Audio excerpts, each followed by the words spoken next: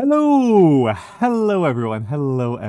It is Almantas, former professor of sociology, current VTuber, old man who loves old things. I actually remember to post a schedule technically before stream and to change it on my stream and to post that I went live on the social media.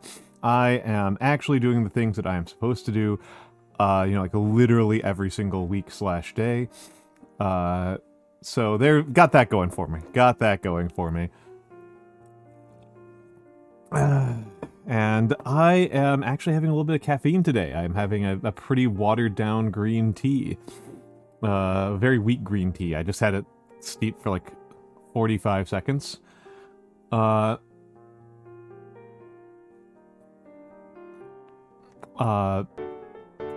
my goodness, we a biscuit. Oh, whoa. Holy moly. Good lord. 2,700 bits. That's so generous of you. I don't know what to say. Thank you very much. Thank you very much, my dear. It means the world to me. It means the world to me that you feel like it's so important to keep me on the air. I'm really floored. That's so generous. Donations like these are what keep me on the air. Yes, indeed, you have me a little bit flustered. Donations like these are what keep me on the air and what keeps me able to keep streaming. And it's what allows me to keep doing the show. And I really appreciate the financial support. It means a lot to me. Unsurprising, a hype train starts. Oh, Anonymous, thank you for the 8 gifted subs. That's an unusual number. Thank you very much. There are some names that I really know in there. Including not a professor. Not a professor. Literally, it was his birthday today. And he's in chat right now. It was Nap's birthday today. I missed the stream because I had just got done with work. That's why I'm late. Yeah,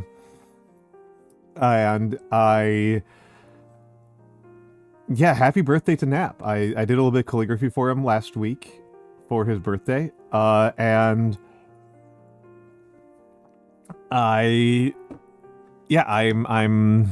Nap's one of my favorite streamers, but Anonymous, thank you so much for the gift subs to, I know quite a few of these people. Tohu Bohu is in chat. Golf Alpha Yankee is in chat. I believe Golf Alpha Yankee has managed to keep their streak going.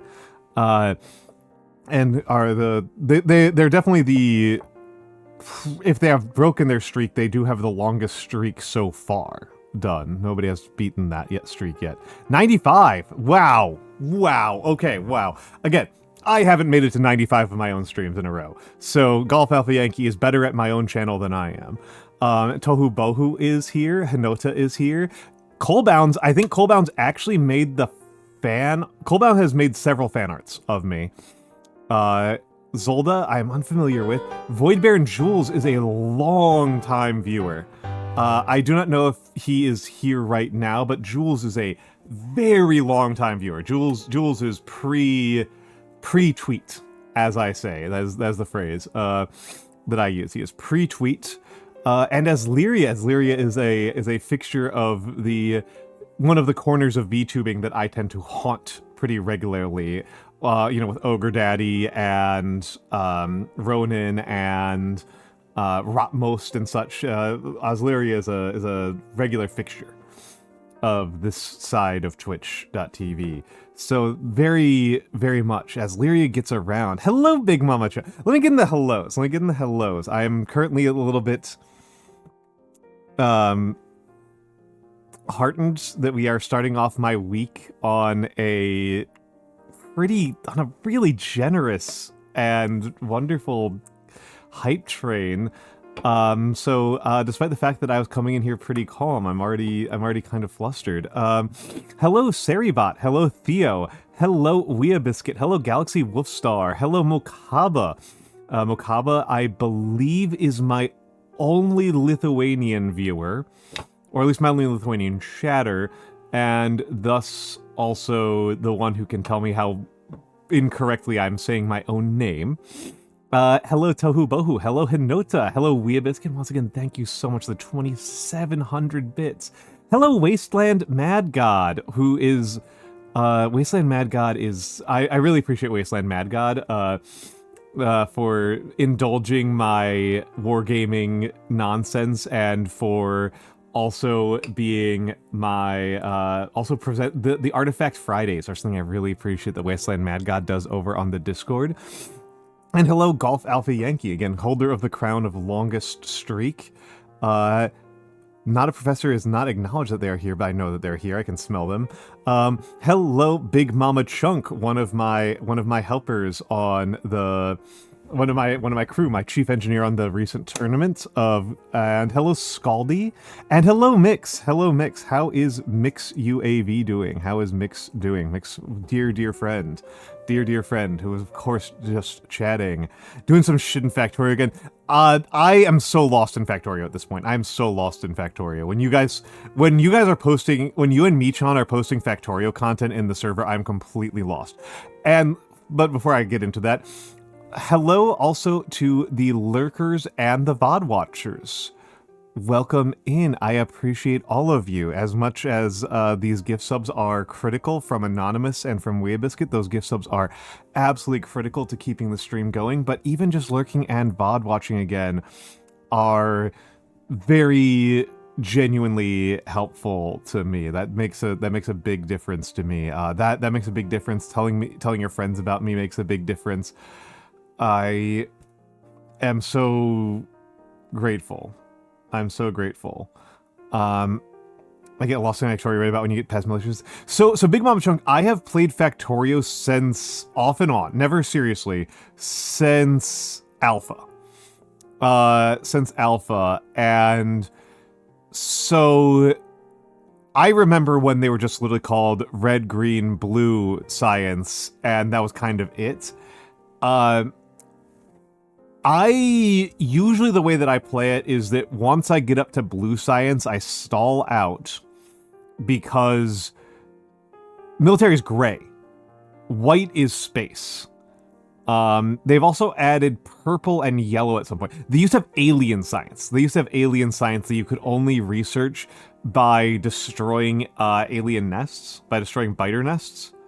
I basically haven't played in a year, Scaldy, so the space exploration stuff that you guys are doing is completely alien to me. I have not booted up since space exploration was added.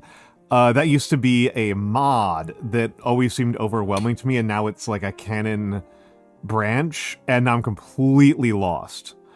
I have no idea what you guys are doing. I'm baffled. Oh, this wasn't space age stuff. Okay. Yeah, they didn't used to have military science. Military science is the one that's kind of changed the most to me, at least. Yes, okay, you're correct about that, Scaldy. You're correct about that. I forget which one is which, because I never touched either of them. I only played vanilla, and I only played the terrestrial version, and now I'm too scared. Now I'm too scared to try. Now I am way too scared to try and figure out what the heck is happening. I am way too scared to try to figure out what is happening in Factorio now.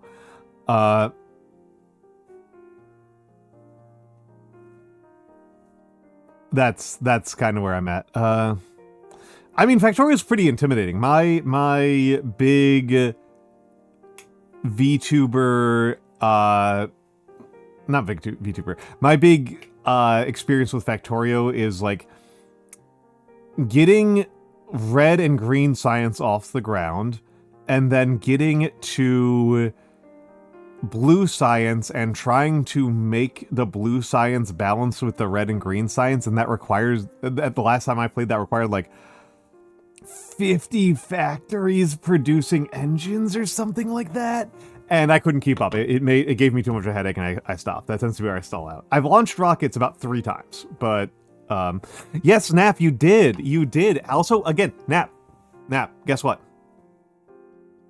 Guess what, Nap?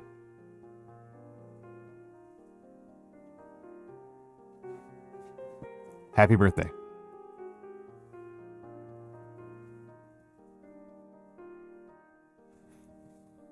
I hope you had a wonderful time. I missed it. I will have to watch the VOD. But happy birthday. But yeah. That's, I mean, I'm unlikely to touch Factorio for a while, just because I feel like I'm learning a lot of games right now. I feel like I am currently, like, really deep in the games minds. Between Timberborn and Dot Age and Guns of Icarus and Infinity, I feel like I am pretty fucking full.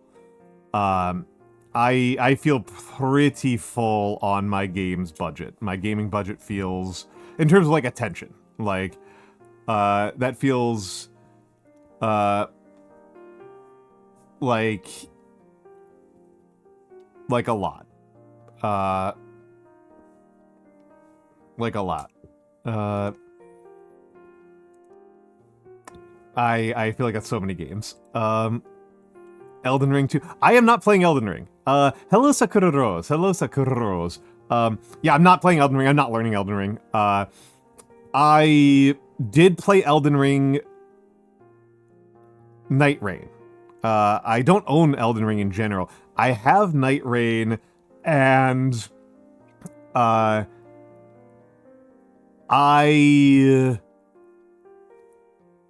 didn't really enjoy it very much. I was pretty encouraged to not play it. Not the remake, though.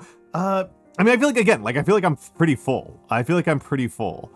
I feel like I'm pretty... I've got plenty. It's not very much like Elden Ring, but Elden Ring is also not very good, lol. I mean, I played Elden Ring with you, Mix, right? Like me and you and Nagi and Gravy and a couple of other people played Night Rain. And here's my experience with Night Rain, and the reason why I'm not likely to revisit it is I played some single player, and I didn't really understand what was happening, and I got my butt kicked a lot. And then I played online with Nagi and so on a bit, and I just kind of died and got hard carried a whole bunch. And then, like, I talked with Nagi, and she's like, yeah, this is just what the game is. There's not, like, anything past, like, the stuff that you've seen. It's just harder versions of this. And I'm like, well, I can just read a book. Like, if this is, like, what it's like, that's, yeah, like, if, like, my experience of playing Elden Ring was mostly just kind of, like, dying a whole bunch and, like, tabbing out to read things while I was downed. And I could just tab out. I could just read the things that I'm tabbed out reading. Like, I could just read the articles and books that I was reading anyway if I'm, like, I'm not... we got a fight happening in the comments. Don't fight over a gay... Don't fight over this, friends. But yeah, I was not, it was kind of not my thing. Like, that's fine. That's fine. There are so many games, guys. There are so many games. I feel like people are actually sleeping on a lot of games that they would really love, and they just, like, haven't taken off in the same way, so they aren't as exposed to them. Timberborn is one of them. We are going to be playing Timberborn, probably pretty soon. But, like, Timberborn is one that I think a lot more people would really like if they got the chance to play it. Yeah, Beaver Game's incredible. Beaver Game is incredible. I think a lot of people would like King of Dragon Pass. I think a lot more people would like King of Dragon Pass if they got the chance to play it. If you like, I can think of Infinity, You've played so much. That's so much more Timberborn than I have played. I am at 70 hours of Timberborn, and currently the game has been running for 1 hour just in the background while I was getting ready for stream. Like while I was like finishing stuff up and getting ready for stream. I haven't even played it. It's just on the opening screen. It's literally all that it's doing right there. And that's like a non-trivial percentage of my Timberborn time is just like that. Yeah. I think a lot of people missed out on Payday, and dog, Payday is so good to this day. Rabbit and Steel is fantastic, as Scaldy can attest. And it's interesting that like I tend to divide my games into games that I care about the gameplay versus games that I care about the story. And like 1000 Exorcists is like the best written game I've ever encountered. It's not even close. Well, actually, it's kind of close. There's some very well written games, but like I don't really care about the gameplay, and it's just kind of a visual novel that has a 3D environment. Like it's not really a game that you play to play. The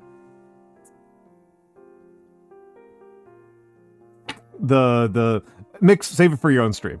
Save it for your own stream. Yeah. Hello Lost Notebooks. King of the Bridge, $2. $2 for King of the Bridge. $2 freaking dollars for King of the Bridge. What a steal. What a steal. Yeah, Troll Chess is so good. Troll Chess is amazing. And you can just play old games too. Like nobody's stopping you from playing Alpha Centauri. Like, just nobody is really stopping you from playing Alpha Centauri, other than the fact that, like, it doesn't run well on Windows anymore. Apparently there's an achievement for that, and I have a friend who says that he's never been able to get it because he just, like, can't stop himself from cheating because he gets so mad. Just kind of disappointed by everything coming out of the game space. It's, like, basically an indie puzzle game. Depending on your boundaries for puzzle, yeah, I am just deeply and profoundly unexcited by any like the major releases. Like there's a lot of like small stuff that I'm excited about. I'm actually one that I'm weirdly excited about is Kaiserpunk. Like Kaiserpunk is out. Kaiserpunk is out, and then it got abandoned and then taken over by another team.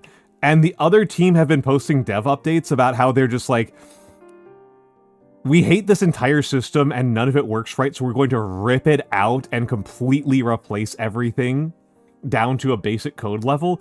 And it's like, okay, I am actually now kind of excited. I kind of like where Kaiserpunk was going with its basic premise and ideas in the first place, but like, so many bad decisions are made in the actual making of it. That, like...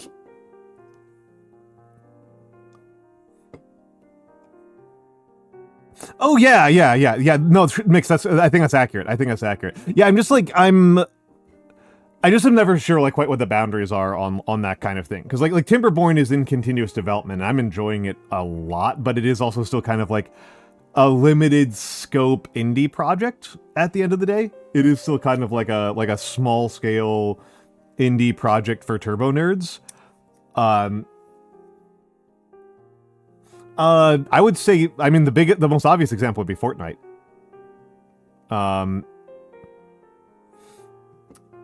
Like any game that has a battle pass or like, I am kind of surprised because you usually mix, like when I think of like a game as a new lifestyle thing, I kind of like want to like hear your thoughts on this more, and this might be like a later conversation. Like the game that I really think of for like this is your new lifestyle is like Final Fantasy 14. Right? It's like the MMO. The MMO is like the like canonical, like this is the only thing you do in your free time, and like World of Warcraft and Final Fantasy 14 really slot into that. Oh, those games are okay, like the social part of it. Okay, like obviate some of that. Yeah, because like those games have like oh, you've done all of the actual Final Fantasy 14 content? why not pick up Blue Mage? Why not pick up Triple Triad? Why not go gambling? Or like World of Warcraft, it's like, you know, we've got a whole PvP system, don't you? You know, we've got PvP. Giggles underscore, thank you for the follow. Thank you for the follow. Music Drummer 01, welcome in, welcome in, welcome in. But yeah, Obis Magnum is getting major updates recently, which is driving me nuts. You've started trying to play 14. Okay, okay, okay. Managed to get to level 30 before you lost momentum. Isn't that like when the game starts? In terms of just like when you unlock jobs.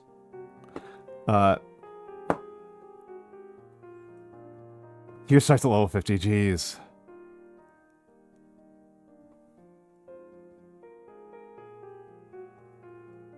You've been playing 14 for 4. Have you played for 14? You have the Final Fantasy 14 like quest symbol in there.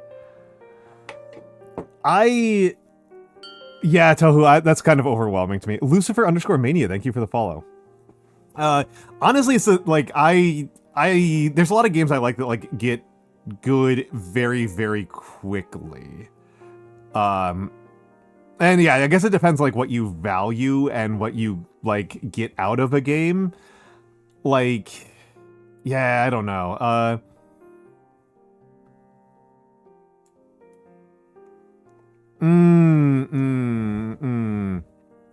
Yeah, it's going to be really subjective, and yeah, Mix. Like there's a lot of games where like I start having a really good time incredibly fast. Have you played? Well, the answer is that I have played in the past, and it's fine. It's fine.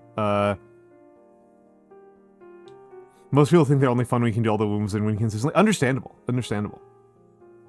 What my hair reminds you of? What does my hair remind you of? Because there is an answer that's really common. There is an answer that I've heard a couple of times before. So I'm interested in what you're going to say here, Galaxy. I am interested. But like, yeah, like how long I think it took Guns of Icarus like 1 hour before I was like, oh, this thing has the juice. This thing's great.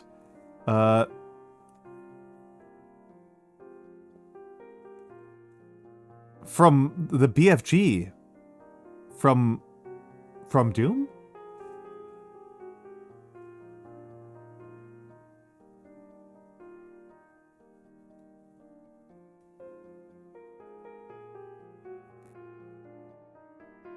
Oh! Oh, didn't occur to me. I'm so attuned to thinking the BFG is being from Doom. Jeezy Pete's. Doom X BFG crossover when, I mean, it's got to have been done, right? It's got to have been done. Oh, Future Bobcat 25, welcome in. Thank you for the raid. Welcome in. How was your stream? How's your stream? What were you up to? You were playing Final Fantasy 14. Very funny. Very, very funny.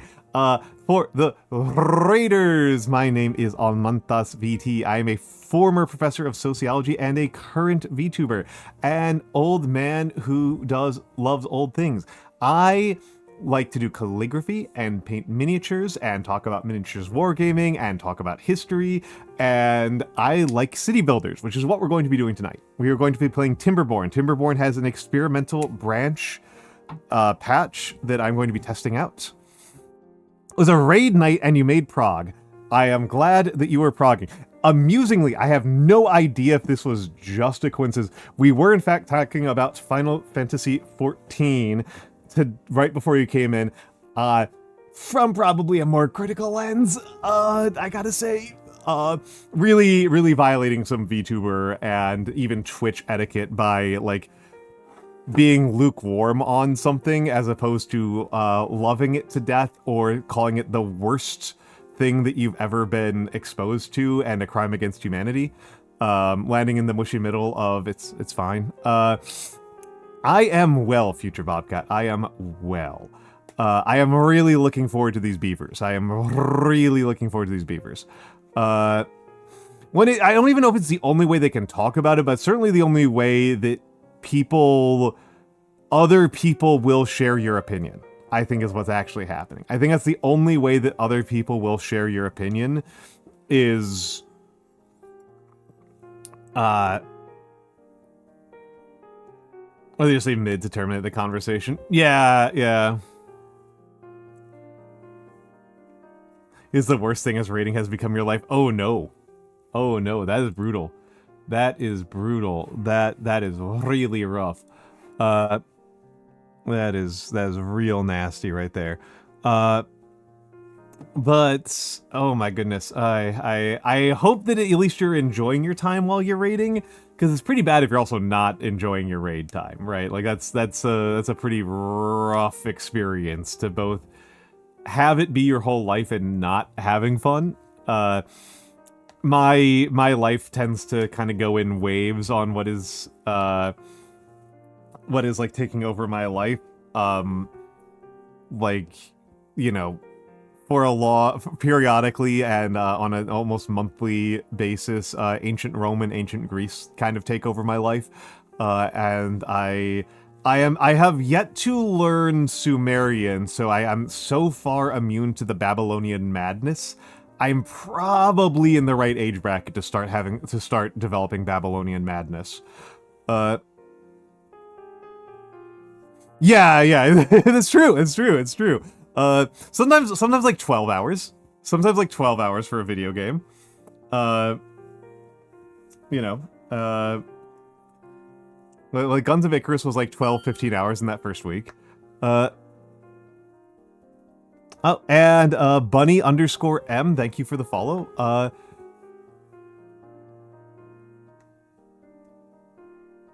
That is bonkers to me, future Bobcat. That's like a side hustle at that point. That's like I've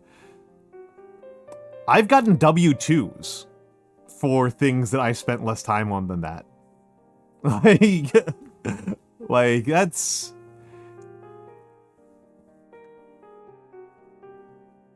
yeah, I mean they should. That is functionally a second job. Uh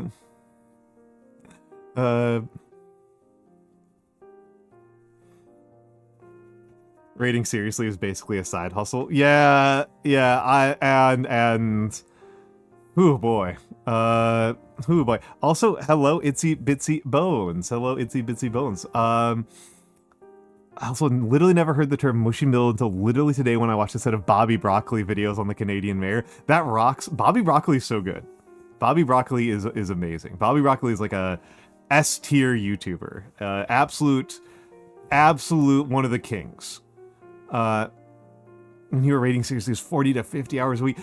40, if I am doing 40 to something for 40 to 50 hours a week, I had better be getting paid rent for it. Like that 40 to 50, I don't even sleep 40 to 50 hours a week.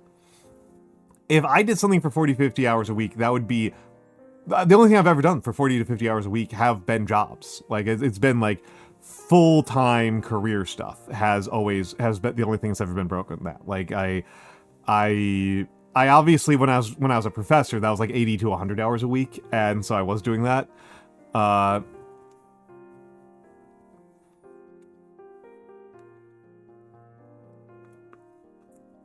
Where did I find the time? Oh, I thought to mix. Okay, like to me, it's like that was my job. I didn't have anything else to do.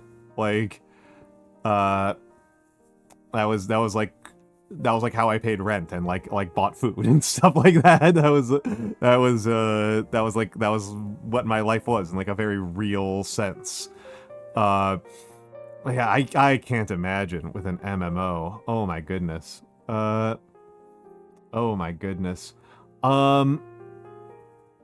I'm kind of antsy to get started on the Timberborn. I'm kind of a little bit antsy to get started on the beavers. I literally just changed the game sources to be these. Okay, there we go. There we go. I was like, what is happening here? What is happening here? I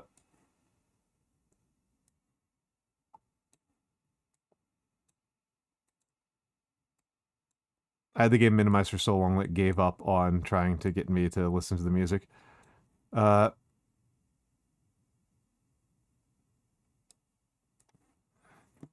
Lifestyle is stay at home and be alert. Yeah, yep, that would do it. All right. All right. We are going to do Folktails.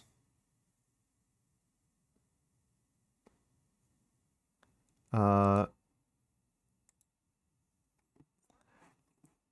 haven't streamed this in a minute.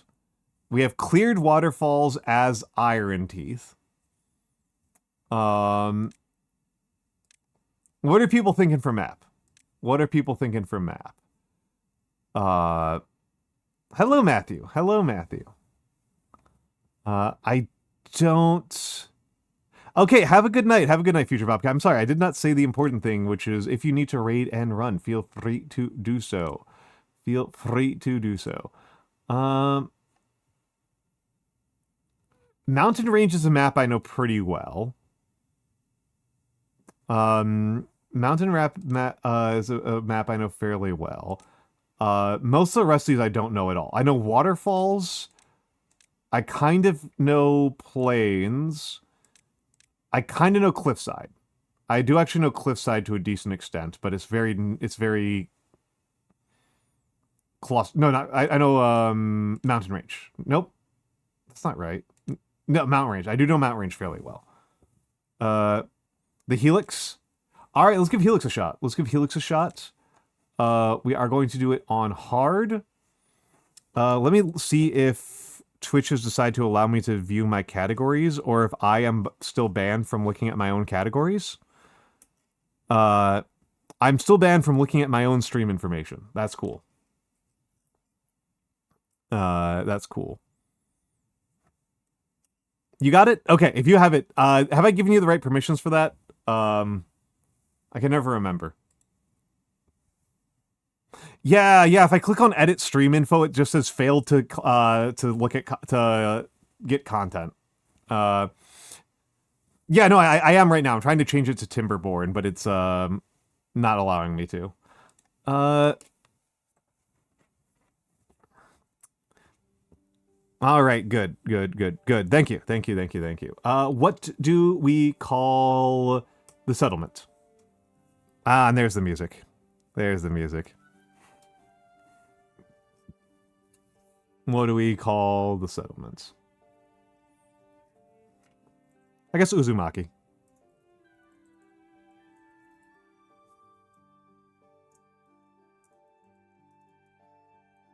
Little Uzumaki. Okay. We are in hard mode. I haven't played this in a minute. I've never done this map before. Okay. It's hard mode. I've never done this map before. I am unfamiliar with the Folktales.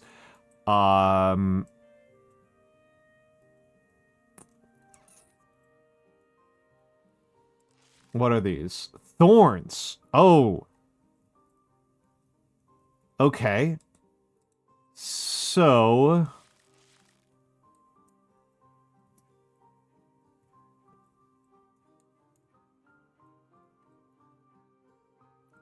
let's take a look around here. So on hard mode, the priority is to dam the river as soon as fucking possible. To the extent that it's worth making a worse dam if it's shorter.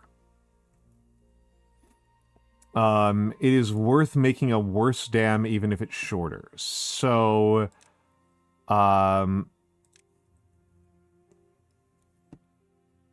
the two priorities that we need to get done in the very, very early game are getting a dam down. That's actually pretty fair. I'm going to suspend this one for the moment so we can get down some other stuff. So early game priorities. Get down the dam. Obviously I need to stabilize food supply. Get down the dam, stabilize food supply, unlock Forester. If we can unlock Forester and build this dam, we should be okay. If we cannot do those things by, like, soon, we lose. That's game over. So we've got to get started on that. So, first things first, we do got to get wood. Again, I'm less familiar with these beeves than the other beeves.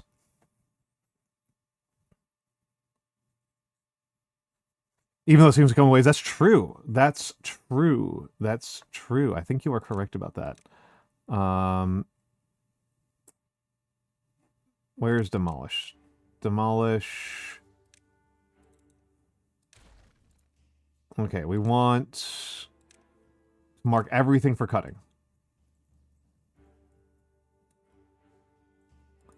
And then we need like 3 lumber, at least 2, if not 3 lumberjack flags. How many beeves do I got? I have 9 adults and 4 kits. Okay. And then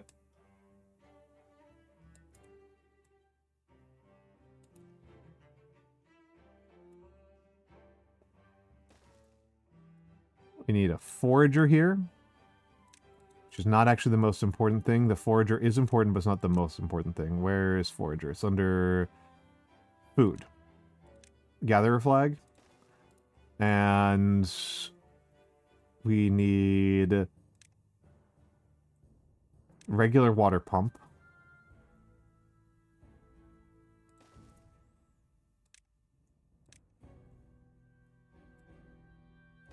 And water storage. Water storage is minimal viability. Hello, Butitan Bull. Butitan Bull. There we go. Butitan Bull. Or is it Bow-Titan Bull? Oh, this game's amazing. This game's great. I am a huge fan of this game. Huge fan of the beeves. We gotta get some warehouses down. And this has to be berries. Berries. You have to be log. And you guys have to be water. Catalyst. Oh, they changed what catalyst looks like. Hello, Sparkly Anarchy. Bow? Bow? Okay. Bow-Titan Bull. Bow-Titan Bull. So I was wrong in every way. I was wrong in every way. Okay, so these things have to get down, and then we will need a science facility, but that can be low priority. And if we can get that up to... Oh, okay, so it was Bow-Titan Bull. Okay, because I was thinking about the name Bow. Yeah, I was thinking about the name. I've known 2 different people named Bow, spelled that way. Hello, Gringotts Underwriter. Hello, Gringotts Underwriter. All right, we are off to the races here. We are off to the races. And we're going to up the work hours to 17. Because fairly frequently I have underdone it on this stage and died. And if I start on day 1 with a 17-hour workday, then maybe I will not have to do multiple 24-hour workdays later on.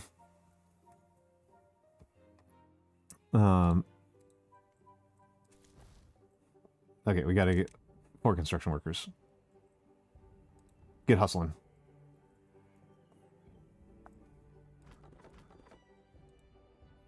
So we've got, let me do some math here. So we've got 9, 1, 2, 3, 4, 5, and 9. So we'll slow down on the construction once we get all those jobs down.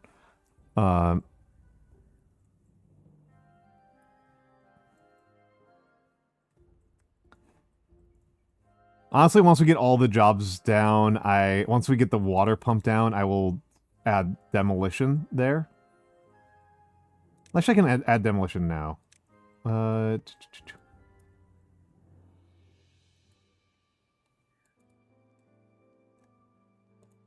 Okay, that doesn't work.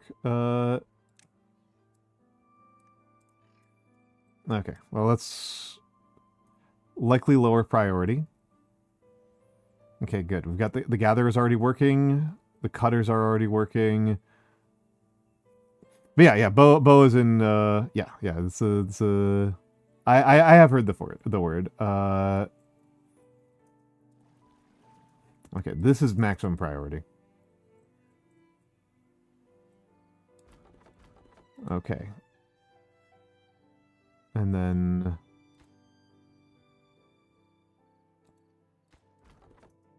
Okay, 6 logs.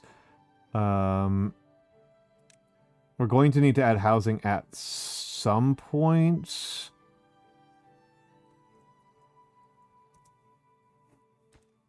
You know what, I'll delete that and build a house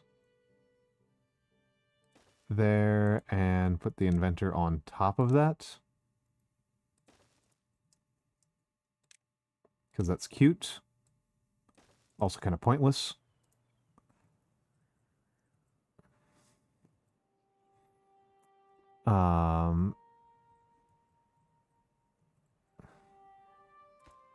Okay, and then once these things are built, it's time for the dam.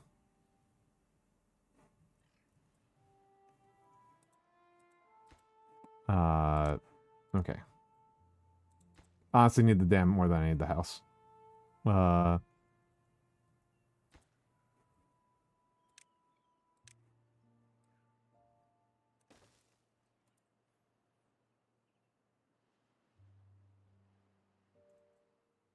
Yeah, we're all thirsty. Yeah. Tempting to make a 4th one. I have 1 idle beaver. 1 idle beaver? Sounds like a job for a 4th lumberjack flag.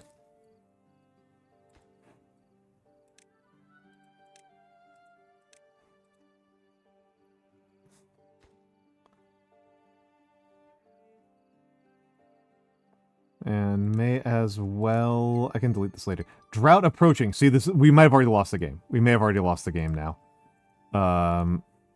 Suspend this. We may have already lost the game. 19 hours. Hello, Gamma. Hello, Gamma. I mean, I'm having Doom cast on me right now.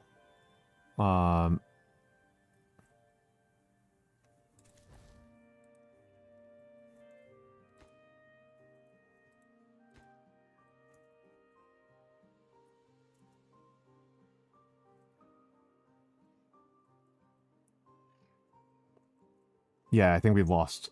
Karmatic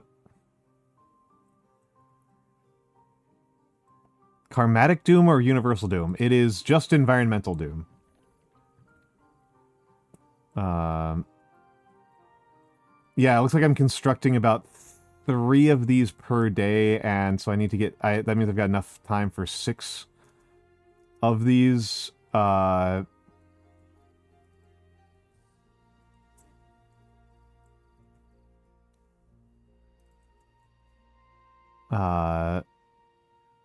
That's more than 6. Space Doom on Wednesday. I don't know what that means.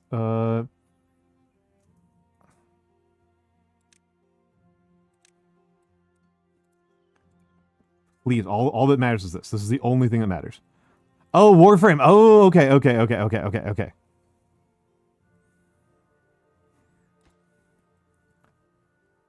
Yeah, I think we lost the game.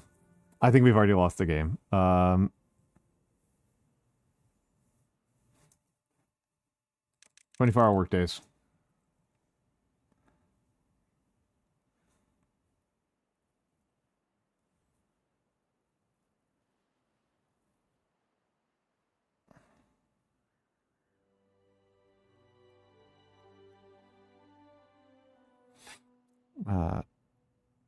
People love the pregnant robot story.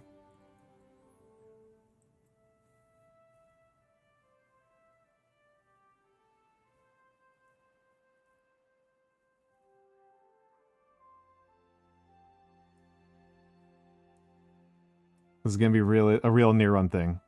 Yeah, yeah. Jade Shadows is a storyline in Warframe about a pregnant Warframe. Not really sure how much else to say about it. It's about a pregnant Warframe. Because Warframes are pretty weird. Uh, honestly, pretty good. Honestly, pretty good as storylines go within Warframe. Nowhere near my favorites because I have a very clear favorite. Uh,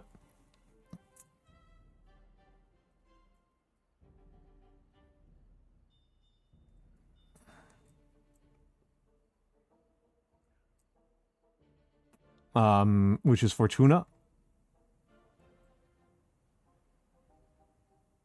Okay, we lost. I'm starting over. Uh, we don't need to. We don't need to watch the beavers die.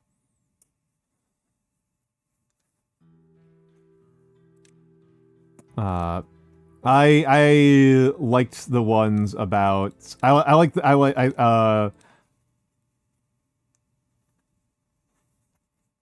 that one's the main horror arc is the one about autism giving you superpowers. That's the main like horror one for the horror fans.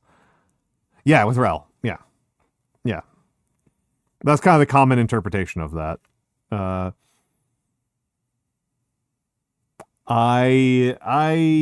but I definitely like Fortuna the most of the so far. I Jade is probably actually the one that's the most cinematic. Uh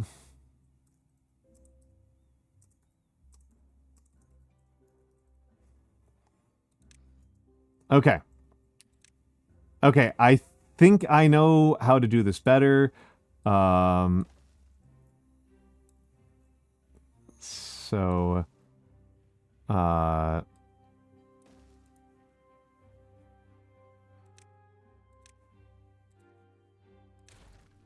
we actually had enough wood, but we were too slow.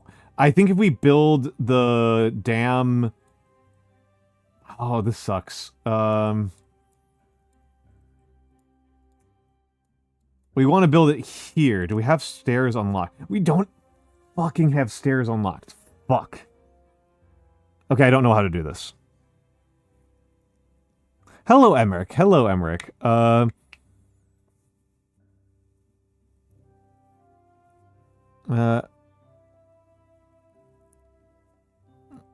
I mean, I'm kind of surprised that you didn't say the Tubeman of Til Rigor.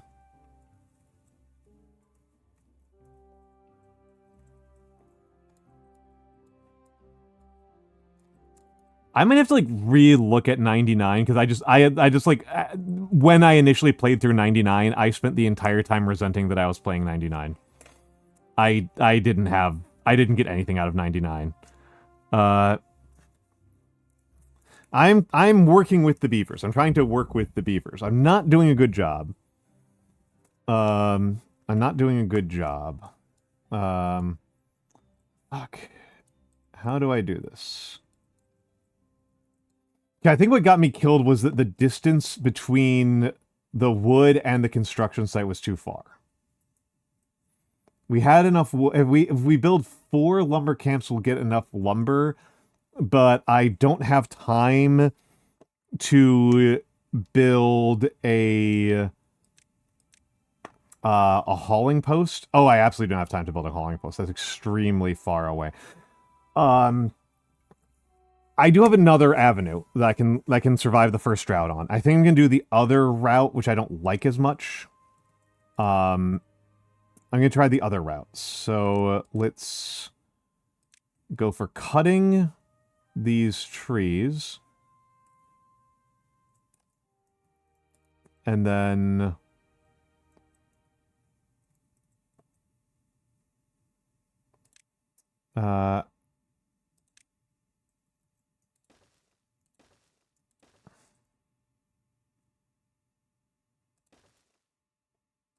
And small pile, lumber, lower priority. Gather a flag.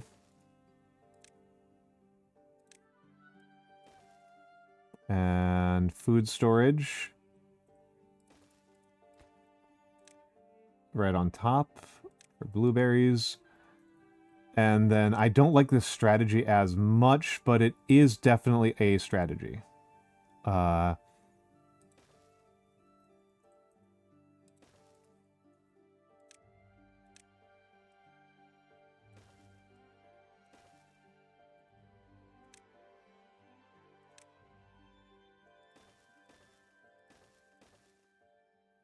Okay, and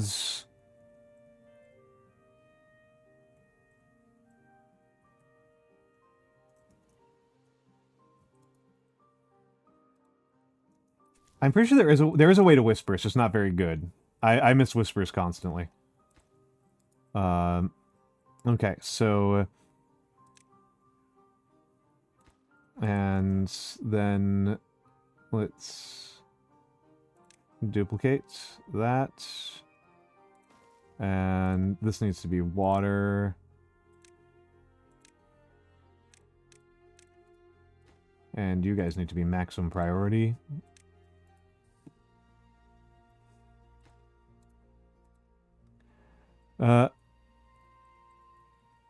Construction likes materials. Yep, that's fine. That's fine.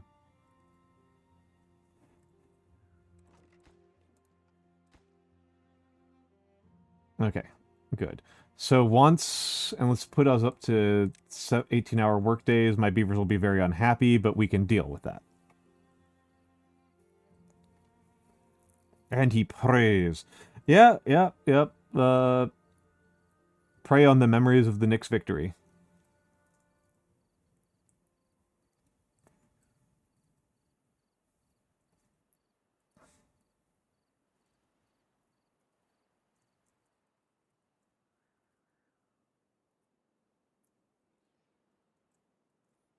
Okay, yeah, you guys can Discord. Honestly, like the Discord connection's the way to go. Okay, so we're not going to dam the river in the first season. I have no unemployed beeves. After this gets constructed, I will start making carrots, I guess.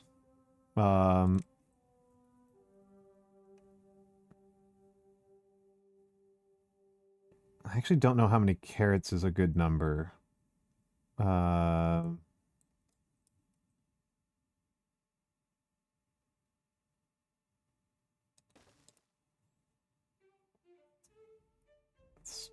try... Start off with like 100 something.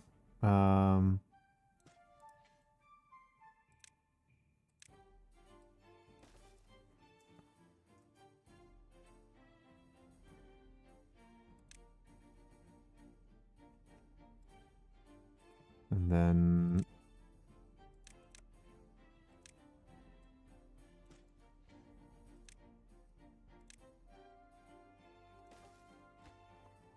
Low priority. Okay.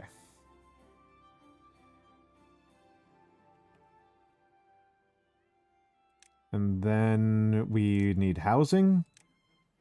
We have passed the point where I can fart around without housing.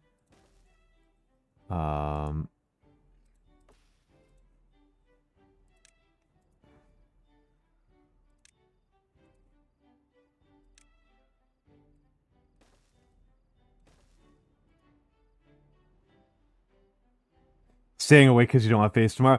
Understandable. I do a lot of what do we call that? Sleep revenge for sleep procrastination revenge, something like that.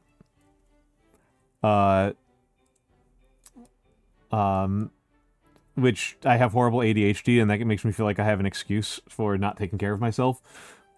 Even though that's not really how that works.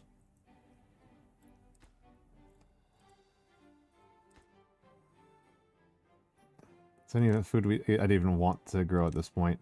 Okay, so I can grow sunflower and potatoes and wheat. I can't do anything with wheat at the moment. Potatoes I can grill, but the economy's not advanced enough for that. Yeah, procrastination-induced insomnia.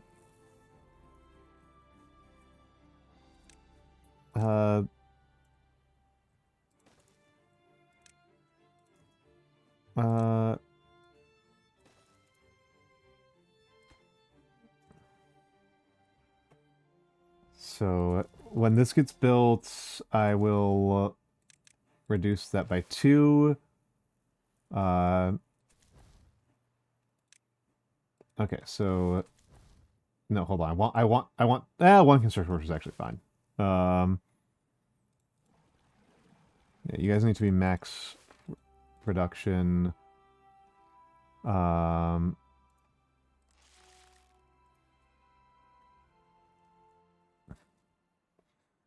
It's like productivity. Yeah, no, I do that a lot. I do that a lot, Mix. I do that a lot. A lot of like, if I just figure this one thing out, right? If I just figure this one thing out, I'll be fine. If I can just figure this one more thing out. Okay, I'm gonna stop some of the logging.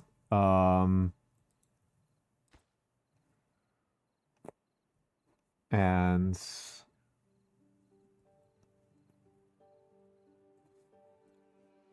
okay, and I'm gonna lower work hours back down to 16. Make my beavers a little bit less miserable. Work on every project but the one I tend to... Yep, drought approaching. We knew that was coming. And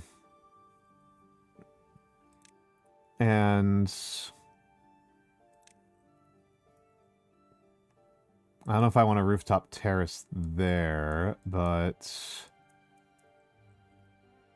maybe there.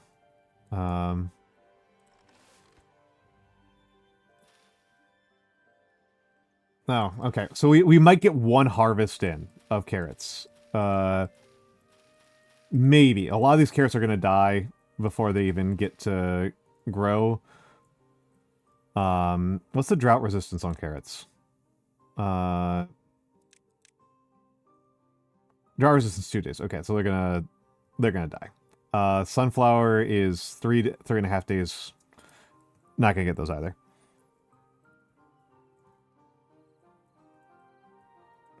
Light OCD episodes spent actual. I was trying to have words have the same number. That is interesting. That is interesting. Okay, so this is something that's kind of interesting to me, right? As like a writer, from like a writing perspective, is that this is like a kind of like poetry, right? That Mix is engaging in, like a poetry adjacent behavior, where if you haven't written poetry or like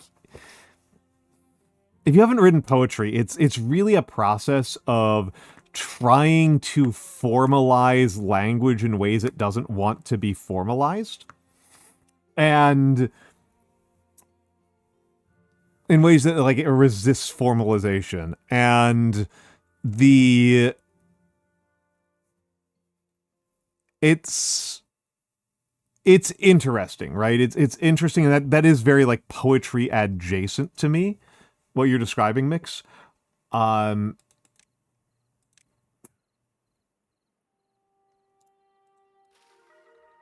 New well-being, high score of 3, incredible. I'm gonna destroy those. Well, and the thing that makes good poetry is deciding on, at least to my mind, is you decide on a rule for the language that you're going to obey, and then you obey it, right? And it's a rule that doesn't make any sense and that nobody else has invented, but that your reader can figure out what you're doing. That, to me, is when you're doing poetry. Yeah, you define your own style book. If you can write things like that's like not the... Oh, it definitely does define your prose. I just think it's not as critical, I guess. Or not as like, it's not as strange. It's not as load bearing. Um, I don't know if that makes any sense. We are going to run out of easily accessible trees in just a second. Actually, no, I'm going to keep you paused and have 2 construction beeves. Of your creative method. Yeah, yeah, and it's the way that Mix is describing it, where you try to keep all of your words the same length. That's not atypical. That's not like a weird one. It's like slightly unusual, but it's not like crazy unusual. Beaver's injured. Injured. We are a ways off from being able to do much about that, my friend. Yeah, we're a ways off from that one. A grinder we can do pretty soon, but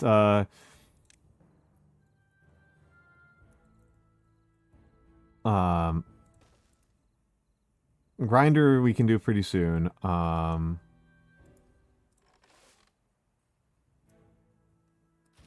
far off are these? 62%. These are they're not going to make it. They're not going to make it. We're going to have no food.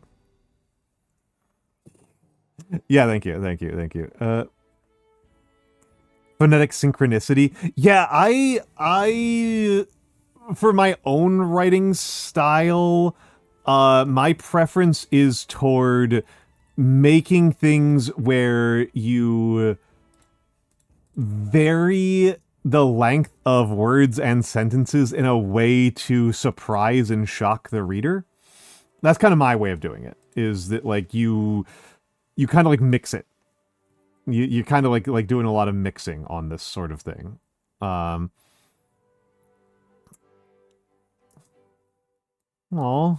look at the lonely kit. Everybody else is working, so this guy's so Nugan's just hanging out by the fire.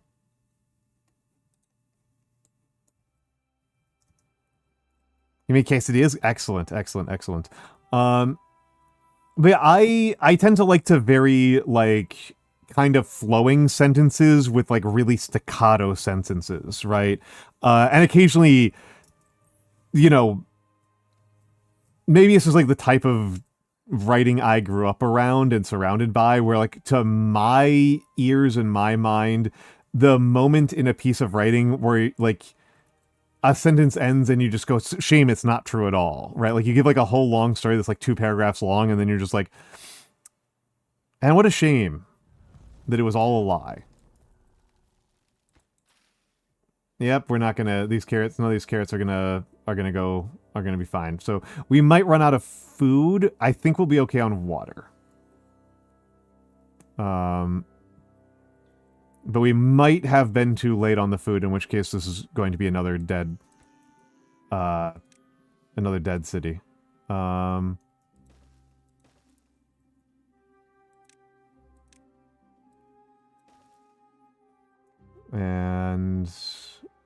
well, being a rooftop terrace on top of that. And let's get the priority painter. Oh, okay, that one's already.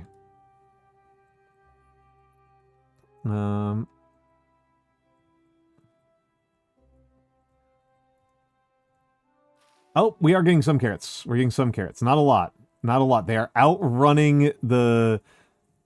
Oh, we get like almost like a full day of the water draining. That's pretty neat. As long as you have 1 beaver. You need to have 2. You need to have 2. Hello, Ryan. Hello, Ryan. Hello, Ryan. Are funerary texts considered poetry? Usually. I mean, poetry is like... Poetry is a very loose concept, right? Like... Poetry is a very, very loose concept. Okay, so these are nothing. May as well put all into construction. And while I'm thinking about it, yeah, funerary texts are absolutely poems. I think that's actually like literally like a classical Greek poetry like category, isn't it?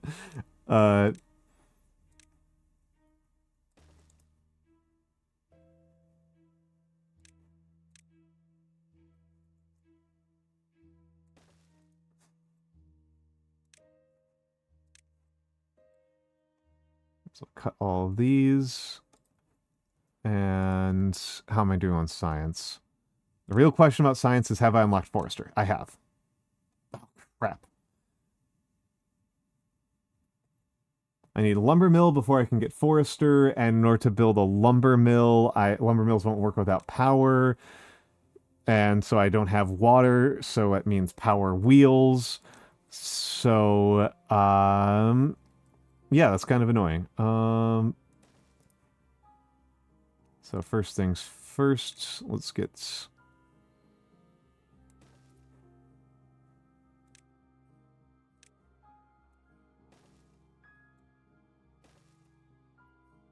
these going, and then...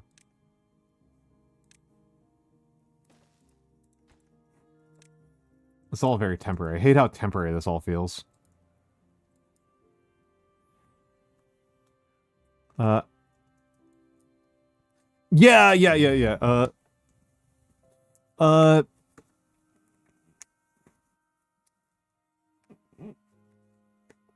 Is a form of this is driven by raw word choice.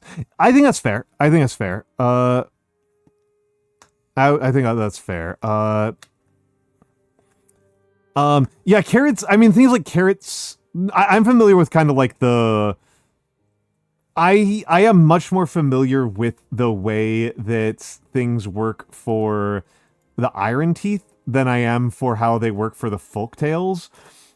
But for the Iron Teeth, like,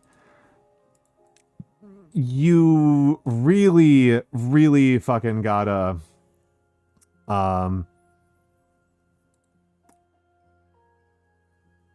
like, the thing that makes the Iron Teeth kind of sing as a category... oh, this needs to be set to... small pile needs to be set to logs.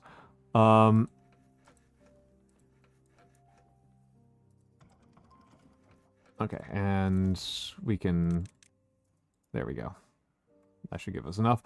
And then, I guess, let's mark...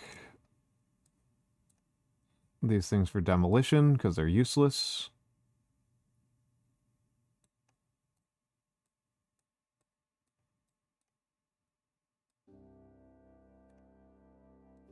An active hindrance. And I think I should go into the priority painter.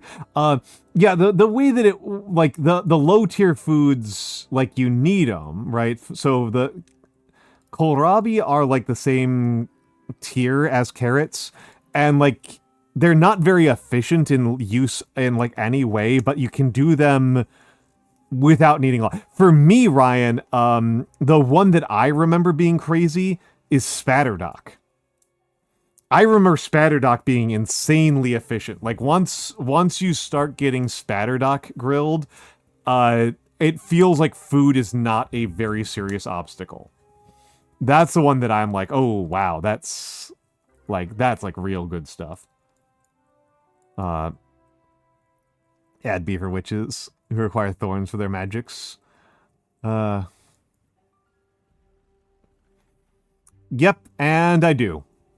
This is going to be Spatterdock at some point. Possibly this as well. But this whole area I want to be Spatterdock.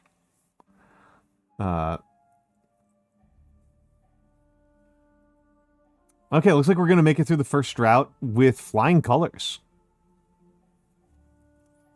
That's actually a great question, Mix. It feels like we're on like a minor one. But not like a big one. It feels like there's like a slight one.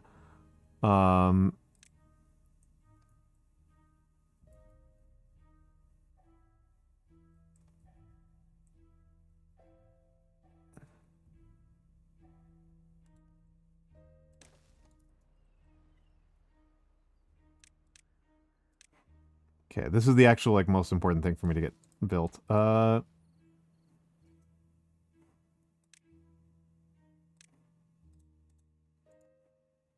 And where's priority painter? Maximum priority. Hello, Kits. Hello, Kits. Thank you. Thank you. Thank you for stopping by. Thank you for stopping by. Went to the young adult romance category. Oh, I forgot to use my bathroom break. Uh, Slavic mythological influence because people play The Witcher 3. I mostly am thinking about like Little Witch Academia and Witch Hat Atelier. Uh,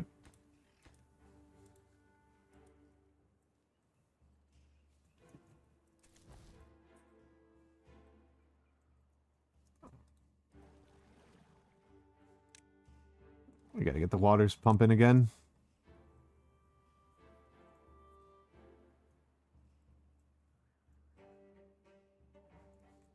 That I would be actually, Emmerich. You have in fact said something that's cool as hell. You have in fact said something that's cool as hell.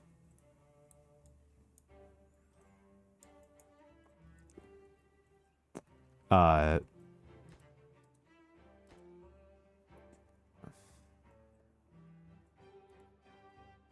but we have survived a drought. Oh my god, the drought takes so long to clear up. It's like a full day for the water to come back and for the water to leave.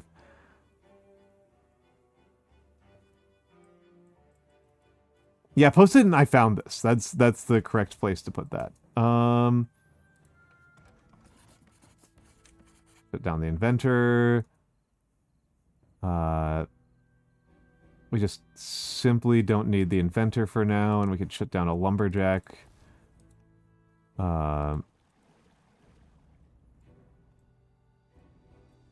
Okay, so what I'm learning from this is that the my drought behaviors need to be based off of a depth sensor. That's what I'm getting out of this, is that the drought stuff needs to be based off of a depth sensor, not based off of a not based off of drought timing, which is a little bit of a shame because I like weather control a lot. I like the weather sensor a lot.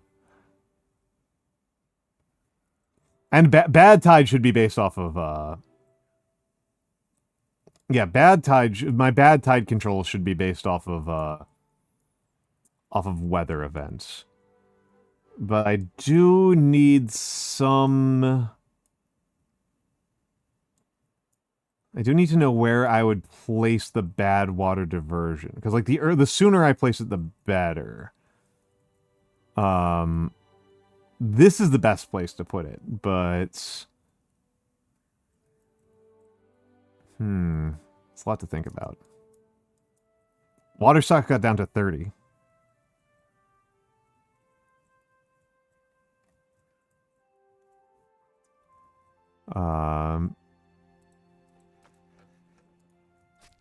Okay, and you need to be connected.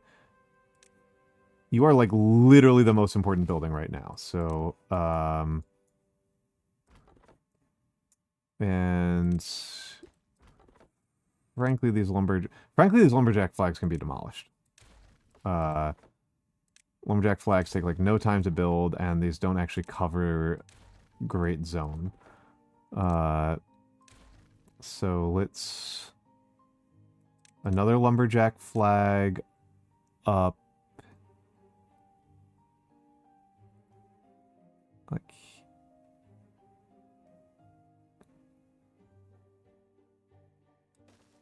there. And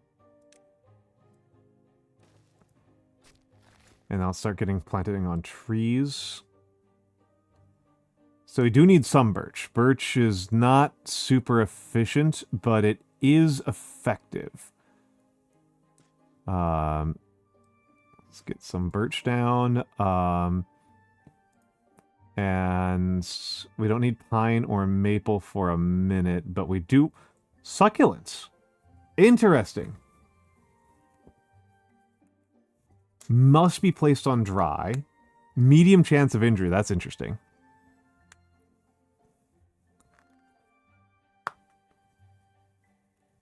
Gets just enjoy learning French, nerds. Amazing, Emmerich. I'd just like to see more fantasy supernatural fiction drawn from pre-Christian sources that aren't ancient Greek. Yeah, I think we could use that as a culture. I think we could, as a culture, use that. So this is the real investment, is getting the oaks down.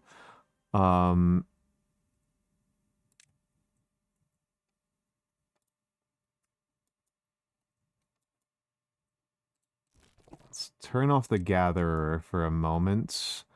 And frankly, I think I want to start deleting some of those. Let's add some chestnut trees down here. But the oak is actually the important one. So let's get a couple more birch in, and then we want pretty much as much oak as we can get.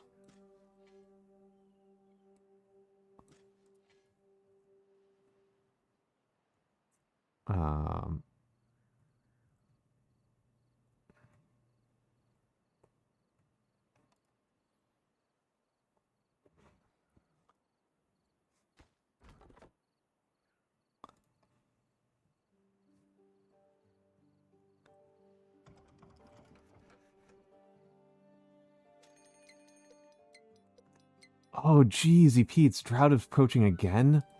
Holy crap, okay. Okay. Time to stress out.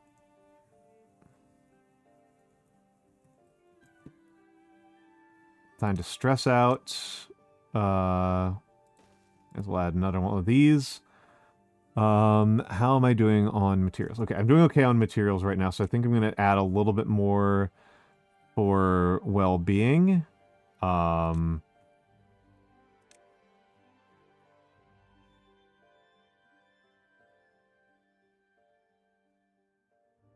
I wonder if they can build there.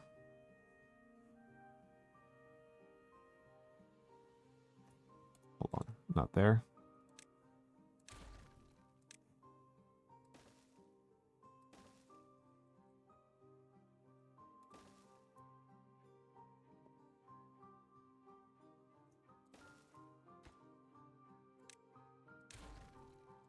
Okay. And hello, Blue. Hello, Blue. Hold on. Actually, hold on. I'll just put the game on slow mode. Mothership is cool. Mothership is cool.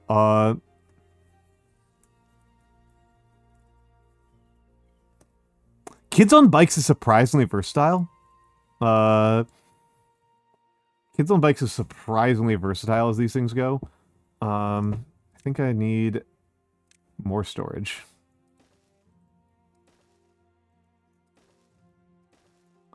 And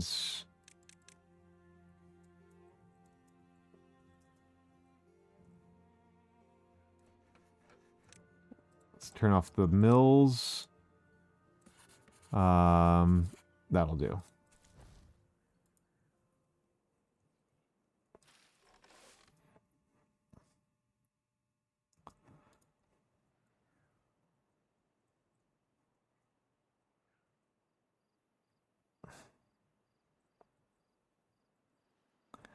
Who is Lila? I don't know. Who is Lila? Okay, I need a lot more farmland. I need to start making some potatoes.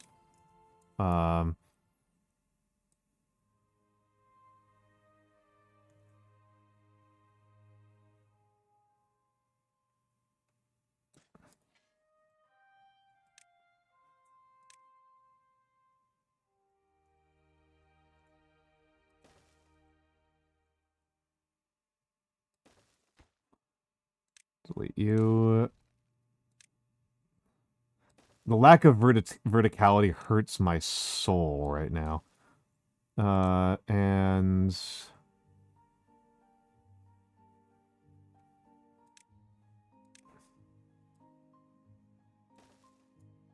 no.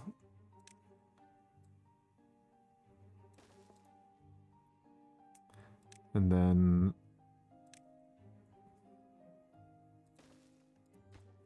pause you, because we don't have anything to do with you for a while. And then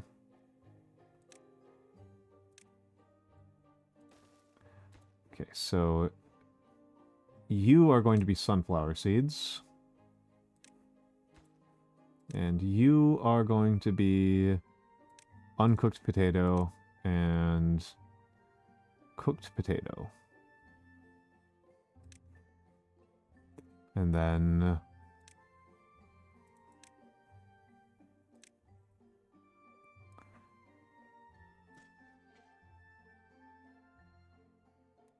I really don't know what the numbers are for how much I need of these.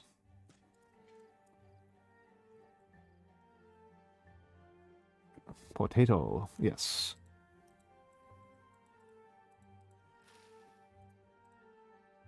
But yeah, prioritize harvesting, because these things aren't going to grow. These things are going to die on the vine.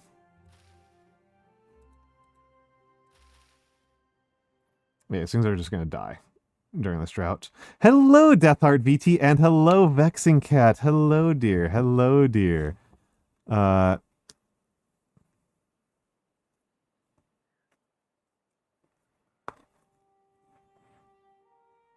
That's pretty cool, Emergdraws. That's pretty cool.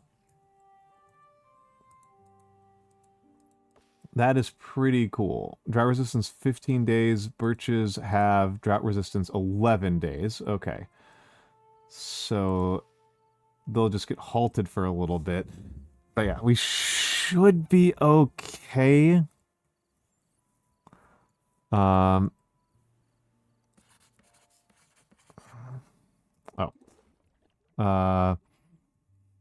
Okay. 24 hours for the final day, and then... I keep on forgetting about this. Yeah. Oh, you're a low priority now. Well, got built anyway.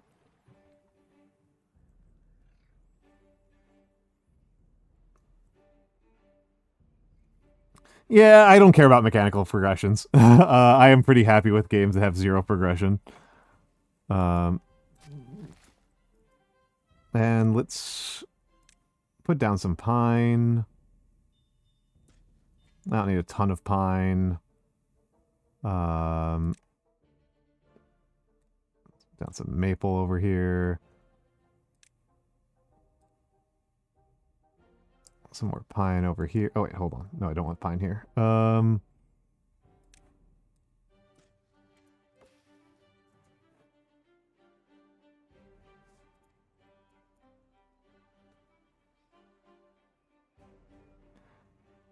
Hello, Nanomancer. Hello, Mr. Mancer. Hello, Mr. Mancer. How is the Mancer doing? How is the Mancer doing? In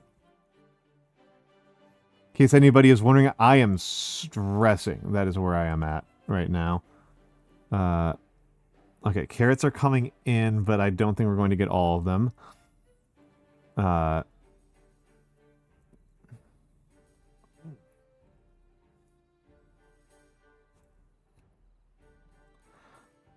So there's our bad water. Yep, drought has started.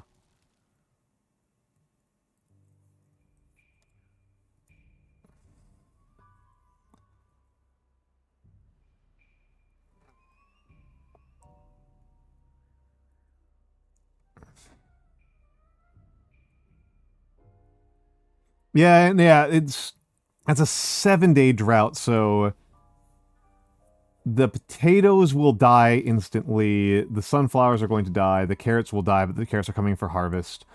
The birches will be okay. The oaks will be okay.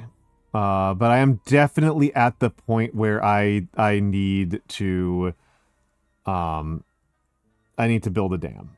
It is past time for me to start damming. You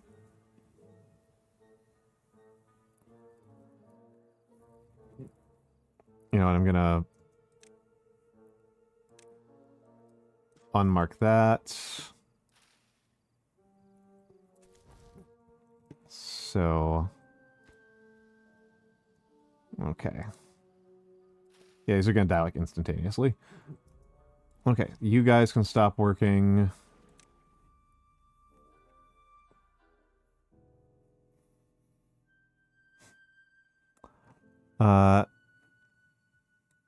I mean, I think that like I don't know. I feel like that's like the normal way to do to interact with tabletop gaming is to just like constantly be designing your own systems. That just feels like the normal way to do things.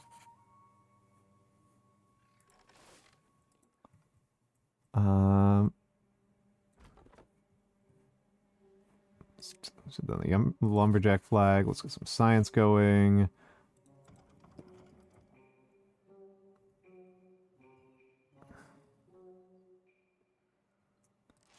Wow, these take forever.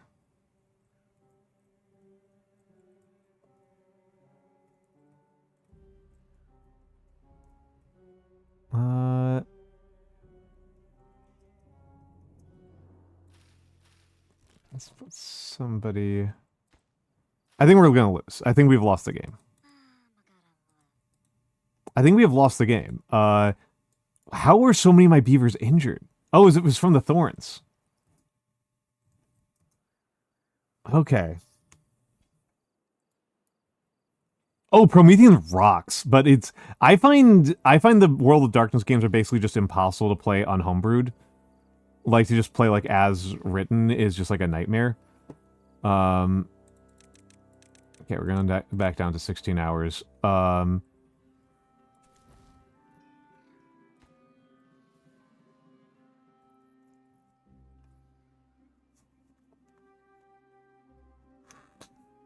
You wish Exalta could be played by human beings. I know, right? Yeah, Nugan, I think, is going to die. I think Nugan's going to die. Not sure, but it's not feeling great right now.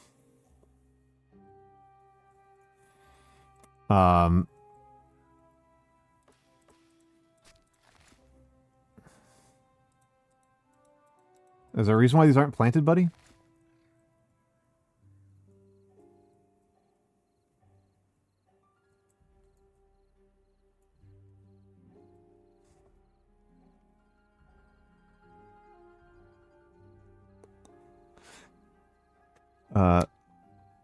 I mean, the case of World of Darkness is kind of baked into the part of the design where the games are just kind of bad.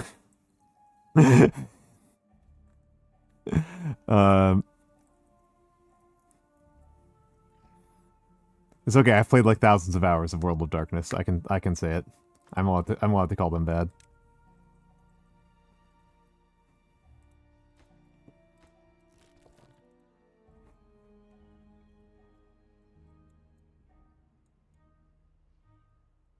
I mostly play Chronicles. I mostly play Chronicles, much more than World. But it is also kind of still bad. The LARPs are actually better. Like that sounds insane, but they are in fact better. That sounds. I am not shitposting. Those are in fact better.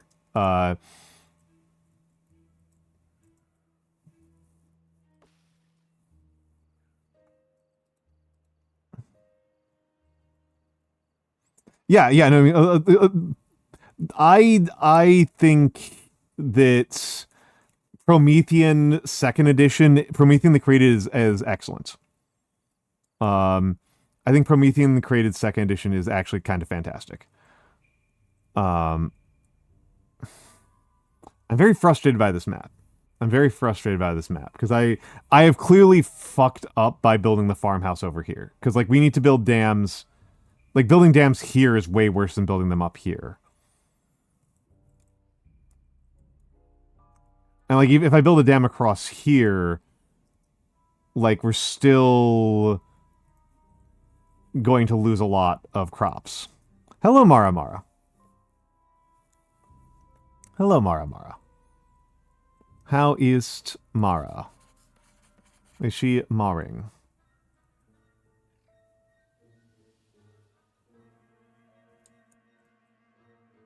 I think we're going to need to do another restart.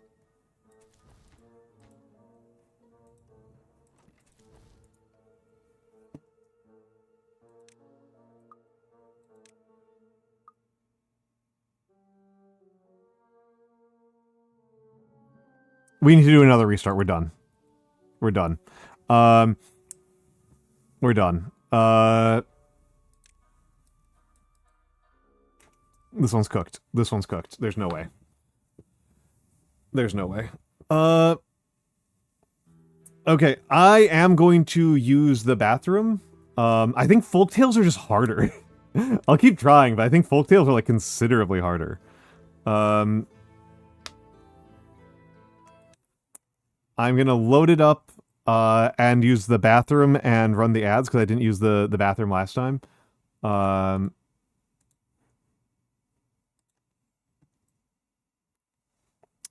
But yeah. All right. I will be back in a few minutes.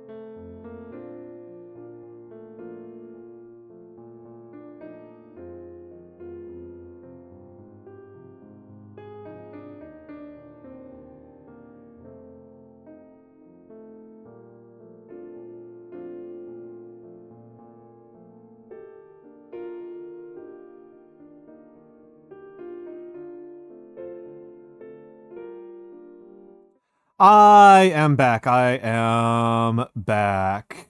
I am back. Hold on. There's a discussion about GMing. Hello, hug a tree, be a target. Hello, hug a tree, be a target. Wow. Gotta go all the way back to when I started the ad break.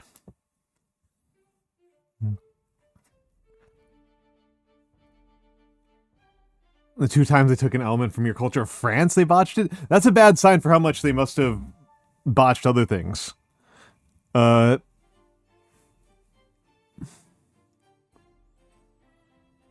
like, good lord, like, the stuff they did with Japanese culture, I know they botched super bad. Not as bad as White Wolf did. Original White Wolf, oh my god. The original White Wolf was just, like, turbo racist.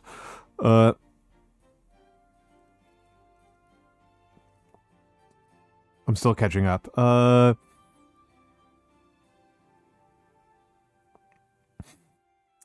will say, like, so Kit Craze PNG says, in my limited experience, letting go of the reins as GM has led to better experiences. Yeah, I honestly, with the groups that I have played with, flat out GM-less RPGs just are just better. Like, it's just, I know that that's not how everybody likes to do things, and it's, like, not for everyone, but, like, the GM-less RPGs are just, like, a 50% improvement in the overall quality of the game. Like, I think, like, the worst GM-less RPG experiences I've had are still, like, better than all but the best GM'd RPG. Like would be, like, top 1% among GM'd RPGs.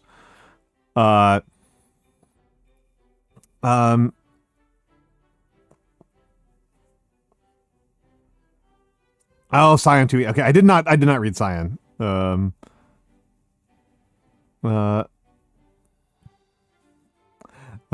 Yeah, Mix is the no fun allowed guy, so the fact that he isn't there to have fun makes sense. He's there to make every other people have fun. He's no fun. He's the no fun zone guy. Also,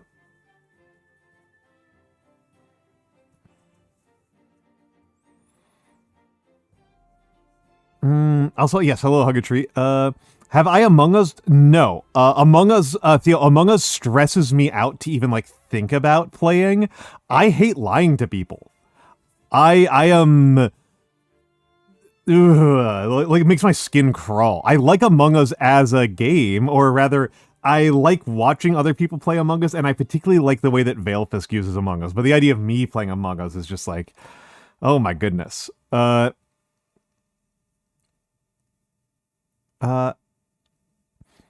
Yeah, Emmerich draws in the first edition of Chronicles of Vampire Chronicles. They had Burakumin as a group, as like a sub clan of vampires. Burakumin are like an oppressed ethnic minority inside Japan. Like, they're strictly speaking a pariah caste, is what they are.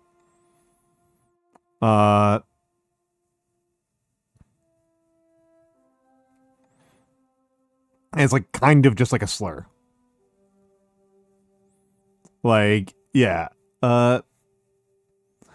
They have the sickest flag on the planet. The Burakumin Liberation League is like the sickest flag that's ever existed. It's incredible. A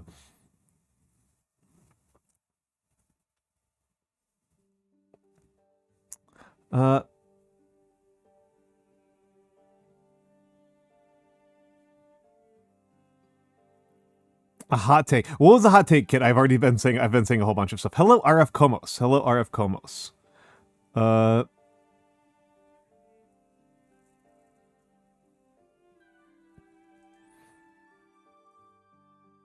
I haven't. Also, if you're talking about the Amogus show, I haven't watched the Amogus show yet, but it's. I'm kind of intrigued by it. Theo made it sound. Theo gave me a good pitch. People new to RPGs or creative writing. That makes sense, Toho. That makes sense. What the group that I have done 90% of my TTRPGing with, like, they're good at directing characters. They are all good at directing characters, including myself, and all of us kind of resent having to be like the support role. So, like, GM's RPGs played like way better for us.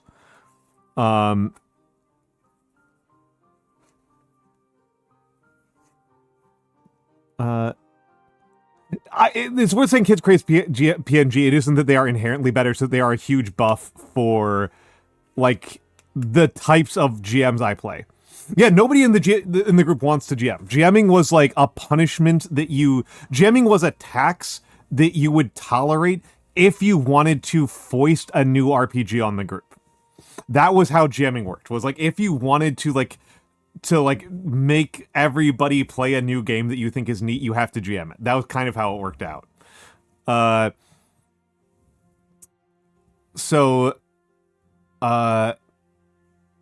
Like that was, I mean, I haven't done any TTRPGing since before I started streaming. I was really burnt out on TTRPGs, like, about 6 months before I started streaming, and then I got into streaming, and the parts of TTRPGs that I enjoy are like scratch the same itch by streaming.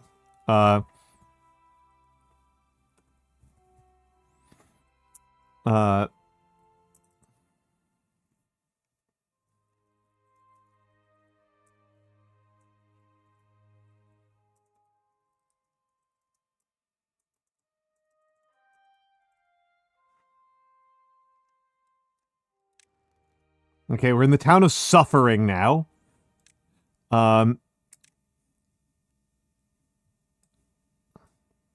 thing is that like we already have the Among Us show. It's called the Veilfisk channel.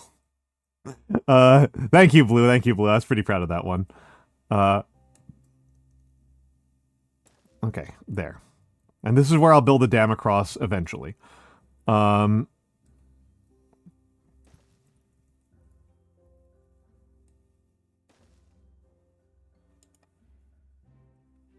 Hello, Shikigami Nekomata. Thank you for the 5 months. That's so generous of you, Shikigami Nekomata. Thank you very much. Thank you very much. Your donations, not just yours, the donations in general are what keep this channel alive. I rely on them because that's where my rent comes from, and my groceries and so on. So it really means a lot to me when people are willing and able to provide me with financial support. It's a generosity I'm not sure I deserve, but that I do not want anybody to think I am being ungrateful about for even 1 second.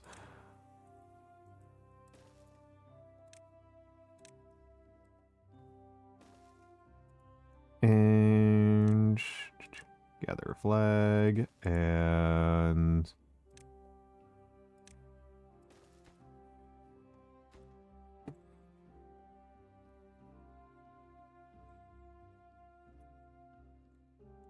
better not be self-deprecating. I am very capable of being self-deprecating. I step it down so much. I think I am at my funniest when I am self-deprecating, and nobody else agrees with me.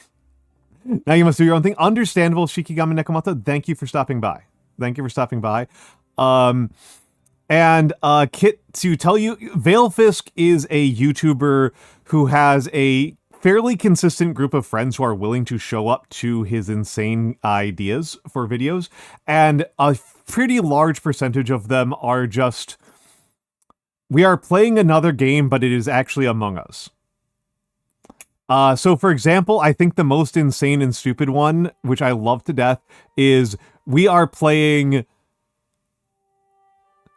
Victoria 3, but it is actually also Among Us.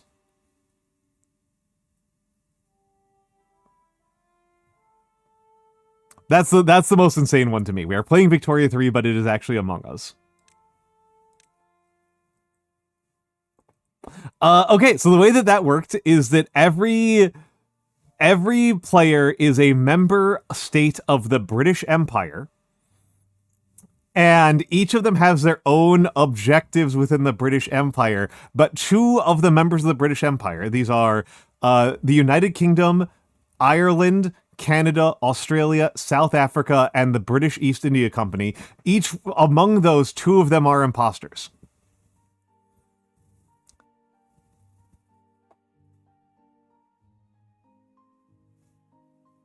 And it's really it's horrible. It plays horribly. It plays horribly. Yeah, each of them has tasks. It was it plays horribly. It's really funny how bad it is. No, no, no. They're just secretly trying to sabotage the British Empire. Each of them has their own task. Whale's task was incredibly funny. Whale's task is to max out coal mines for whales. Within they have like 30 years to build a max level coal mine in Wales, which is like a level 80. Ireland was to become the #1 producer of alcohol. India's was to produce like some ludicrous amount of opium. South Africa, Canada, and Australia's were to declare independence and pass a law that differs from the British Empire's. It was pretty funny. It was insane. It was so nuts. The Counter-Strike one actually makes more sense and was playable. The Counter-Strike one was that, oh yeah, absolutely, Tohu Bohu. Veilfist videos are very much about him pissing his friends off.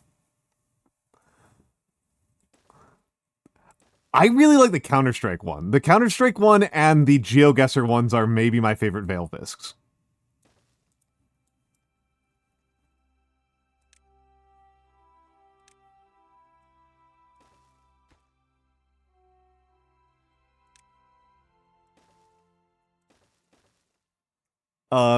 The Counter-Strike one was that there's, I think it was 10 people are playing and 1 people on each team is an imposter.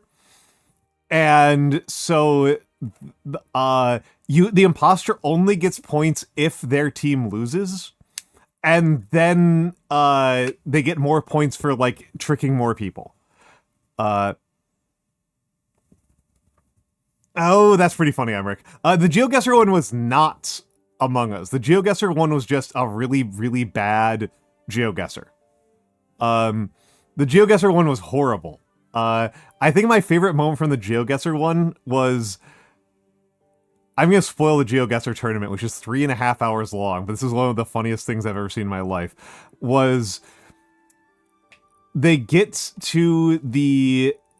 each of them has like a deck, a GeoGuessr. They're going through GeoGuessr decks that are assigned like via wheel, and they get to you are going to Brazil, okay? And so it's a deck of GeoGuessr things that are designed to be really hard to tell if you're in Brazil or not.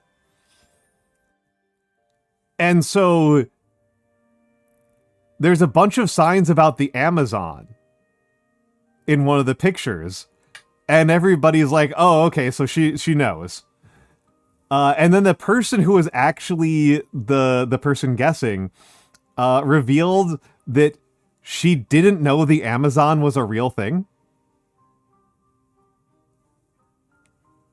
She thought Amazon was just a company. She didn't know that there was an Amazon in the real world. She thought the word Amazon was invented for the company.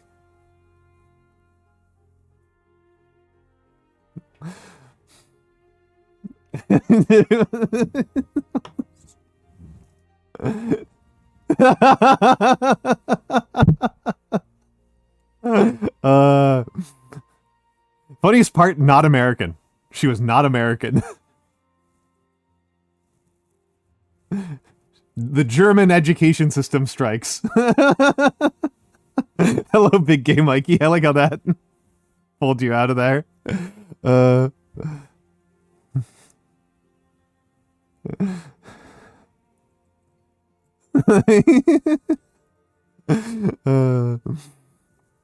Anyway, the reason why Tuzumaki died was that it turns out that these have a high chance of injury, and injured beavers won't work, and I had 10 injured beavers from just letting them idly work on the thorns. So we are not letting them idly work on the thorns this time.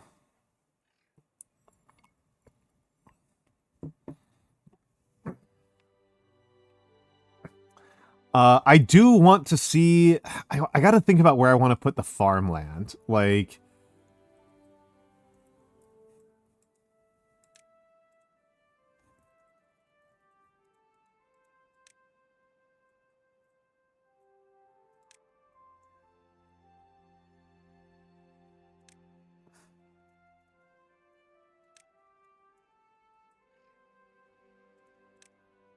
Burning through these tutorials. Yeah, the water pumps are going down soon.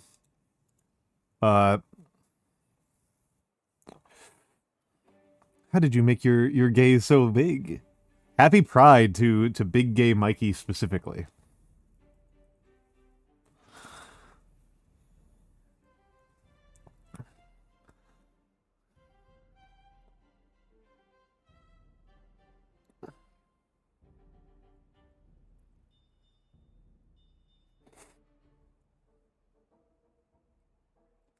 Here's the question. Do I put down a 5th lumberjack flag?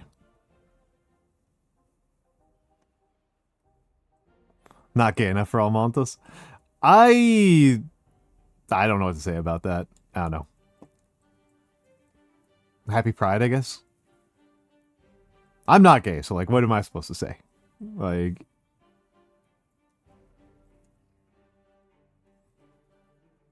uh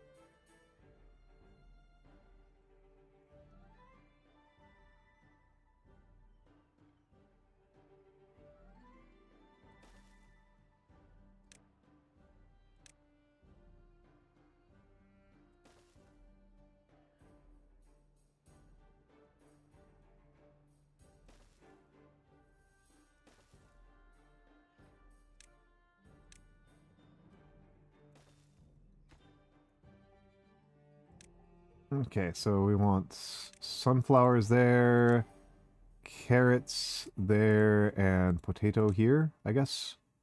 Non-grilled potato.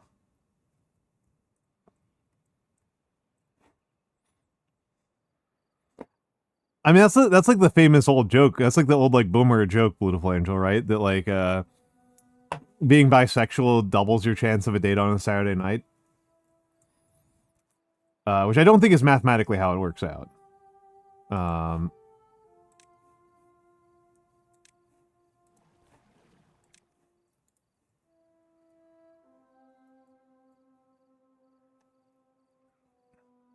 Hello, Romar. Hello, Romar. Yeah, it's me. That's me. Yeah, more like 1.1x. Yeah, it's and even then there's like ways in which like the effect is like kind of complicated because there's a lot of like stigma around bisexuality. Uh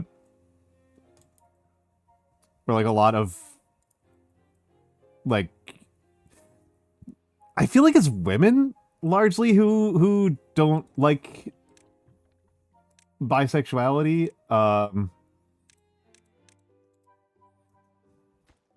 I don't know if that's like really true. We are losing a lot, Romar. We are getting our asses kicked. Uh, I am playing dog water. Uh,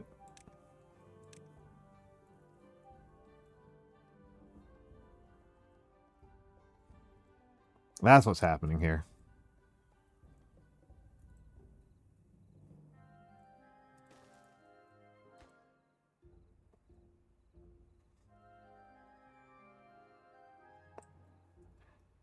I can't speak as much within like the gay community, but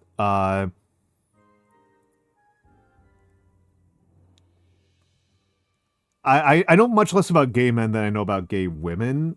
Within gay women, there's often a kind of like concern that bisexual women are less loyal than fully than exclusively lesbian women.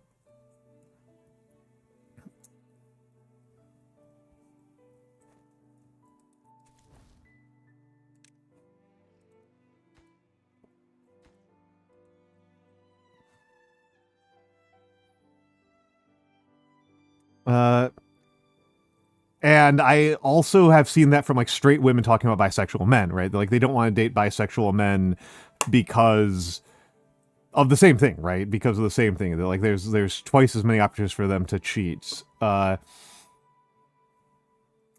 don't know how gay men feel about it. I know that straight men tend to not be super concerned about their girlfriends cheating on them with women. Often from its own kind of form of misogyny, right? That like lesbian relationships are kind of perceived as fake. Uh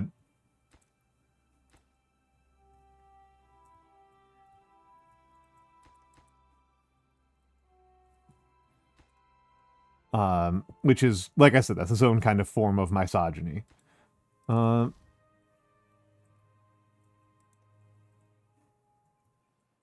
or they think it's hot, or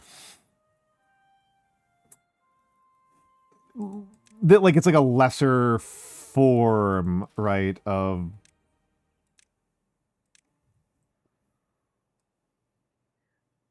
like relationship.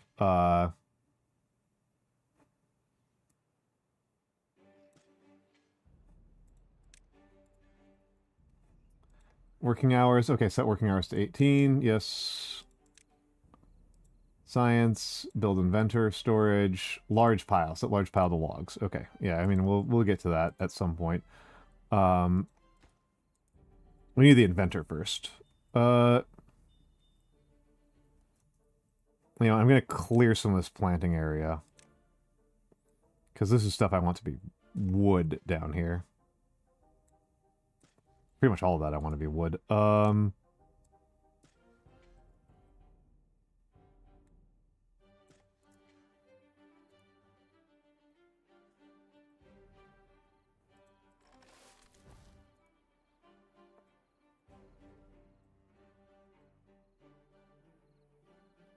Uh, Fuck. Okay.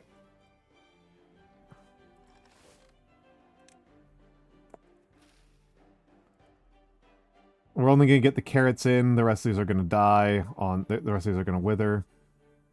I'm going to put you down to 1 for the moment. Heterophobia. That's what he's talking about. Mix is kind of agreeing, right? That this is like... Because Mix is super gay.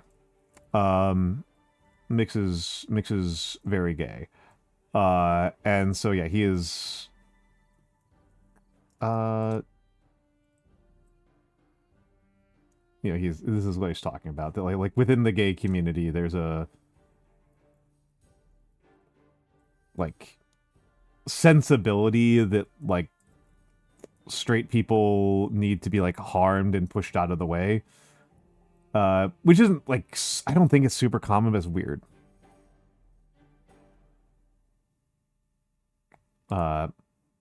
Yeah, that's a good way to put it, right? That like it's we've gotten really good at that, right? As a culture. Like, am I crazy for thinking that that's like a our culture has developed a shocking capacity to like take something that's supposed to be minority empowering and figure out a way to make it so that like the people it comes down the harshest on are the actual are other minorities. Yeah, low priority. Okay, mark. No, hold on, not you. Cancel demolition. These two get demolished.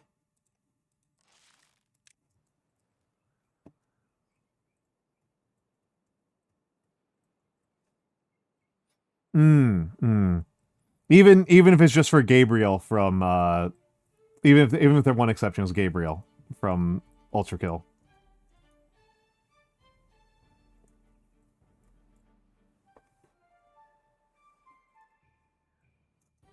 I mean, I wouldn't even say that, right? It's not even like a wants to wear the boot thing. It's a like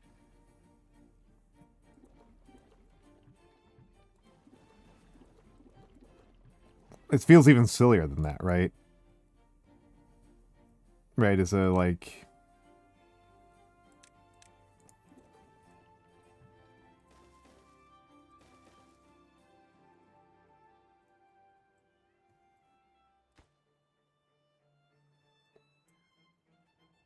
I don't know how to express this. It's like a you want to police members of your own community because they're pissing you off. Like you are annoyed at somebody who is close to you, and you're just reaching for the nearest club, right? You're just reaching for the nearest cudgel without actually really caring about whether or not it's accurate.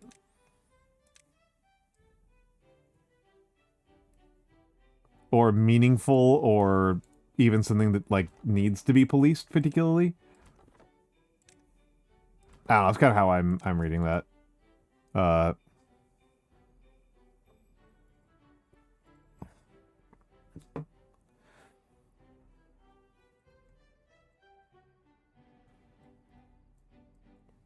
yeah, Tohu. That's I've seen that happen. I have seen that happen. Uh,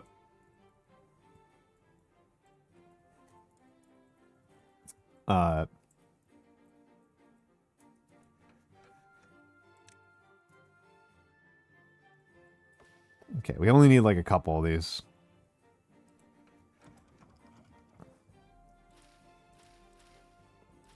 Merda.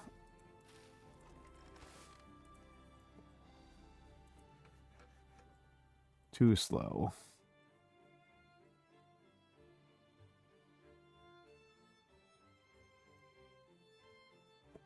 Beaver is injured.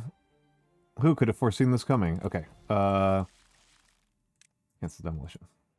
Before you get injured. Okay, once the injury rate goes back down to 0, then I'll let it happen. We've got no kits right now. Anonymous, thank you for the gift sub to Gaydar Master. A thing that I absolutely am not.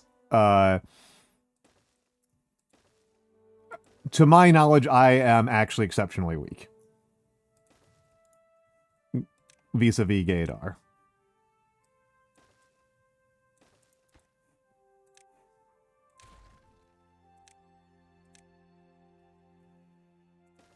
I am very comfortable with just like, oh yeah, this is they're just like that, right? No kits. No kits. Correct. Anonymous, thank you for the gift sub to Good Evening. The gift subs are a very critical and important part of keeping me on the air. I really enormously appreciate it.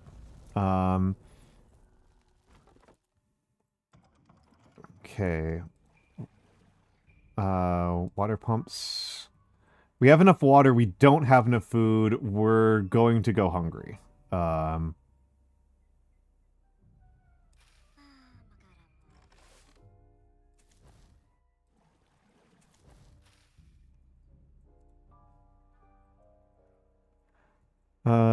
Get paid. Thank you, Anonymous, for the gift sub to Get Paid once again. And to Nerd. Thank you for the gift sub to Good Evening, Get Paid, and Nerd. Thank you very, very much. It's extremely kind and generous of you.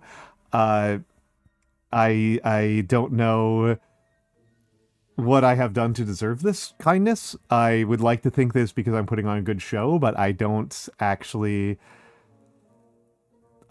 I cannot confirm that. It's extremely, extremely kind of you. Extremely, extremely kind of you. It really does make it a lot more likely that I'll be able to continue to stream going forward. I don't entirely know what else to say for myself. It's thank you. It means a lot. It means the world to me. Okay, Forester. We are going to unlock Forester before I screw myself.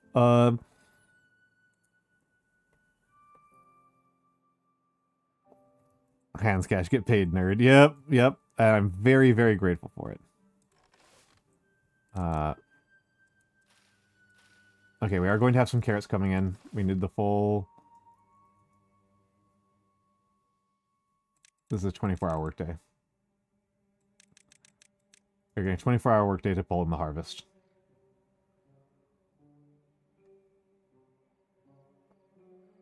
And to fill up the water coffers a little bit.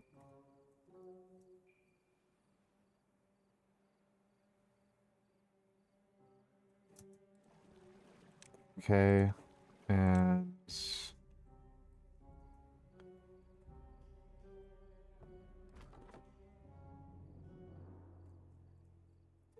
This is going to be so tight up here.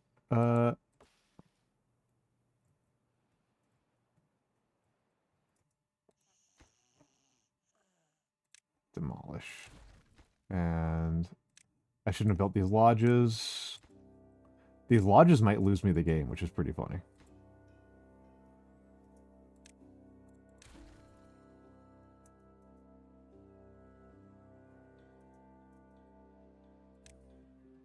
No, we're good. We're good. We're good.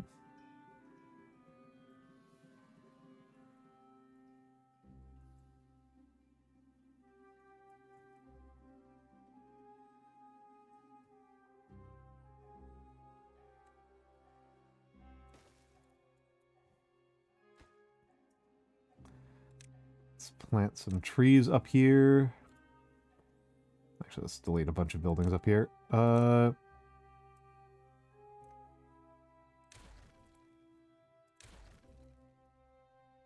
All right.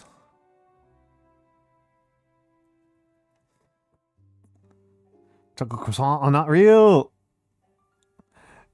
Pain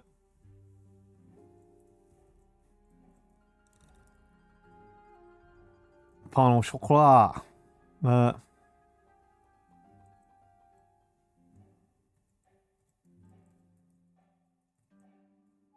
actually don't understand here, right?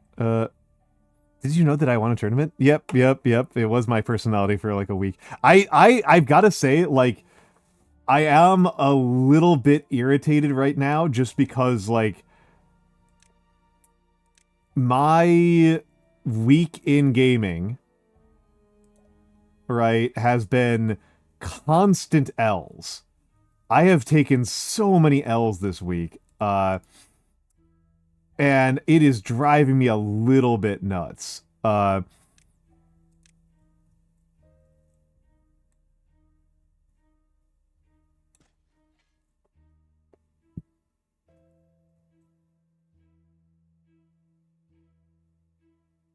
Last spell was fine. More the last 72 hours.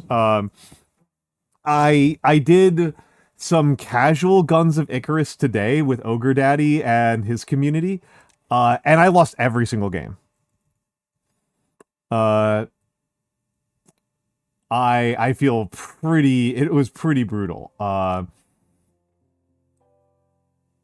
don't know how much I really need these. And then yeah, Ogre Daddy. Yeah, Ogre Daddy was running some casual community games, and I just got clobbered during them. And admittedly, these are casual community games, right? These are casual community games. I don't need to win. There's not like a lot of stakes to winning them, right? Like, it's not like a big deal, but it was pretty rough, from my perspective. Oh, Hype Train. Thank you very much for the support that leads to a Hype Train. It's very incredibly kind of you.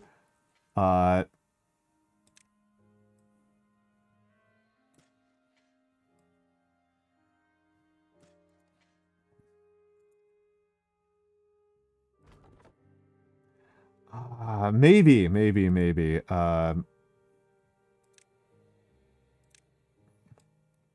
Oaks over here. Timber, what the fuck were they thinking? Yeah,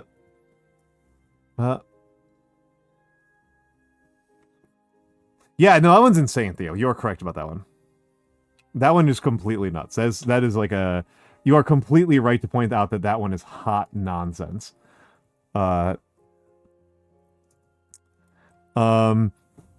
But yeah, I got clobbered today in Guns of Icarus, and then on Friday I had a tournament match um of Infinity, just a 150 point in the beginner league, and I got slaughtered. I got slaughtered. Actually, not too bad. It was actually, it could have, there were a couple of rolls that if they'd gone a different way, I would have been fine, but it was still pretty painful. Especially because I'm used to winning those matches. Um,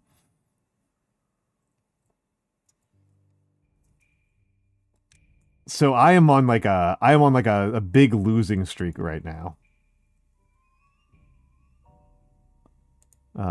Oh, these have got to be destroyed now.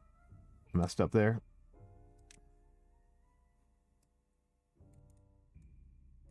There we go. Uh, Chopin is uh isn't he Hungarian? I like Chopin a lot, but I'm definitely revealing myself as an ignoramus who can't remember historical facts right now.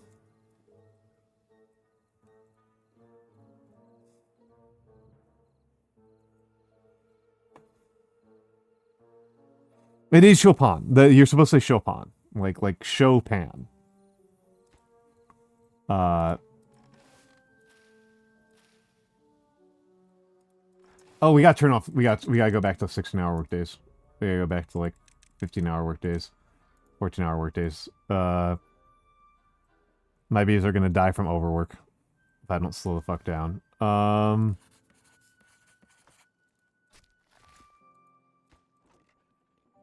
Okay, I am fortunate that this is drought 1, but I do have an injured beeve, and I'd prefer to not have injured beeve. Uh,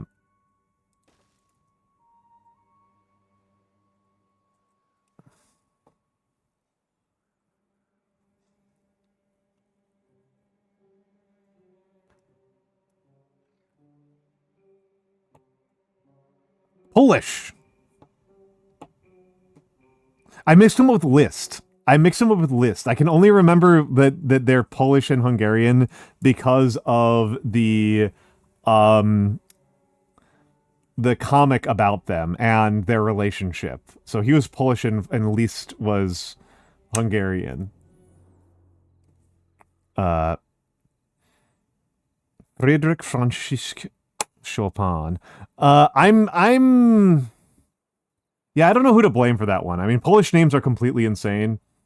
Uh so like I could blame the Poles just as readily as anybody else. Um like I think that's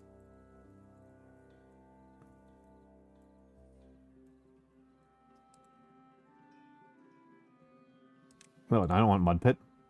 I want a campfire. Uh yeah, actually we're beavin'. We're beavin'. It's okay to have a dry beaver sometimes.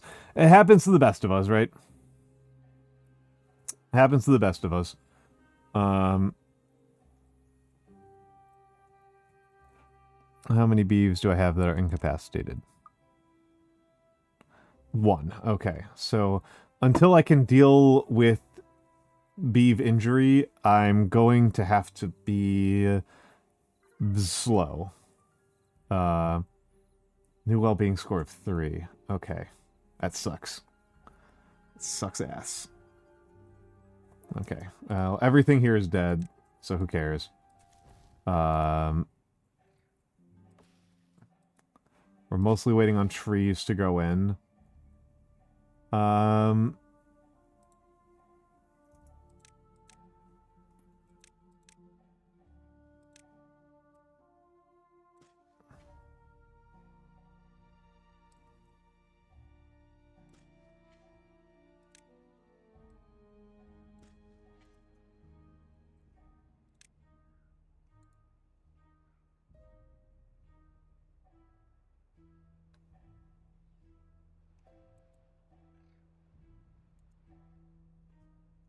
What do I use dandelion for? Not for flower, not for aquatics. Not there. Not beehives. What do I use dandelion for?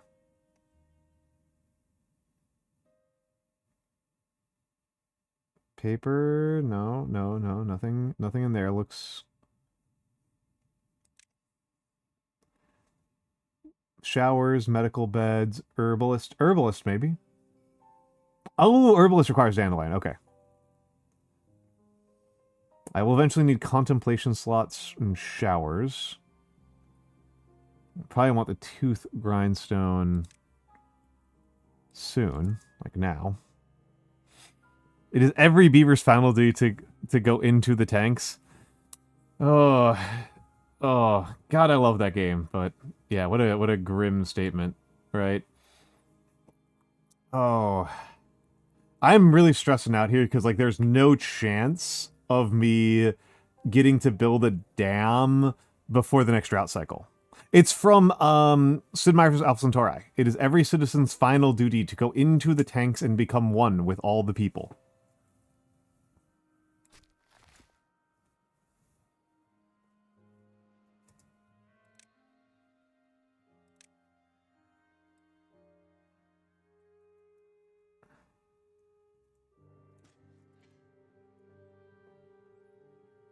It's one of the first quotes in the game.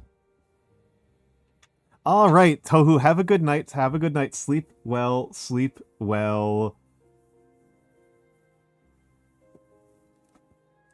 And now the potatoes are all dead. The sunflowers are all dead. I don't know how you play this map. This map is killing me. Either I need to get to... You know what I need? I'm gonna build more birch. I'm gonna birch a little bit harder because the birches will at least give me some wood before. Oh wait, hold on. I don't need those at all. I'll at least get some wood from the birches before the next drought cycle. Like I need to get the oak started, but like birch is the higher priority. Birch. Because I might have 7 days before the next drought. And if I can't get more construction down, I'm just going to like strangle, right? Like this entire thing is just going to strangle.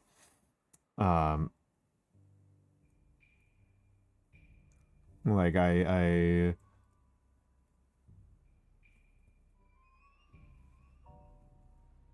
absolutely need that. I need to be able to build a dam by the end of cycle 2, right? By the end of cycle 2. Well-being -8. From hunger. Okay, my beavers are starving. My beavers are in fact starving. That's a huge fucking problem because they're not going to have food for another 50 hours. So we might have lost already. This might be a loss. They're not going to have food for another like 50-something hours. There's no food. The fastest food that's going to come in is going to be carrots. Prioritize carrots. The fastest food that they're going to have access to is carrots, which will take 4 days to grow, and or is it 3 days? It'll take 4 days to grow, and there's not going to be water for almost 24 hours. So 36 plus 48, whatever that is. 72 hours. Which they might not be able to live long enough for.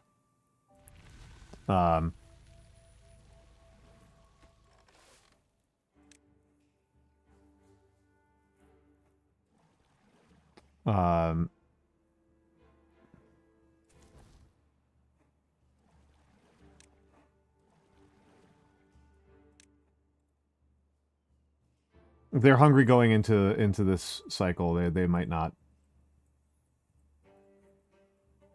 be able to. Hello, Tayamichi. Hello, Tayamichi. Welcome in. Welcome in. Good to have you here.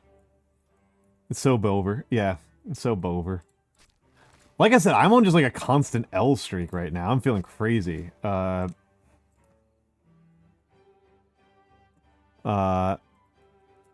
Be over? Yeah, be over, yeah. Be over. But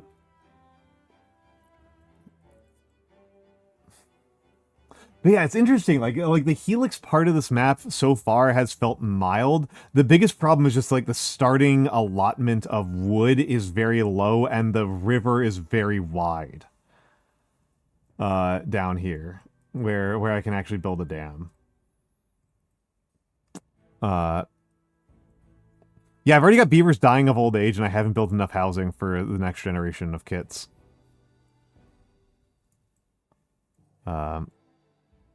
Okay, so we got some planting happening here.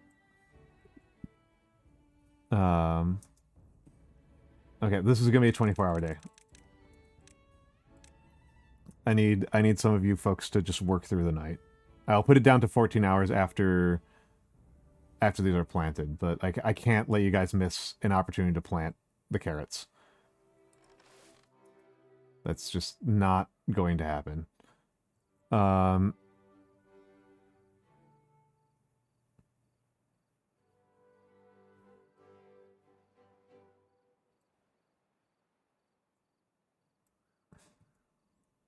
Yeah, use up all my luck in the tournament. I know. All my gamer skill was in the tournament.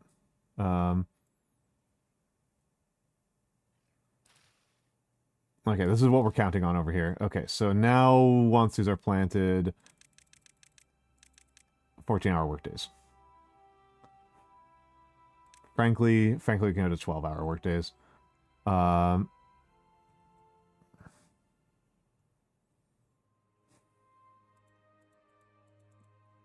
that's arid back there. Ha. Okay, so if that's arid back there, then succulents. Should have planted succulents before.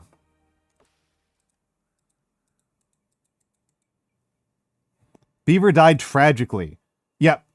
That's all of them. That's all of them. We have lost.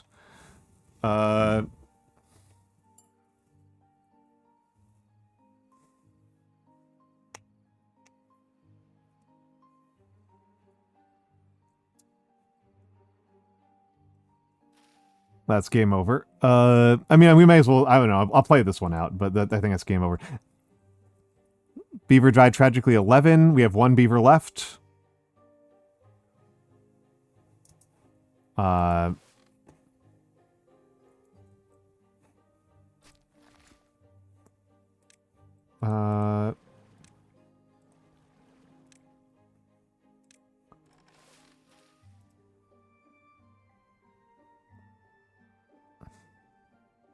The Altars is funny. I haven't played the Altars, but what I've seen of it is pretty funny.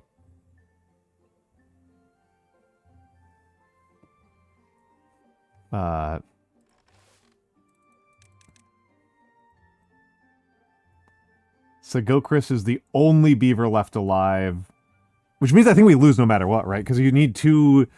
I'm not playing as the other. I'm not playing as Iron Teeth, so he's just gonna. He can't reproduce.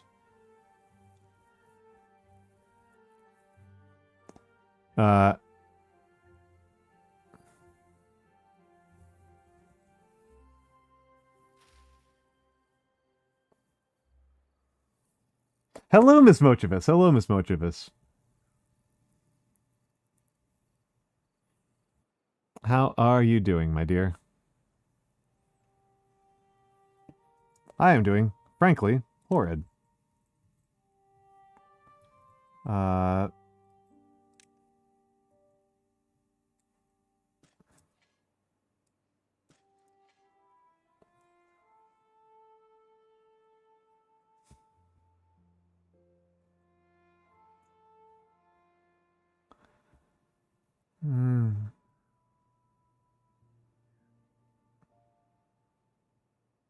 But yeah, I got clobbered in Infinity on Friday, and I was... Some of that was bad luck, but also I made a bad strategic insight in the game. Beaver died tragically.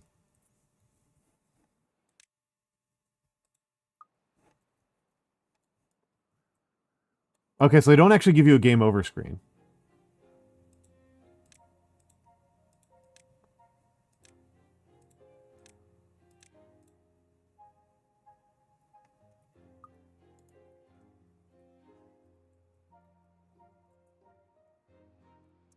Oh, was it that painter who passed away recently?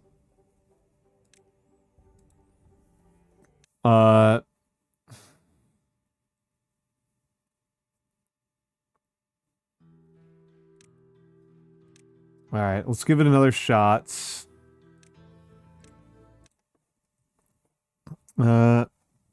Let's give it another shot. I need to, so I think I need to get the efficient farmhouse down before I do the water.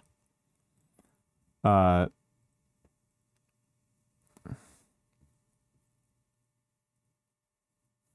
I think other than that, I kind of have an idea of what I'm doing here.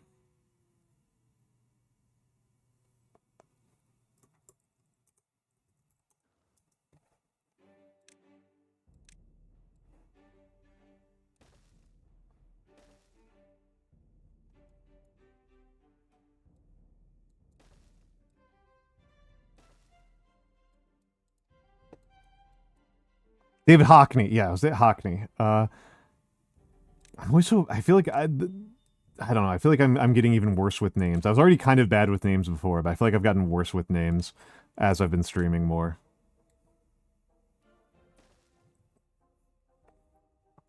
Oh, musician. Okay, okay. Not Hockney then.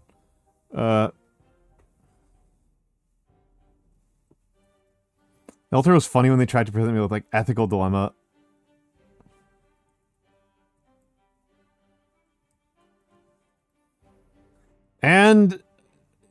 And of course not the one person that everybody wants to be passing.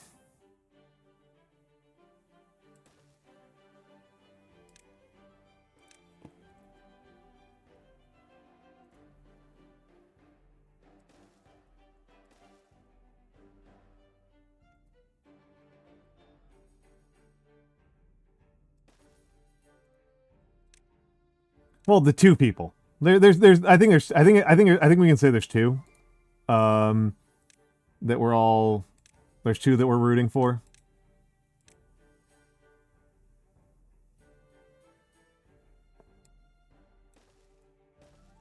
I think there's two that are like near universal consensus.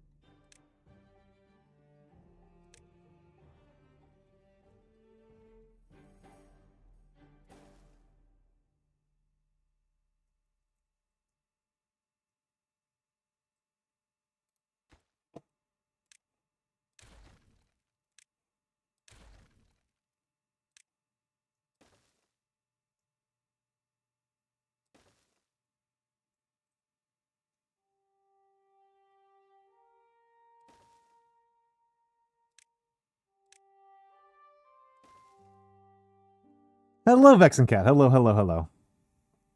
I mean, the bad news is that about the big one, right? The big one is that I saw some doctors talking about it on Slate, and they're like, "Yeah, he's probably got about 10 years left. Like statistically, about a 50% chance that he makes it another 10 years." I was like, "Oh, come on! Don't tell me that."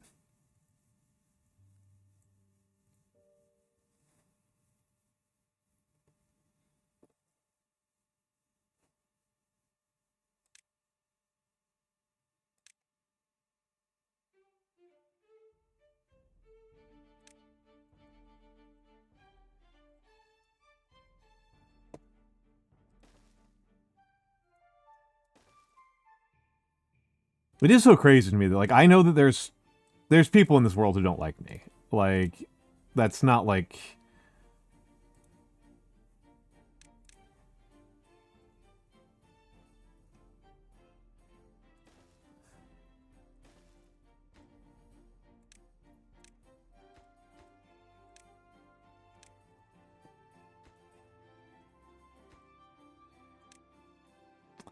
Your potato.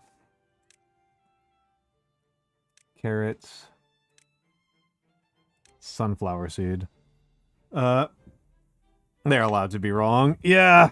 Yeah. Well, I mean, the thing is, like, it's not really about that, right? It's like there are people who definitely don't like me, and that's fine, right? Like, I'm not really that bothered that every person on the planet needs to like me specifically. Like, different people have different things that they want in this world, and I can definitely be annoying, and that's fine, right? People can find me annoying. They are allowed to be annoyed by me. It is crazy that, like, the entire planet just hates this one guy.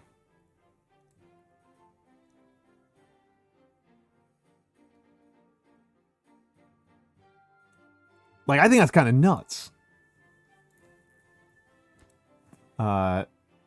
Construction site. Okay. I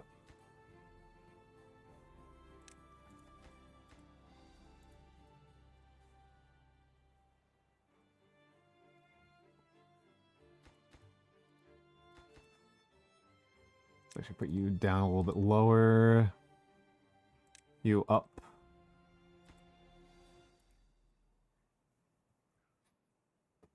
It is a kind of skill, I suppose. Yeah, it's and it's just kind of remarkable because it's like the people who I'm thinking about like are so desperate for people to like them, right? Like it's I'm not thinking about people who are like kind of popular and then just like not as popular as they could be. And it's like, no, these are people who are like losing their minds over like getting people to like them more.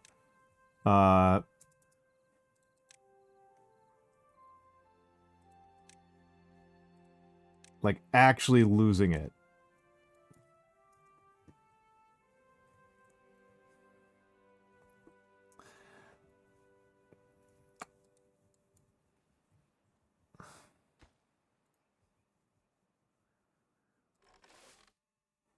And it does say something kind of crazy about how our society kind of shakes out. That, like, we're supposed to be living in, like, a crass, gross popularity contest of a country. And it's like, yeah, but also when we hate somebody, we can't do anything about it. Like, they still just get to be in charge. Like, a crass, gross popularity contest is still just, like, rule by, like we all just have to, like, live with, like, the person who, like, everybody hates. Like, being in charge of everything.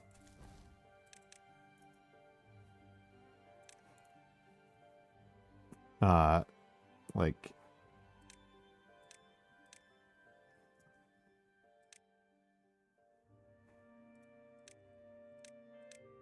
Like, what's the point of having a stupid, gross popularity contest of a country if we're not even going to have popularity matter? Hello, Koron! Koron! Oh my goodness! Hello, Koron! Hello, Gwaint! Hello, hello, hello, hello! How are you doing, Koron? What are you doing? Bistro! How are you doing, Koron? I haven't heard from you in a while. Are you okay? Are you doing well? Are you doing well? Koron, for the Raiders, my name is Almantas. I am a former professor of sociology and a current VTuber. I am an old man. I love old things. I do a lot of calligraphy. I do a lot of miniature painting. I do a lot of city building. And tonight I am playing Timberborn. I have been getting my butt kicked. Flat out, I am getting rocked here tonight in Beavertown. How was Bistro? For those who do not know, Koron is a cool. He's a bird. He's a bird. He's an artist, and he did a lot of. He helped me a lot with my audio mixing. A lot of why my voice sounds like this is because of Koron's work. Koran did some good work to make me sound nicer than I otherwise would. So thank you very much to Koran. Thank Koran for that. Let's start building some potatoes. They probably won't have enough time to grow, but they might. Okay, they're gonna be thirsty for a moment here. I'm gonna stretch a little bit while I'm thinking about it. Oh, Kraken's back. Oh, okay. And let's do a little bit of workplace balancing. Oh, wait, hold on. We've got an out-of-work beaver. Oh.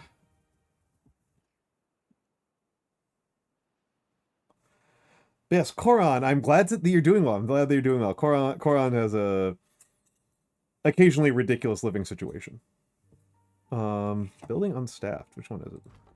I don't really care. That's fine. And so if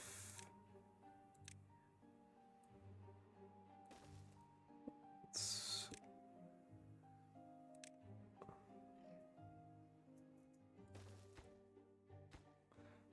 put you up to normal. Actually, no, put you up to higher construction priority. If you'll learn anything from this period, we'll find out. I'm getting my butt kicked. That's what I was kind of saying before you got in here. Was it? I have been my gaming. I am on many hours in a row of total L's as a gamer, of just incessant suffering, incessant gamer suffering. Just absolutely getting my ass kicked.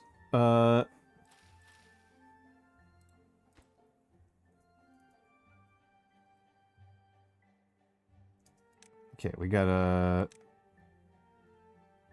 do something like this. And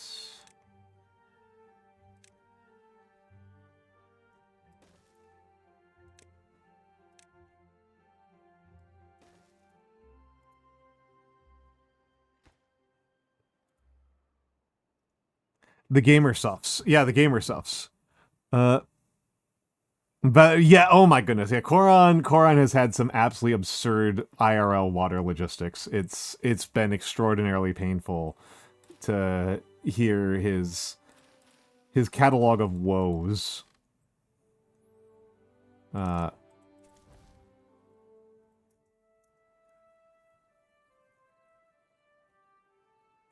In the mines. Okay, let's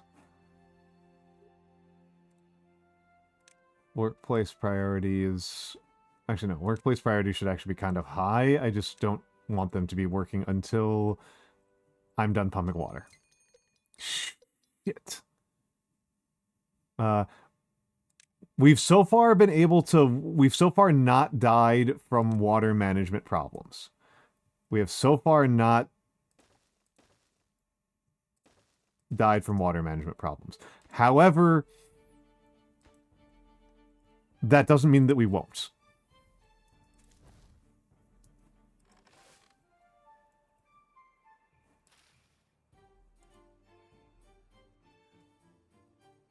Okay, it's time to start implementing longer work hours.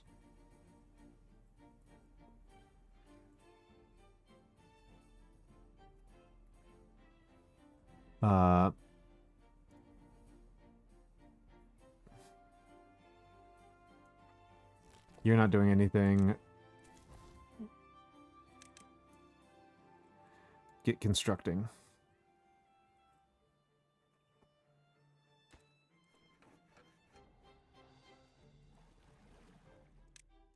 You guys are max priority.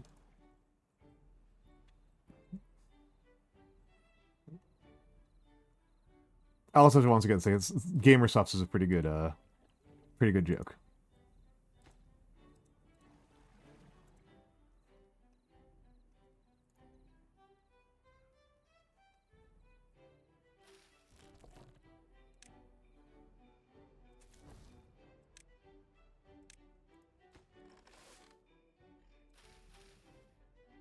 Alright, crop is coming in.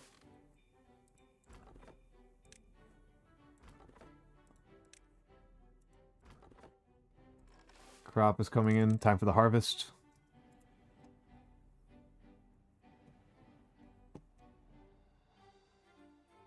Alright. So...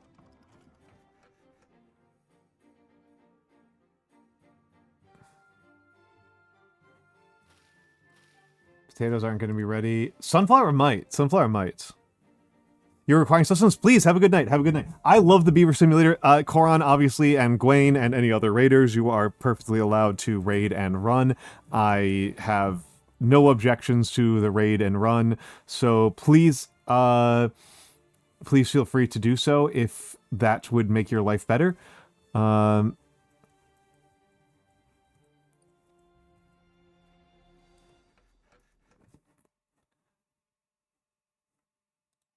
Let's turn off one more lumberjack and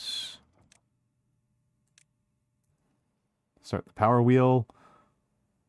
We only need like 7 logs. We need like 7 of these, and then we can get started. Perfect. Forester is unlocked.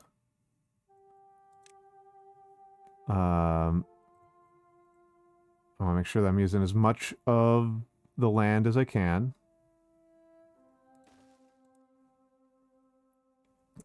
And...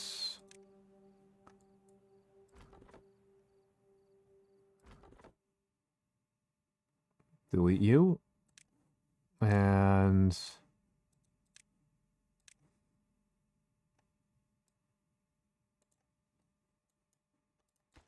actually, you're facing the wrong way.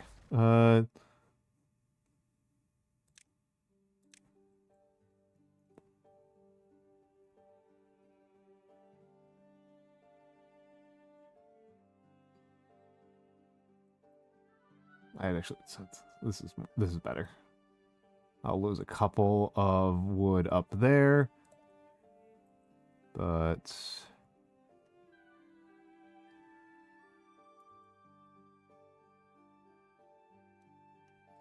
humbug.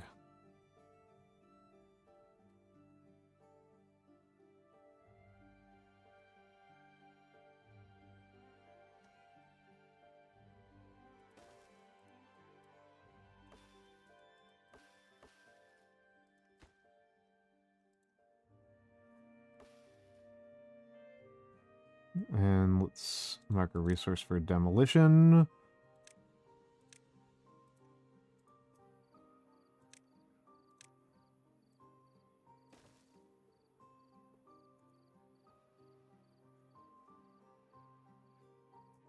And let's start planting some stuff over here.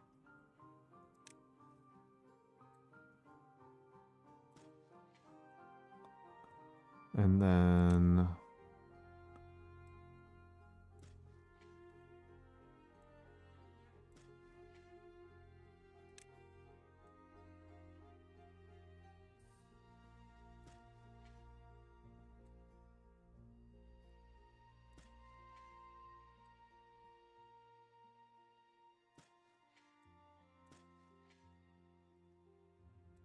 fuck it. Just make my life a little bit easier.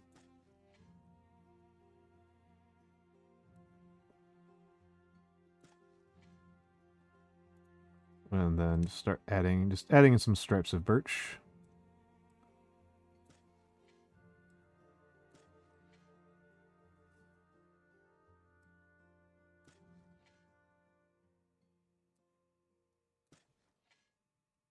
All right, there we go. Some birch stripling, and it's a little bit early, but chestnut. And then prioritize resource birch. Okay.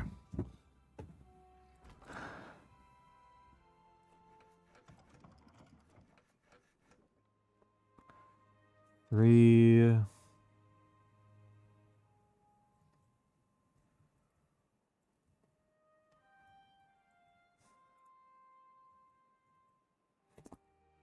Selling for a while, making tea. Excellent, Gwen. Excellent, excellent, excellent.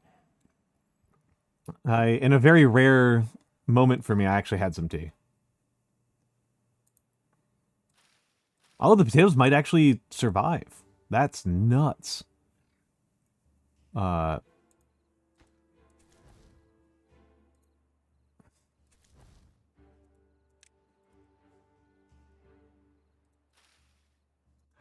Okay, prioritize harvesting.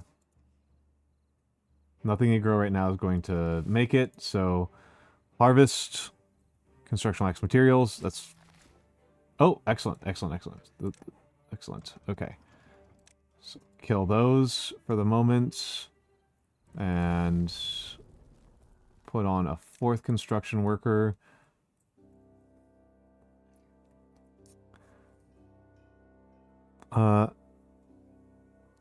Some Harnian Sunsight. Oh, excellent. I mean, I'm not familiar with them, but I am sure it is lovely.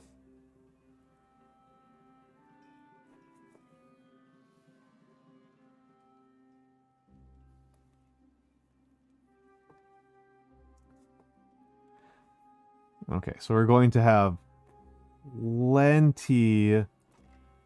Should be okay. Food is going to be kind of tight, but we should have plenty of water. Okay,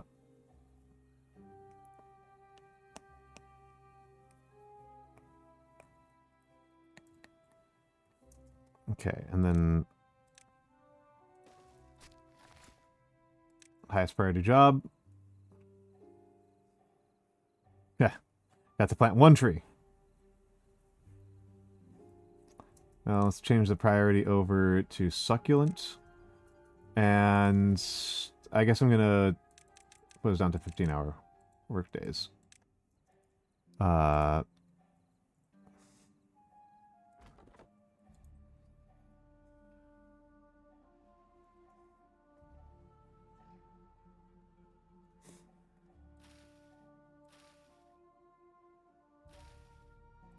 Oh, we are getting some potatoes. That's funny. Huh, wasn't expecting that at all.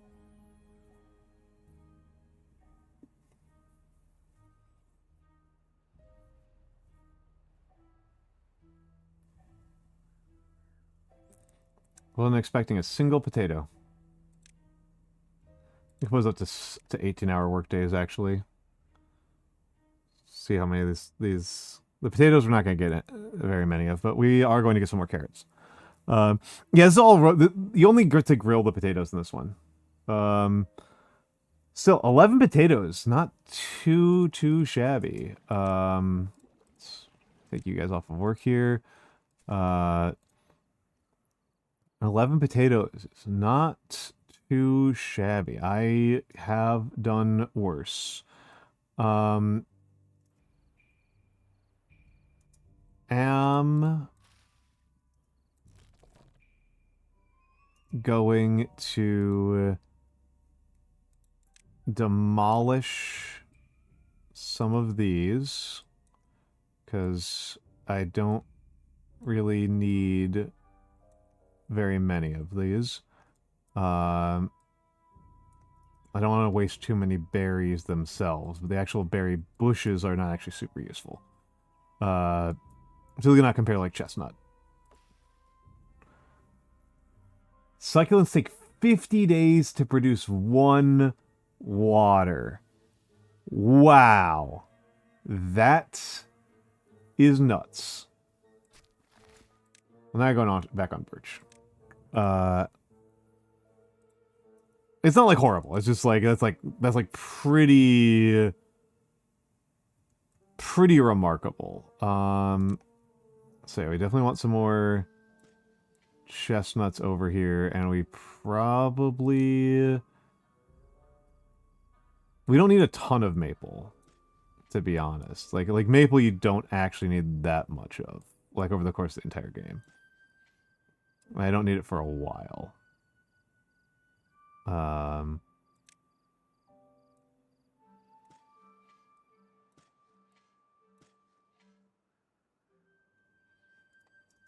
How big is a tapper shack? Okay, Tapper Shack is just a 4x4. And then...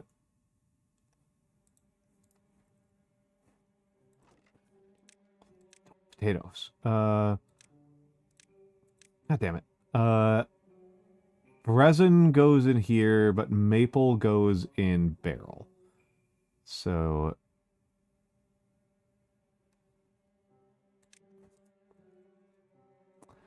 this should be enough space for me to put a warehouse and a tapper shack. I may as well actually put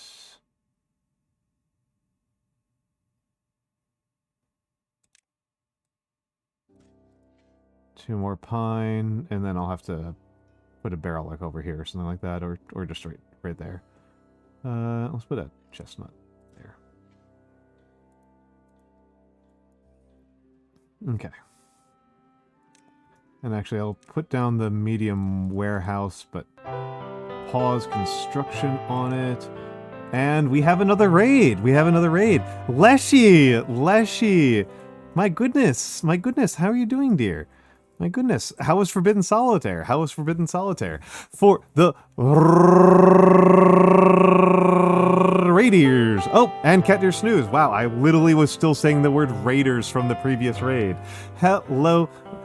Let me do it again. Hello, Raiders. Hello, hello, hello. So, Leshy was playing Solitaire. I think Cat Deer Snooze was probably playing FF14. That's what I thought. That's what I thought. How are the two of you doing? I'm being rate limited. I apologize, Snoozy. I apologize for the Raiders. I am a old man who loves old things. I am a former professor of sociology and a current VTuber. I do a lot of calligraphy and I paint miniatures and I play city builders, and I am getting my ass absolutely kicked here in Beavertown. My beavers are absolutely suffering. This is my 4th run of the night, which is pretty bad. For saying that it usually, like, a run is usually like 20 hours. I've beaten the game with Iron Teeth. I am doing a map I am unfamiliar with, which is Helix, and I am playing as the Folktails, who I think are just harder.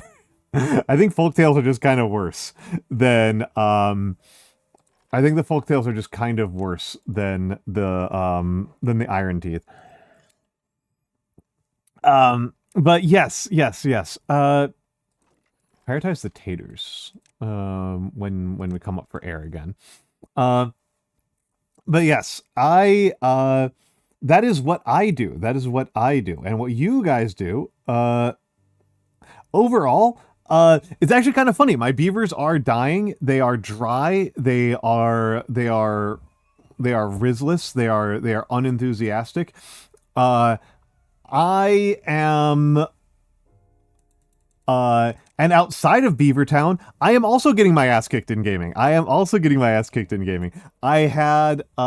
in the casual Ogre Daddy community game night of Guns of Icarus, where I got my butt absolutely kicked, which is very embarrassing because I'm the current reigning tournament champion in the Ogre Daddy VT Guns of Icarus tournament bracket. So losing 5 games in a row is pretty embarrassing. No, 4. I lost 4 in a row. And then I had an Infinity tournament game on Friday, and I got my butt kicked there. I got my butt kicked there as well. So I am all over the place on losing. It is incessant. I'm wondering if I should just be not gaming for a while. That's true. Particularly in the case of Infinity, right? And in Infinity, I'm not too bothered. I tried out a strategy that is frankly pretty hipster, and then I didn't really follow through on it super hard. I am trying to maximize Rudras. I am trying to maximize Rudras, who are uh not terrible, but kind of not that good, and there's not a lot of reason to use Rudras when you have access to Tarkshaya, and I am just being a hipster and refusing to use Tarkshaya. Uh, Even though it just like Tarkshaya is just better than what I'm doing. There's just like very little reason for me not to just use the Tarkshaya. Uh,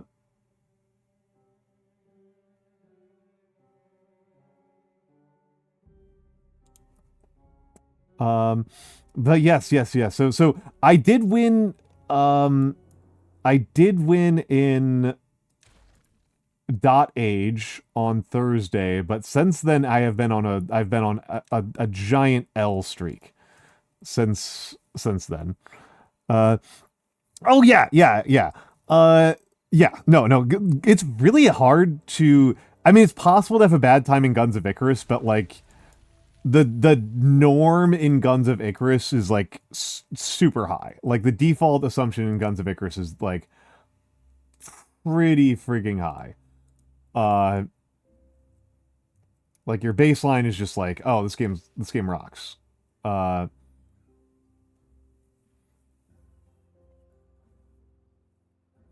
True-hearted gamer.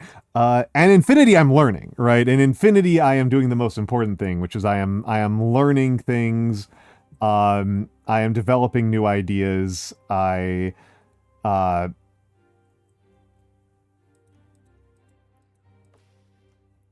like it's like Infinity is very rewarding in that way. Um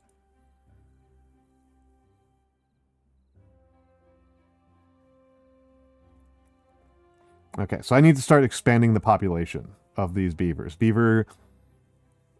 The suffering beavers are going to need some population growth.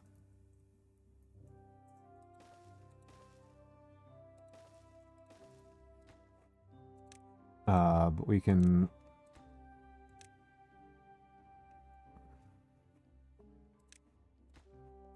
We're probably going to take another. Probably going to take another drought before I can build the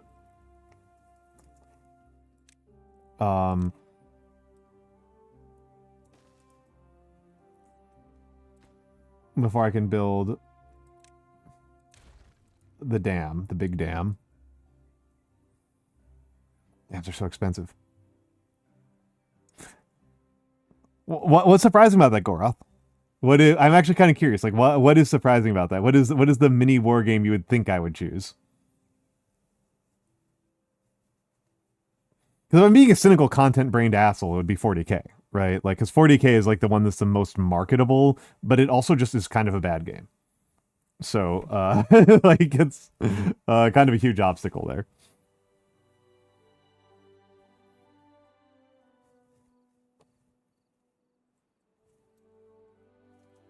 I need to get people back on water pumping. And what is construction at? Let's put construction down to 1.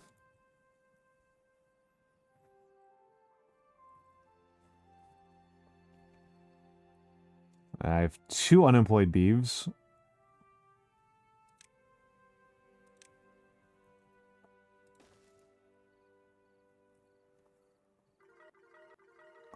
Oh, well, being shot up to 5. Necromolds, a war game that plays with Play-Doh. That's very funny. That's very funny. I definitely prefer playing on TTS. That was like a little bit of an obstacle there. Uh, okay, so hopefully we'll have all of these potatoes will grow in. I'm gonna plant actually some more potato. Um,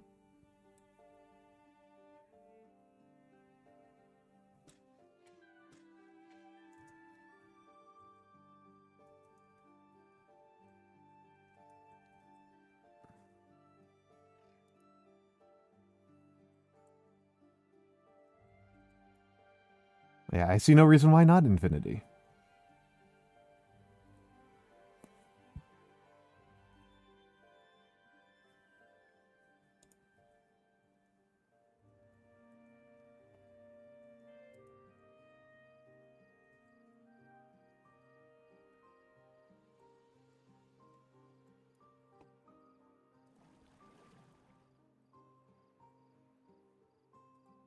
Survived a drought. Oh, I mean, the thing is, like, Gorath, I've been playing tabletop war games for, like, decades. I played Battlefleet Gothic back when it was still supported.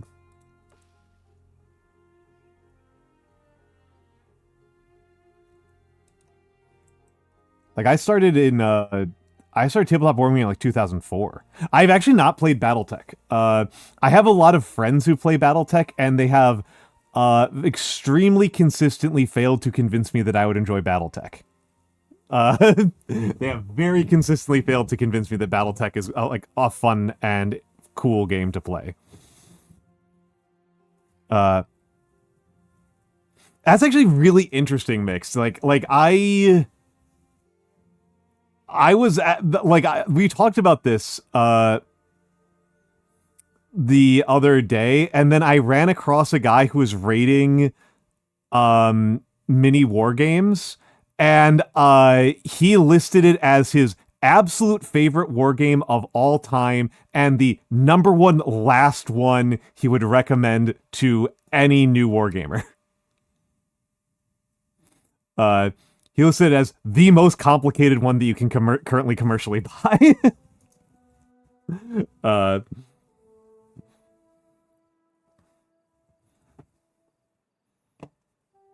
Again, I think war games are just kind of like primitive. As like a field. I mean, it's actually kind of interesting to me because it's like I think the core mechanical complexity is much harder than Warhammer, but the number of weird, fiddly, stupid bullshit you have to keep track of is incredibly tiny compared to Warhammer.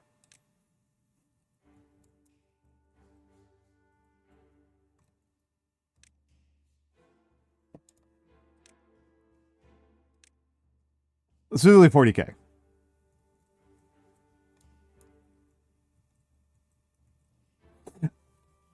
Or well learned.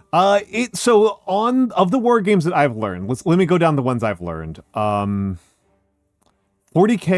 Warhammer Fantasy Battles, Saga, Age of Sigmar. I kind of know the rules to BattleTech. Moonstone, Malifaux. I'm trying to think of the other ones that I know. Battlefleet Gothic, Necromunda, Trench Crusade. I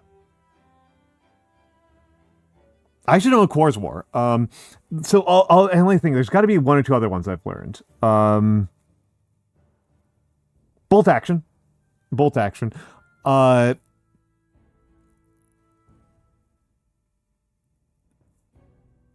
Yeah, I don't even know that one at all. Gobs. I know. I did play Gobs for a while. I've played Dropfleet. I have played Dropfleet Commander. I like the idea of Dropfleet Commander, but I found it kind of boring to actually play.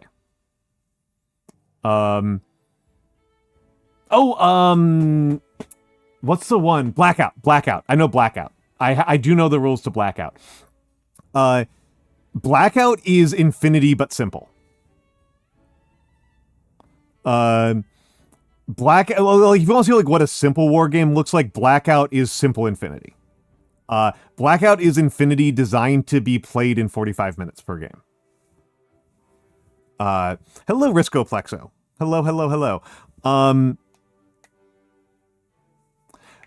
I would say of those, it's the most... I don't know if Infinity is the one where actually playing the game as a minute-to-minute experience is probably the most deep.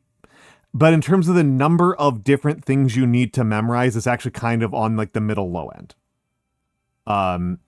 Saga and Bolt Action and Epic. Epic's another one I've played. I've played Epic 40k. Are much easier.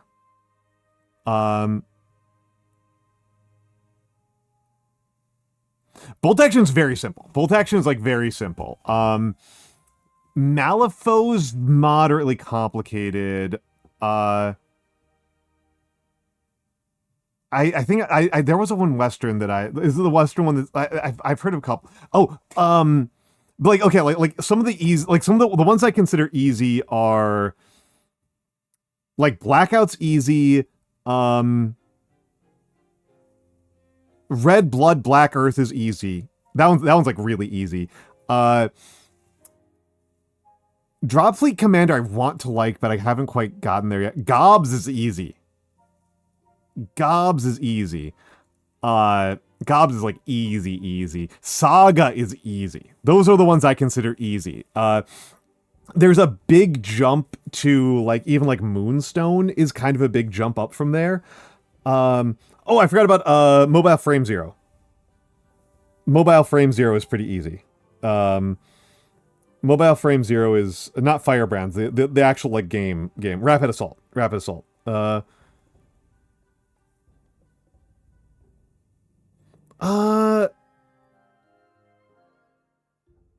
Easy to his actual detriment. Mobile Frame Zero Rapid Attack, like the core of it is built around the fact that it's a 3-player game. It's really built around it being a 3-player game. Like outside without it being a 3-player game, there's just like not a lot there. Firebrands is incredible, but Rapid Attack is kind of like, I mean, Rapid Attack was designed by a 15-year-old. Like that's neat, I guess. Good for him. Oh,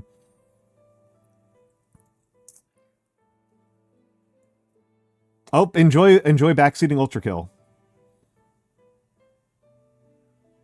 I mean, no, it literally was. It literally was. It was designed by Vincent Baker's son. It was like a Vincent Baker and his son, like a father-son project with Vincent Baker and his son. Like it's, I think it's fine. I don't love it. I like the fact that it's designed around 3 players, but mostly like Firebrands a lot more. It's also like Baker is like, I think Baker is like the finest TTRPG designer, but also that's not a war game design thing. But yeah, like on that scale, like Infinity is genuinely one of the more complicated ones, and like I know that you don't find it very complicated, but generally speaking, people bounce off of it for being too complicated. Like that's like just like a demographic reality that like the vast majority of gamers find it too complicated. Well, I mean, I honestly consider Warhammer overcomplicated, if I'm being honest. I consider Warhammer to be excessively complicated for everything it's trying to accomplish. I think it has complexity without depth, which I think might be the harshest thing I can say about a game.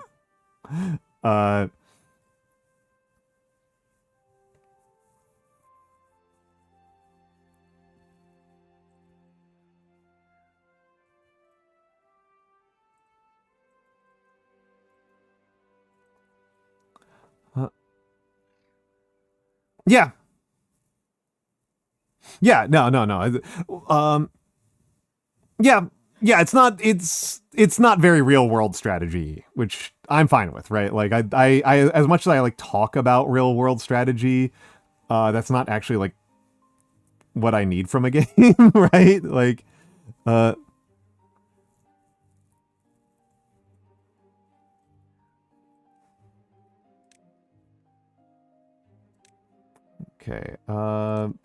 You know what? Frankly, we need a lot more sunflower.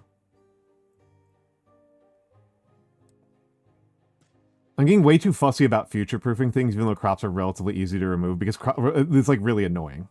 Where are we on food? 51% over here. Depending on how we roll on the next drought, we might actually be in trouble again. We might lose again.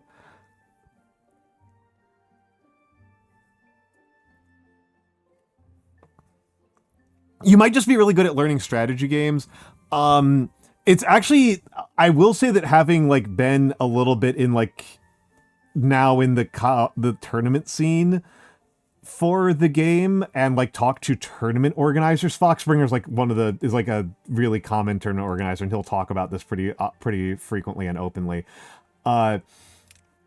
Most of the rules problems that people actually have when playing the game are they didn't do the order expenditure sequence correctly.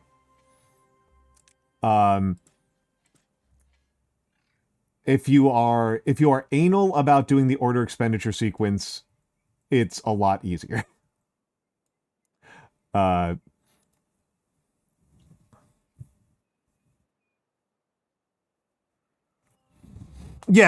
I mean, because like again, like the thing that you like, the actual thing that you're trying to do in a, I guess it's kind of like what we're thinking about as complexity and depth, right? Because like I am, well, they're legalistically harder, right? Mix, they're legalistically harder.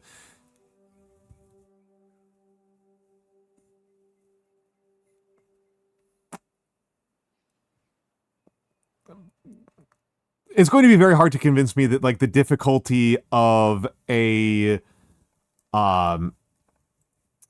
of a PvP game is determined by anything other than like the opponents involved.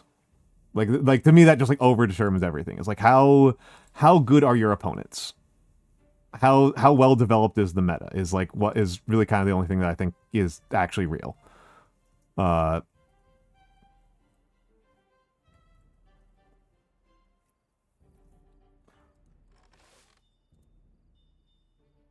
Genuinely stressing the fuck out about whether or not I'm gonna have enough food.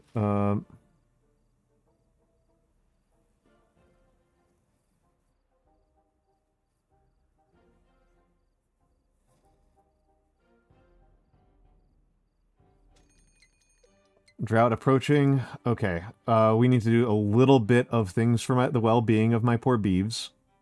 My poor suffering beeves.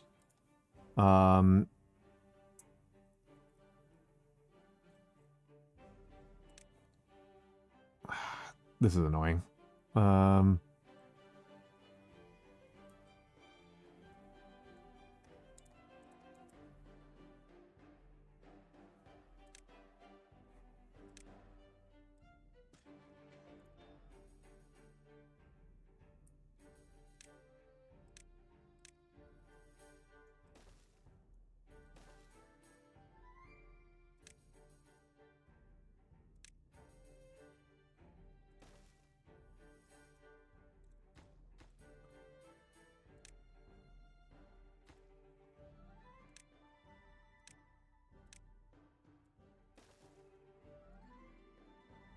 Okay. It's kind of like the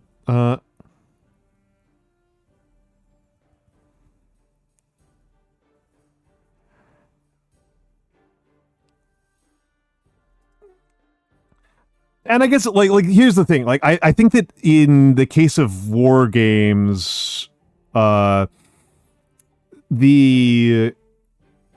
war games actually this is a similarity, right, mixed with your favorite genre, which is fighting games, right? Which is the fighting games community. The big concern is like onboarding, right? There's like a lot of concern over onboarding and like getting new players and stuff like that. And if you have a game where people just like give up before they even like get started, like that's bad.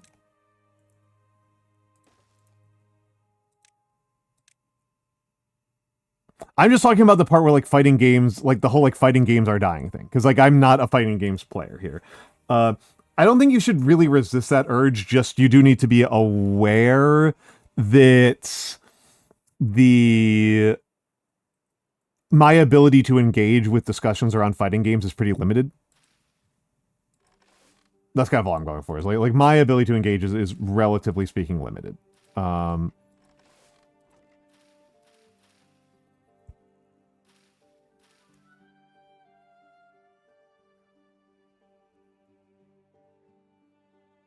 Games for people who've played for 2 hours or the people who've played for 200. That's what I would actually describe as like the place where we wind up with the question around like masterful design, right? The masterful design question is around, can you make a game that works for both the 200-hour people and the 2-hour people?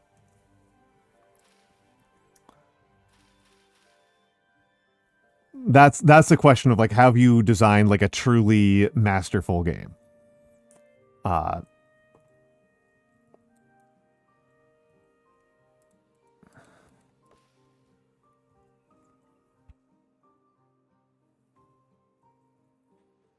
uh, and I think there are games who do actually accomplish that, which actually accomplish that. Again, that's part of why I feel very impressed with Infinity. I think Infinity does actually land there. Okay.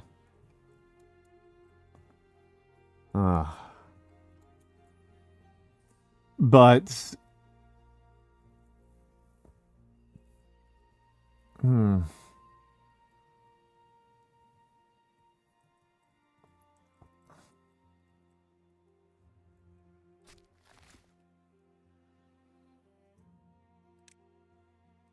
Gonna plant a.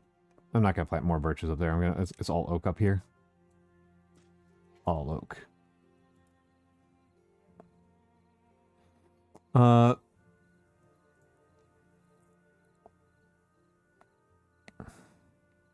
Yeah, yeah, and it's like I said, it's kind of taken in the case of wargaming that like people are willing to go in on 40k because the 40k fandom is extremely aggressive evangelists and they have a lot of Warhammer, non-tabletop media propping up the tabletop game, right? Yeah, yeah. And that's something like other games can't count on having. And so this question of like how, if you want to start from 0 and then catch up to 40k and displace 40k, because I think that that's a good thing to want to do because people have better things to do with their time. Well, no, I don't want maple. Don't want maple. I want oak.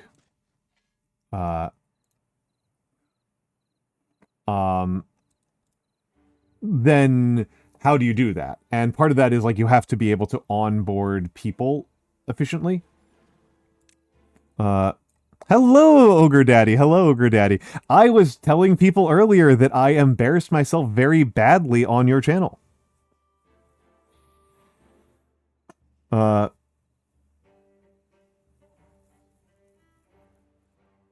Yes, I did. I was on the casual that we were playing in the community league, and I got my ass kicked horrendously and embarrassingly.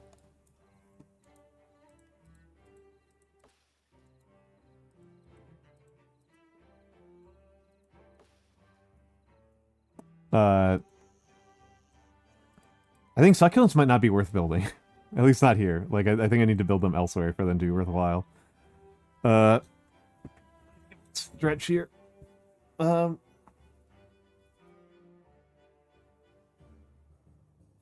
Yeah.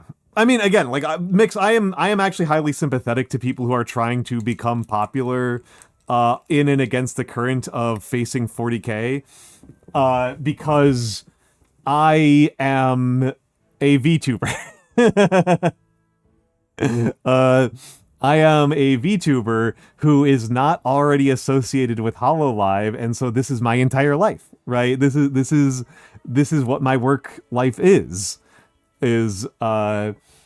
going up against some extremely big dogs and trying to confront them on their turf. And so I'm quite sympathetic. Right? I'm quite sympathetic. And yeah, they won't play against the same 10 players. Yeah, I consider this the challenge, right? This is the challenge. This is the fight.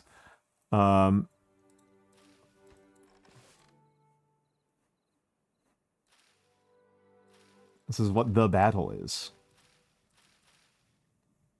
Okay, we might get potatoes again this time. So it looks like we have just enough time for like one crop of potatoes and maybe one crop of sunflower.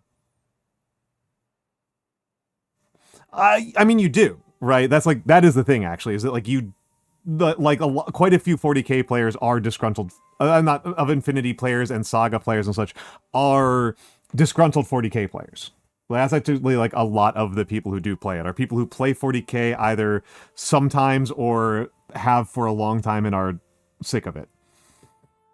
Um. Uh.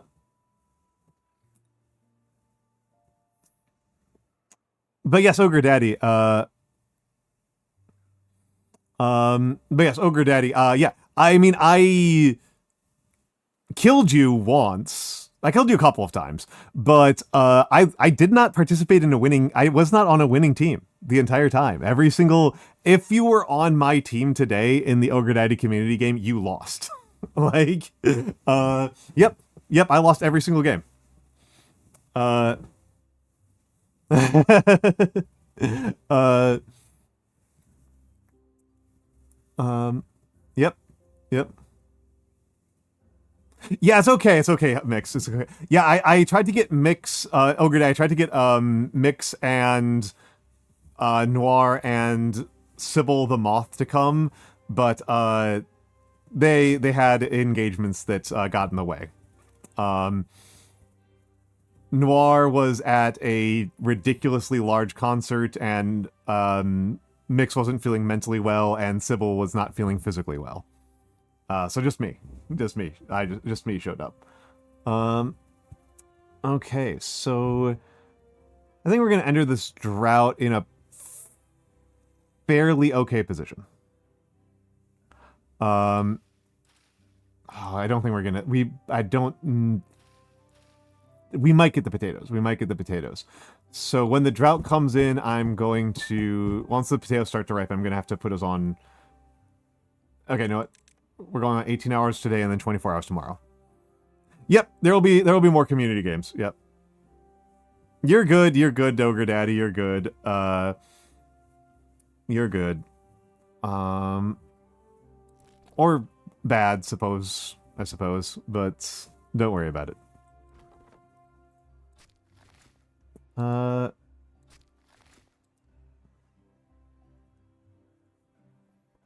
Okay. This forester has his work cut out for him. Yeah, yeah, yep, yep. But yeah, I'll be honest, Ogre Daddy. I don't feel like I flew particularly badly, other than the fact that in the in the city match, in the skyscraper match, I like basically crashed into rain like a dozen times. Uh,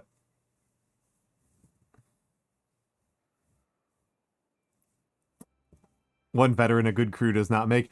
Yeah, and we were most crews were under strength. I don't think any crew was full strength today. I don't think we had a single full strength crew until we did the PvE part. During the PvP, I don't think we had a single full strength crew. What was really interesting to me, Ogre Daddy and anybody else who might be listening, what was really interesting to me was that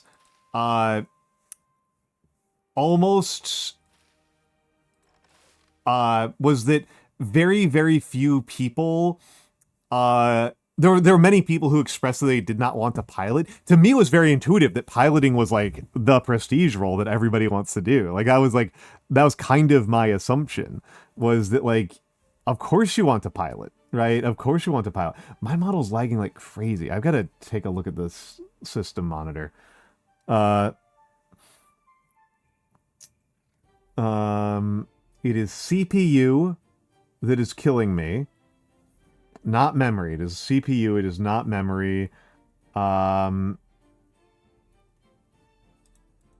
take a look at the CPU. OBS, VTube Studio, VBridger are numbers 1 through 3. Boo. I've been hoping that like killing Water Fox or something would. I'll kill Water Fox anyway. And oh my god, Vivaldi's so much more inefficient. Good gravy. Okay, maybe this will speed the model up a little bit. Sheila was great to work with. Sheila was really great to work with. I really liked co-piloting with her. Team piloting with her.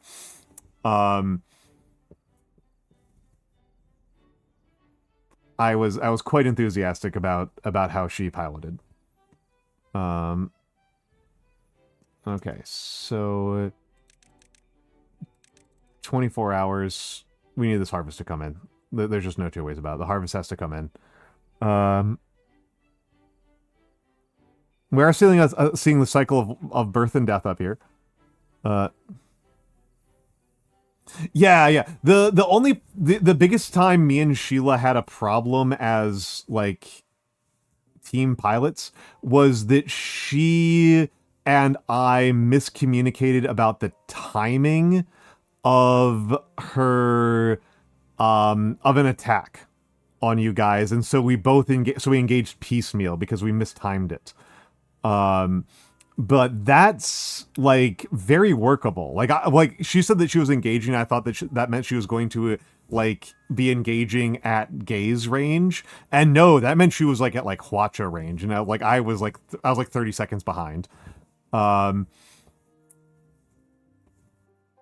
I will say, like, I've talked with some of the people who are in the broader community, and they're like, please stop.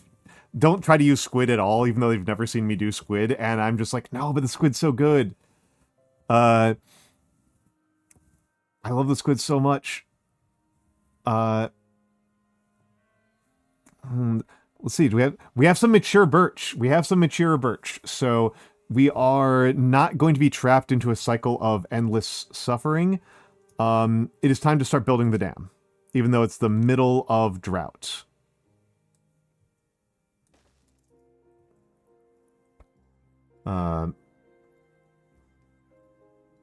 Yeah, that was really good. I kind of felt like the better strategy when doing squid was to like alternate between the two ships rather than like actually drag one down.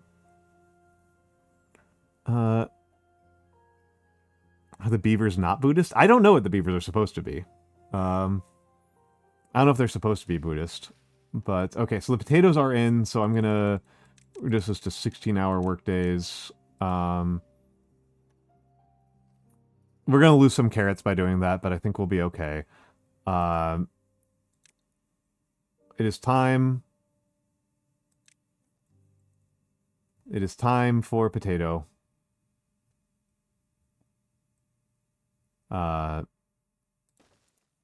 is tater time.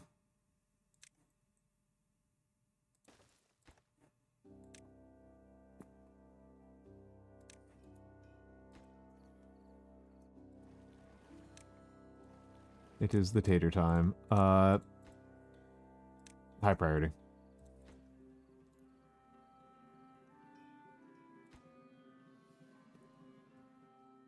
Okay, we have enough wood for this. You said they wouldn't have an endless cycle of suffering. I think we'll be okay this time. As long as we can start grilling potatoes. As long as we can start grilling potatoes, I think we'll be okay.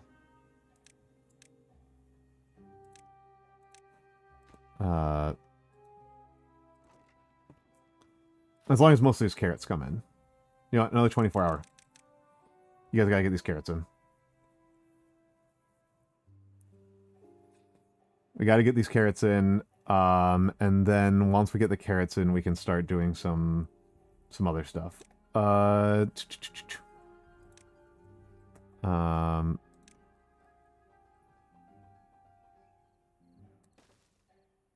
Like that. We gotta get the carrots and the grill up.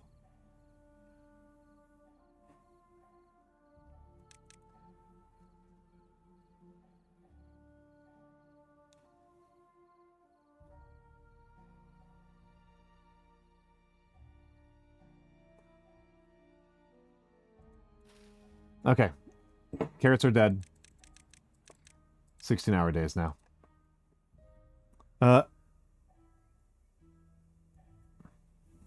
They were just like, oh, it's like way harder to pilot. You should like get good at like Spire and stuff first. And I'm like, ah, oh, man, like that's Squid feels so smooth to pilot. Squid feels incredible to pilot. Like I understand that it's very high stakes and that you can die insanely fast. My biggest problem squidding is actually from the my biggest problem with the squid from like a piloting perspective is the what do we call those?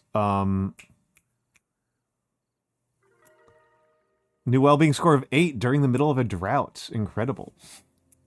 Yeah, we're gonna be fine. We're gonna be fine. We're gonna be fine with this drought, but I need to get that dam up. My big problem with Squid from today and from previous matchups is Pyramidion. Pyramidion and Junker. Though that said, I've had a lot of trouble with Junker before, but I did feel like I handled you pretty well when you were piloting Junker, so maybe I figured something out. Pyramidion continues to give me a headache. And it might just be that there's no real way for a Squid Pyramidion matchup to work across open ground. It might just be like going open ground against the Pyramidion with the Squid is just a death sentence. Have you all ever played any other competitive game? Yeah, I can understand that. I can understand that. Yeah.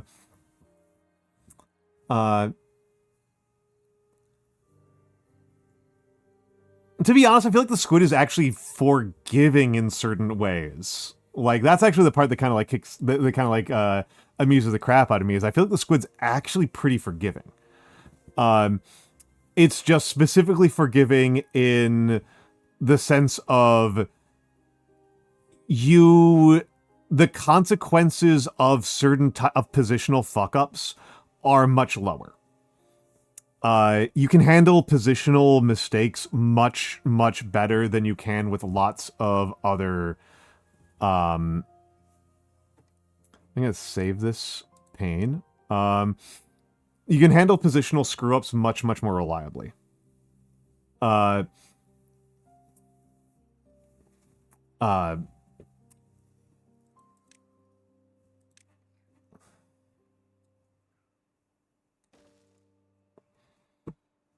gotta remember to do that. If you're badly mispositioned in like a galleon, you are just in so much trouble. It's so much harder to come back from that, and even like a junker. In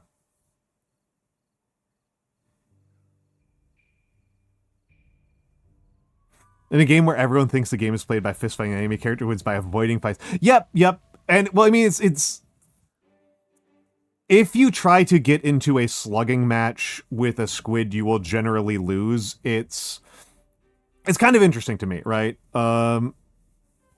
It's kind of interesting to me that like what the Squid is good at and against is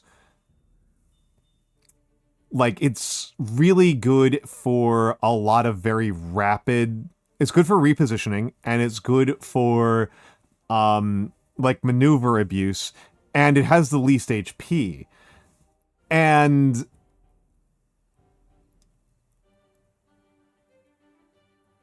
I guess I'm kind of thinking about this from like the perspective of like other games I've played where like there are things where there's a really high skill ceiling. You're correct, Mix, I think, to point it out as being like a skill ceiling thing.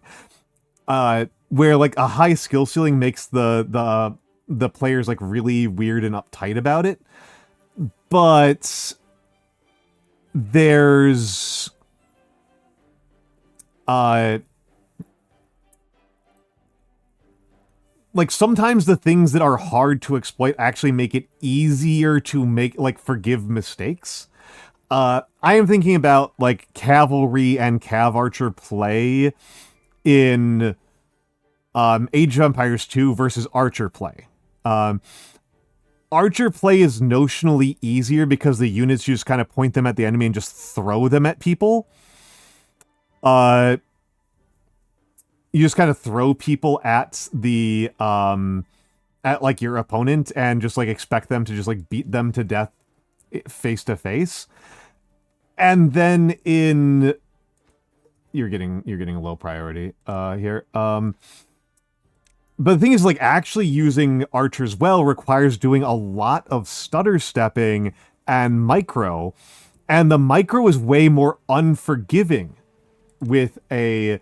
the micro is actually much, much more unforgiving. The micro on on cav archers and on regular cavalry... Oh, we're screwed. We're dead. We just died. That's the end of the game.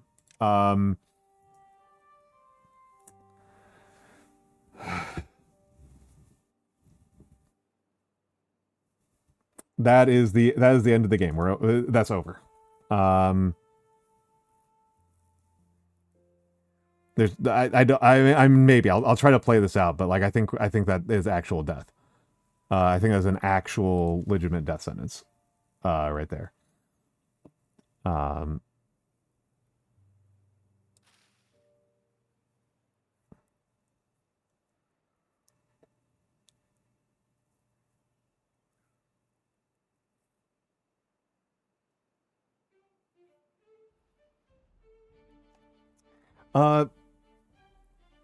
Well, what was the problem? I mean, the reason why I say I screwed up with the squid on that particular map is actually mostly just that I ran into walls a lot.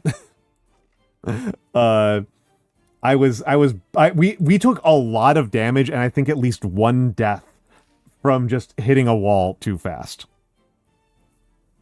That's why I think we screwed that one up. Oh, fuck.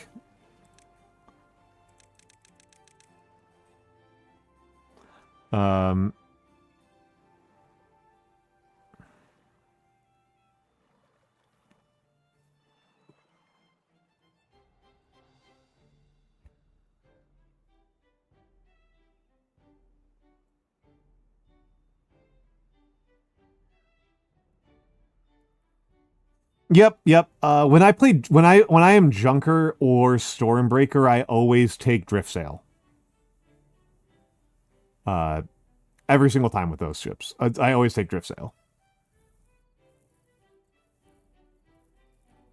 Fuck.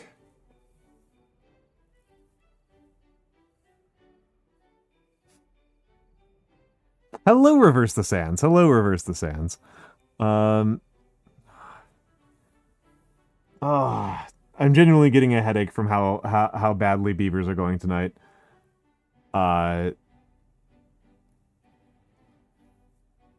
This feels terrible.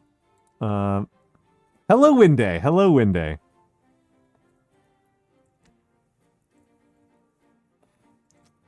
Yeah, the problem for me with so Stormbreaker is probably the ship I like the second most. Terribly, Mama Chunk. I think we're about to die again. I think city number 4 is about to die again, from a lack of lumber.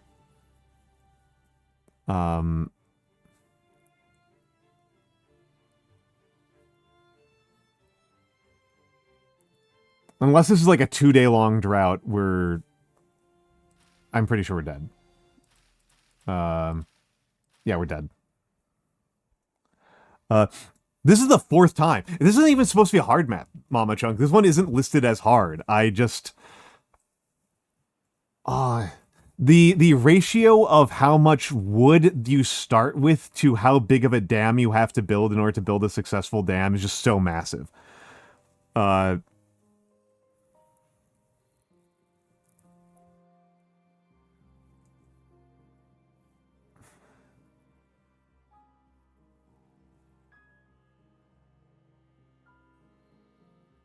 Because the water speed is... Yeah, I kind of assumed that one of the things I was going to do would be dam here and then build water wheels over here. I got pretty good at manipulating water wheels on my previous run, where I was getting like... I had, I think, 12,000 horsepower from water wheels. I will absolutely take tips. I will absolutely take tips. I am genuinely considering that maybe I just need to play a different map. Yeah,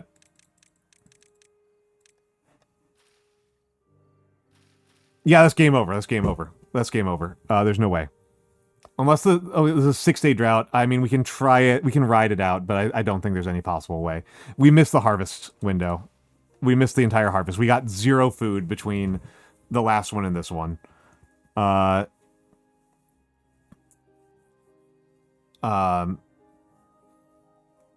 I may as well give them few work hours because there's nothing to do. There's legitimately nothing to do. Like, I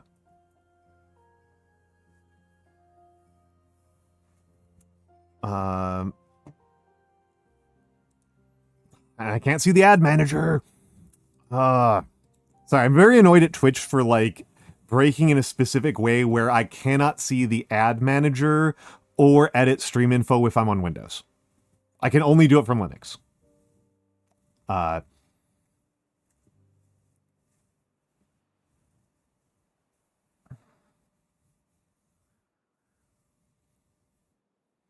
Okay, that's 2 food. And it's going to be... It's 2 food, and they've got,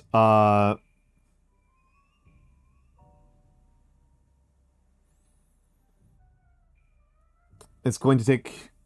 whatever 24 is times 8 for them to get food again.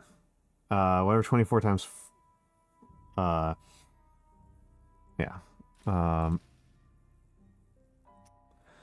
Cool. Cool. At least I got 431 science, whatever that's worth.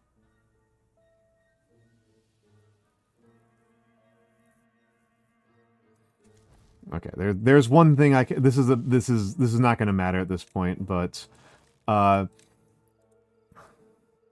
about 8 minutes. Thank you, Mix. Thank you, Mix.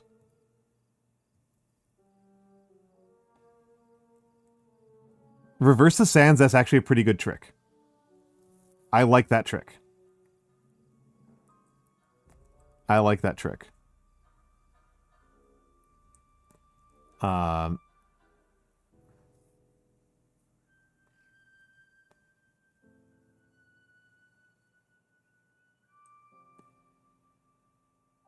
Yeah, you're right. You're right, Riscoplexo. You're right, Riscoplexo.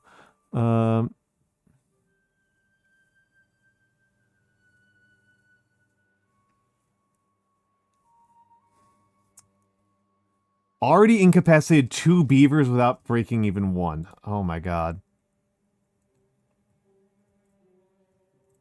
Yeah, why? And it's really ridiculous that I can't do it.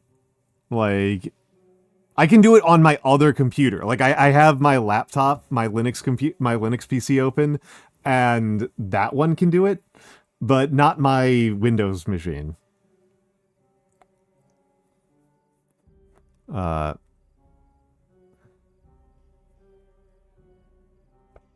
It's not just the browser. It's both browsers and OBS can't.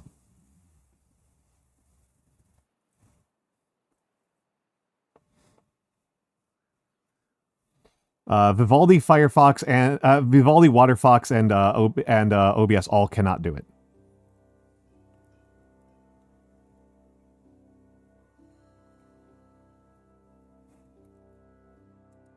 Yeah, the ad timer is currently broken, but whenever the ad timer breaks, it also breaks stream info in all of those.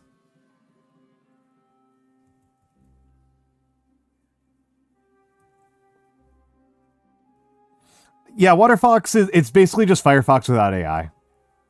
It's a fork of Firefox that doesn't use AI.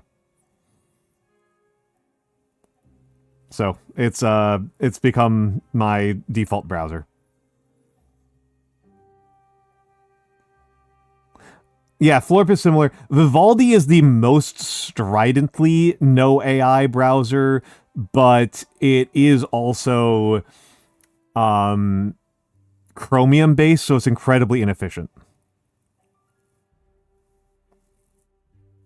Oh yeah, Fork is like they took the code because the Firefox code is relatively available and then just made a new program. Okay, so this is something I could have done earlier.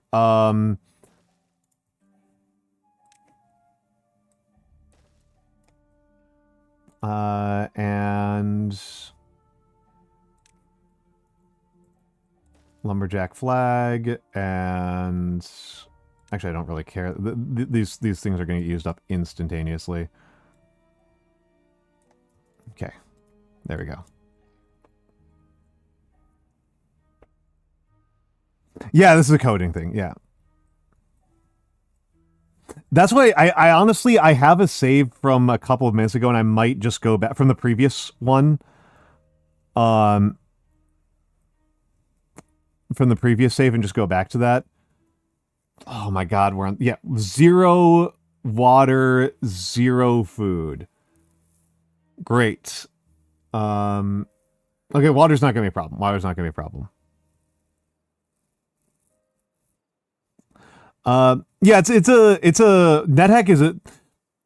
It's tempting for me to try to learn NetHack. I'm not gonna lie. Um, all right, no, they need another 24 hours. I forgot about this stupid map. So they need another 24 hours without water. Um,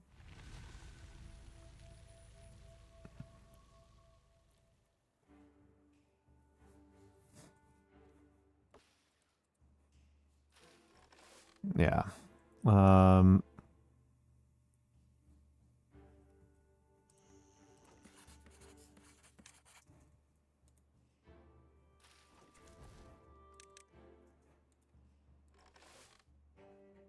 thank you for the watch streak, Risco Plexo.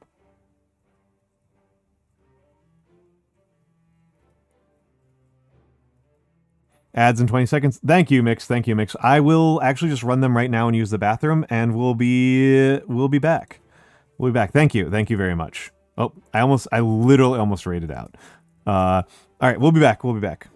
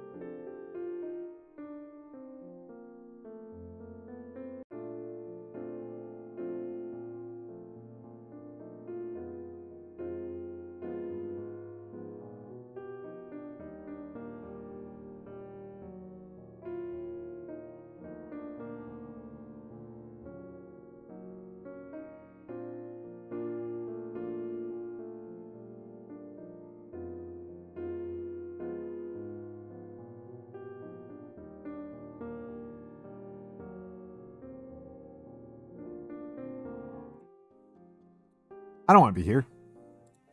There we are. That's the right location. Hello, hello, hello. Let's see. So that note about using storage is actually really impressive. So that means that these are 4 times as efficient at damming a river. I might be able to dam it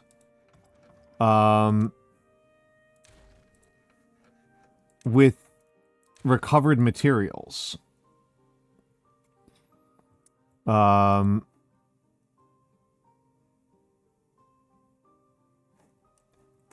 so I might...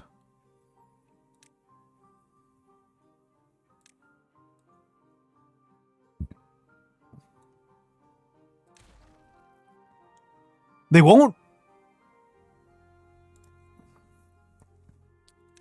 Hold on, then what? Then what? Warehouses won't?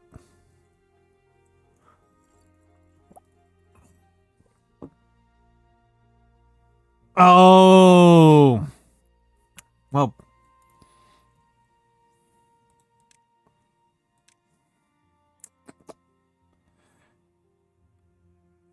damn.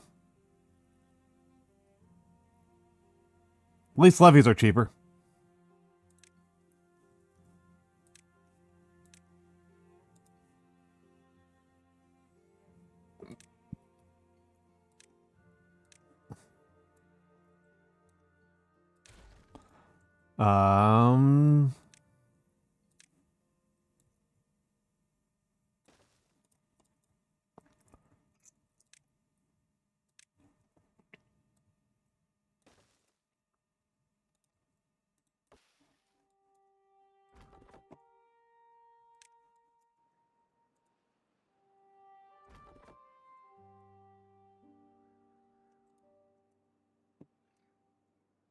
Beaver died tragically. Yep, this whole thing's over. We're cooked. We're cooked. I'm going to load this manual save.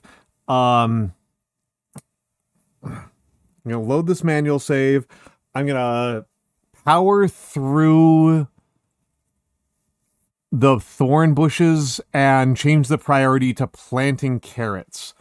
Because I just don't have enough time for anything else. It just needs to be carrots. In fact, I'm going to change everything over to carrots. Nothing matters. No carrots. No, only carrots. Only carrots. Carrots, planting, and demolish. Demolish. And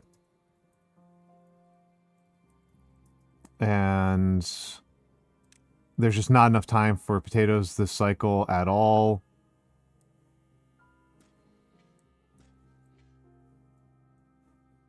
We are getting nothing but carrots.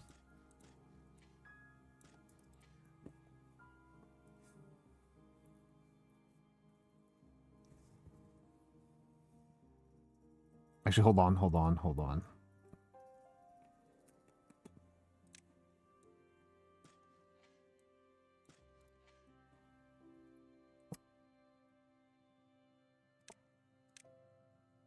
Also need to do this. Construction priority maximum, workplace priority maximum. It is a loss in farming, but...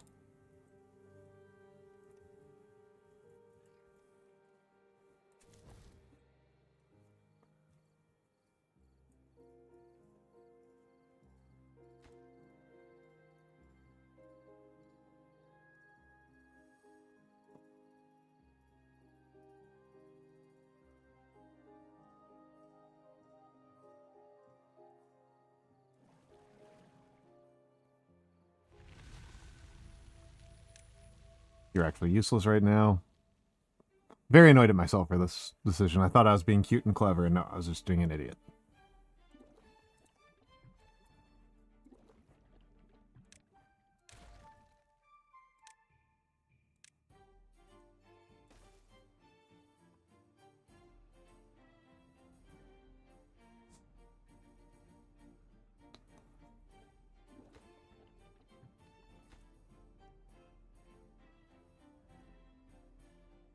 Beaver is injured.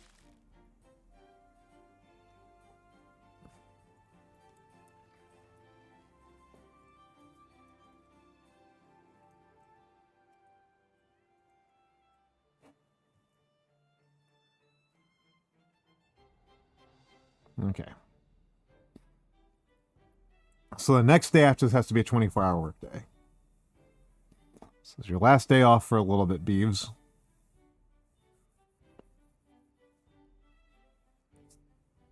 Hope you enjoy it.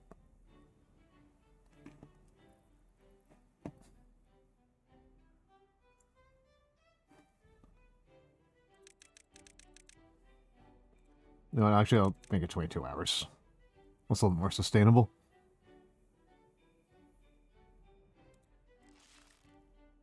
So far, 1 injury from busting down the thorns. 2 injuries from busting down the thorns.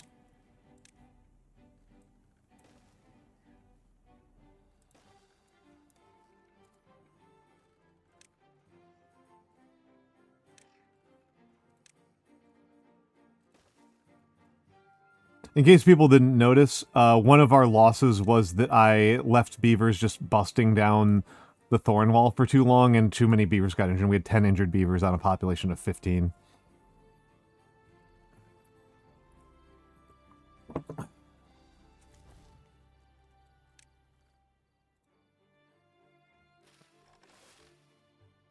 Okay. These ones are almost certainly going to grow up.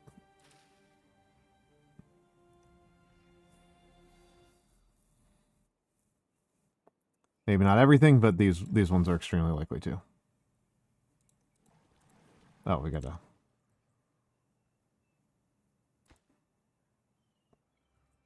2 injuries.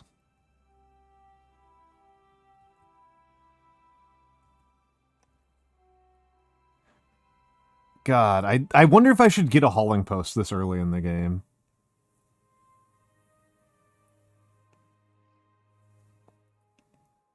Like, genuinely, is like actually asking for advice here.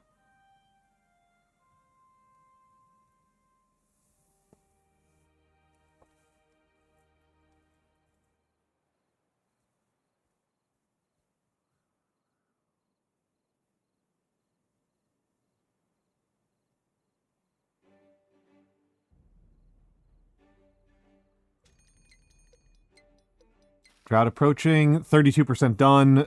Okay, so we will at least have some carrots coming in. We will at least get like 1 full harvest in.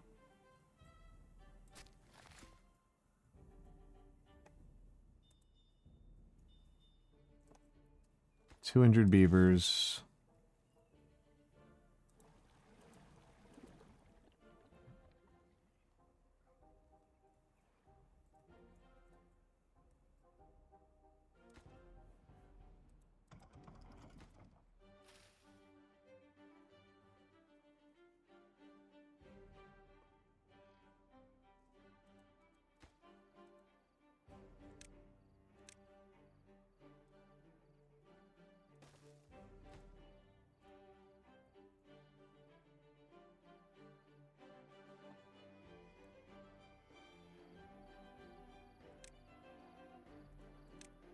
Plant another birch there.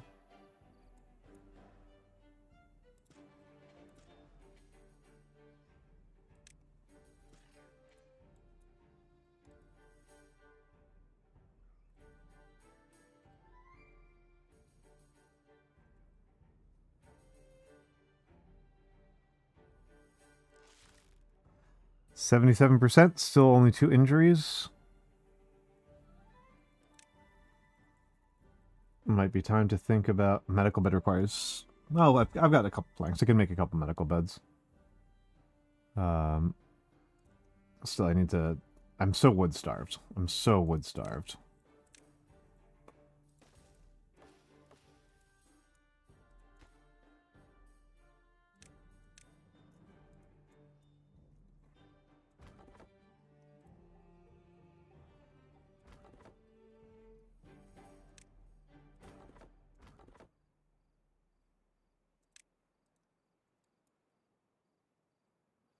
Building Lex goods.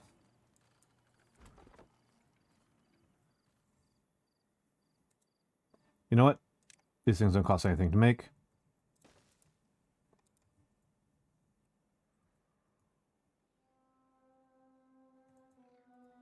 Okay. We might survive this one. It's really going to depend on how good the carrot harvest is. Bad crop, bro. We're going to starve.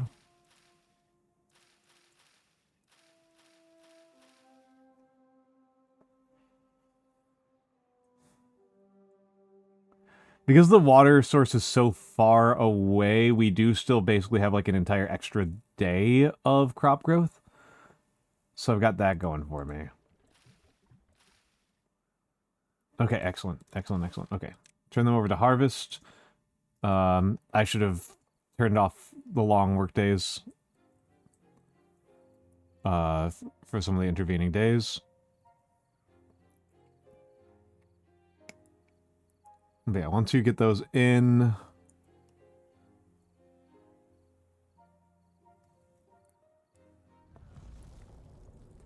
Drought started. Okay, so it looks like we are going to have a full carrot crop. That's good. That's good.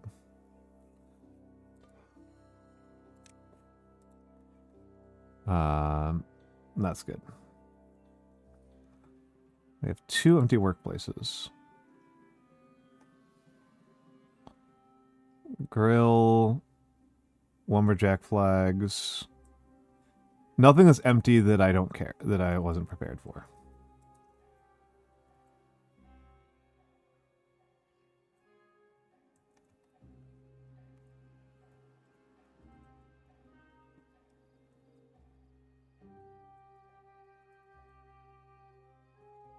Okay, if I can get across this river...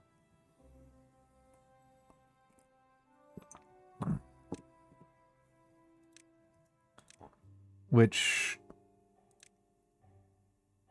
Let's be real here. I should have just done this already. Levy...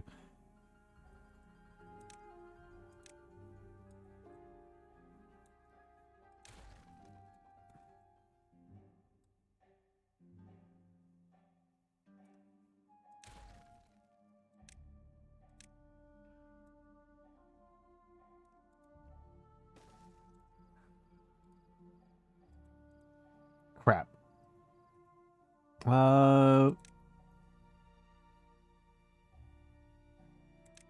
I'm just gonna load that because it's like 5 seconds ago.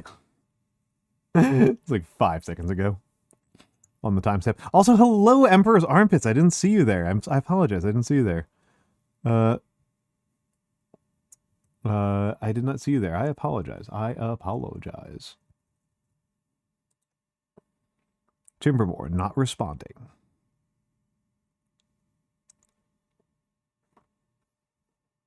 There we go. Okay, so let that one get built. So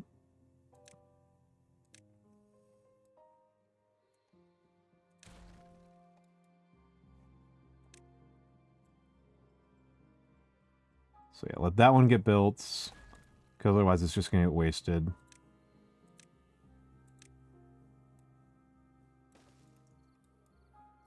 And then levy the rest of that.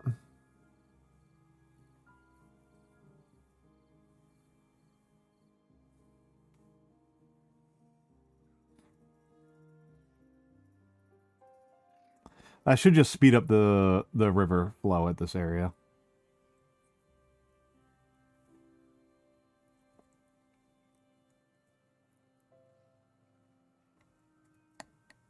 Okay, as long as we get most of these carrots in, we should be fine. This isn't a very long drought. I am freaking out because, like, we are at the point in the game where a bad water tide is, like, a real possibility, and I don't have a bad water diversion set up at all, and it seems insurmountably far away as a technological development. It feels impossible to get a bad water diversion within the next 2 cycles. And I think cycle 4 is the earliest it can show up. Cycle 6, if we don't get a battle ready version until cycle 6 or 7, I should be okay. But if we get one before, then I'm just like, actually, I don't know. I'm not back. I can tank a bad water, I think.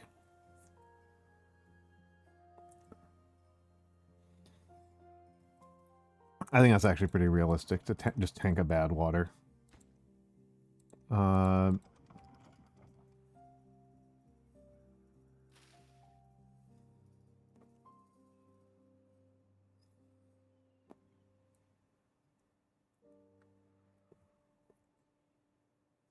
The biggest thing is just getting this finished.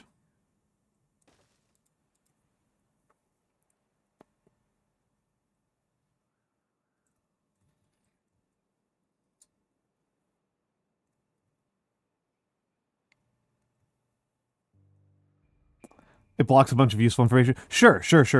I actually usually ask, and nobody said anything this time. Let's do this one. I don't mind moving the chat box. Isn't really a big deal.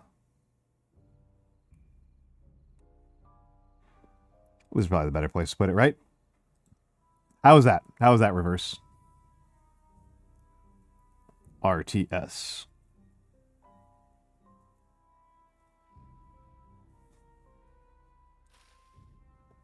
Died from drying out. Okay, whatever. 13-hour days. Yeah. Different games have different places where they put critical data. The most recent game I was playing was .age, and I think in .age it blocked something that it blocked a couple things I really want people to see. So here, whatever.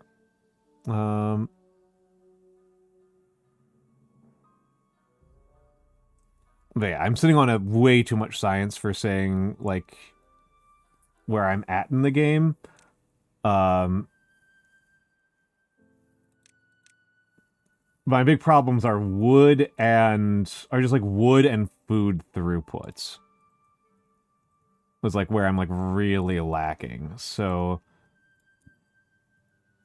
let's just think about this. So that's 6 plus 48, so 54. I need 54 more wood. I think it's probably time to just deconstruct this. I can rebuild it later. It's a loss. It's inefficient, but it's not really a big deal. At some point, I'm going to need hauler posts. Hello, Hoomter. No. This drought, yes. The next drought, no. I am in enormous trouble, Hoomter. I'm playing horribly. I'm getting my ass kicked. It's very frustrating. I normally feel like I'm pretty good at this game. But not today. Today has just not been my day.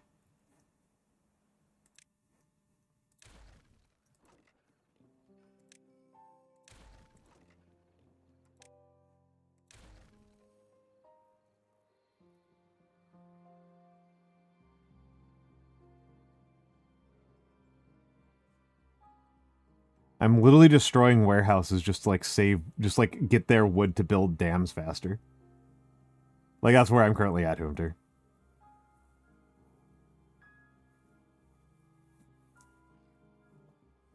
That should be enough. Between those, I should have enough. It's really just a matter of, like,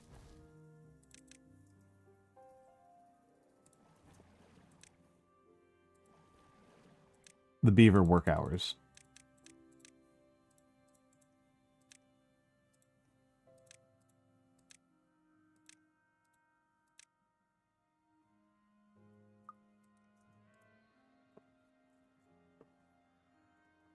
You have to go back to Foundation. Excellent.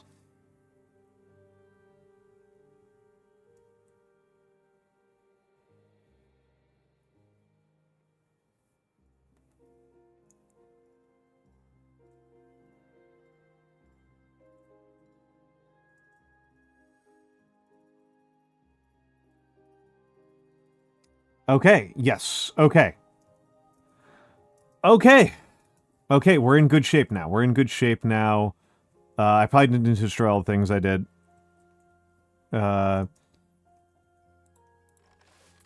This means I can start trying to dig myself out of this hole.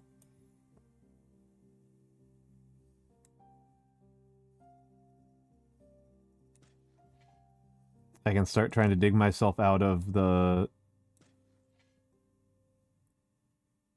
my crop hole.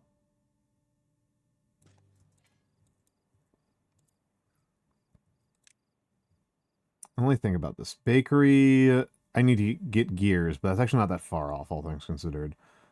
Paper's a little bit far off.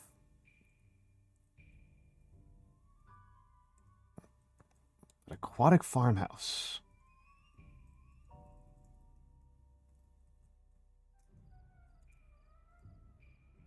Bottleneck is crops. Bottleneck has been because I didn't dam the river until just literally right now. I haven't. Trees aren't growing and crops aren't growing either. So those are my two bottlenecks. Once this wet cycle, I should be a lot better off. This wet cycle should be much better off.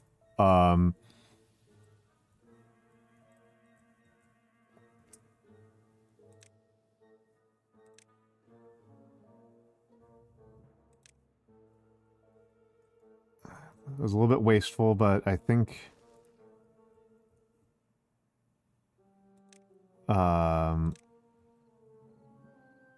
we can do something like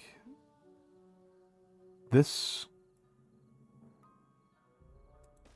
Things will be good until once bad time comes in, I'm in a lot of trouble. Once bad time comes in, I'm in enormous trouble. I'm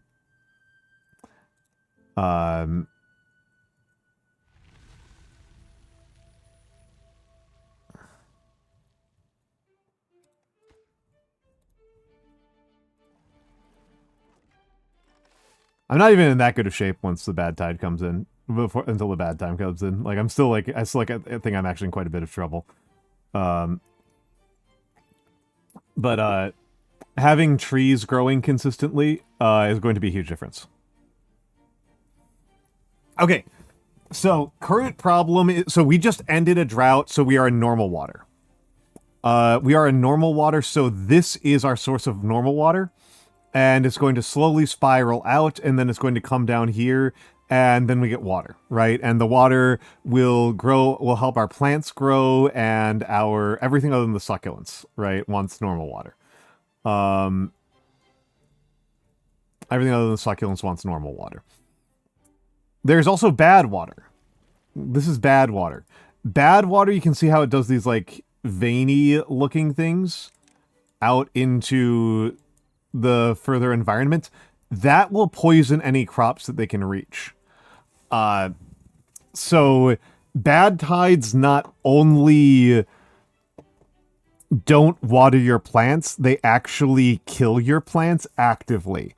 A short bad tide is actually fairly manageable. Yeah, if it touches the beavers, they get hurt. And then I need to decontaminate them. I've not usually had too much trouble with bad water contamination. I'm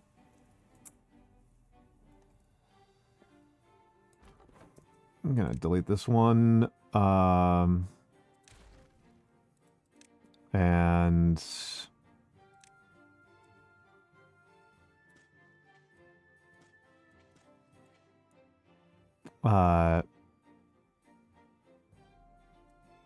you know what? Fuck it. No, these will be birch.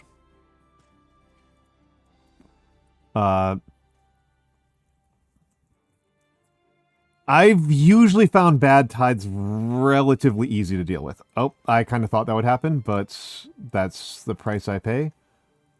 Okay. No, we're fine. We're fine. Good. Good. That's good.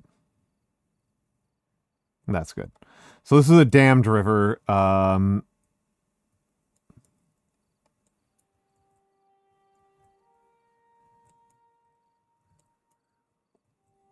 It's like it's dealing fine.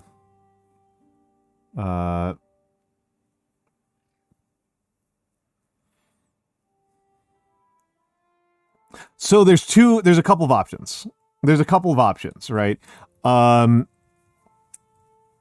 the main way you survive it early in the game when you don't have good tools or good infrastructure is you just make sure you have enough storage of water and food to survive and get through the next planting season. That's kind of the way you handle the first bad tide or two. As they get longer, that stops being an option. And so the really strong strategy would be to create what's called a bad water diversion, which is I would... On this map, it's going to be really hard. And the basics of a bad water diversion are that you create some floodgates, some controllable floodgates. These are controllable floodgates. And then you raise the floodgates during a bad tide so that the water goes down another pathway. So the easiest way I could do this, the least complicated way I could do this, and it's probably what I'm going to do, is build some damming up here, build some floodgates here, and then build some floodgates here, build double floodgates here, and then break this wall. And so when the bad tide starts, this area becomes a wall, and the water gets redirected this way off map. That's probably the least complicated way. It's still not great, because then that means that because of the way this map is set up, this entire area has to purge before I get clean water again. And this map is very slow, so that actually creates a huge problem. The ideal solution would be to create a bad water diversion that starts here at the source, and then during a bad tide, it diverts all the way over here. That would be the ideal solution. And I think that's doable, but I don't know quite. So I could do that with either tunneling. I could dynamite a bunch of this ground, or I could create an aqueduct. And an aqueduct is less scientifically complicated, but much more materially demanding. I have windmills, but not Dutch-style windmills. Raising the water is possible, but the water flows very quickly. In general, you don't really raise water so much as you redirect its flow. Like, the water is going to flow where it's going to flow. I'm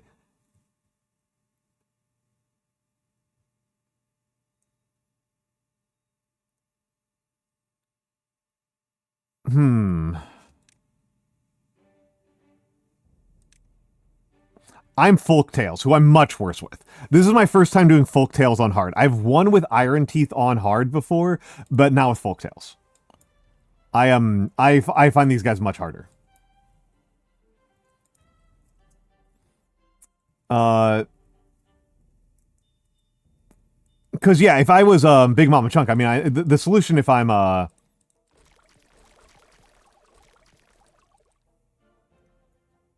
contamination barrier. Oh.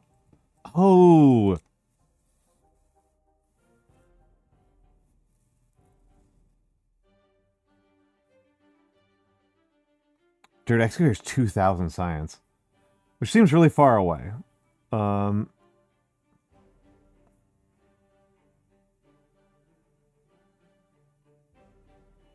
You're right about that contamination barrier. Yeah.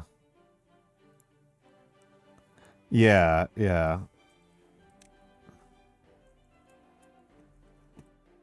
A question about how contamination barrier works.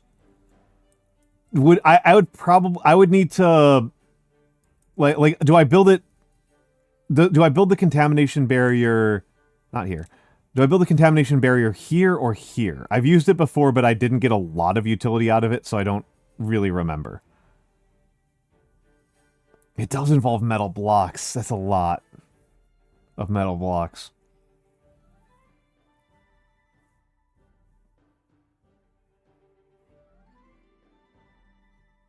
It's a lot of metal blocks. And where is metal?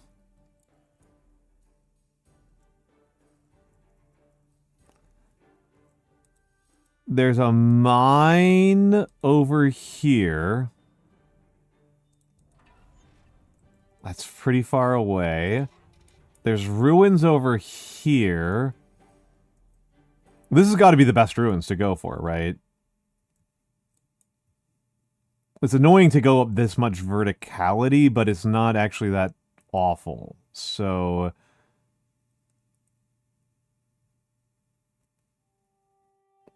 Actually, it's pretty bad. This is pretty bad. This is pretty bad. I could do vertical here. I would take a bunch of platforms.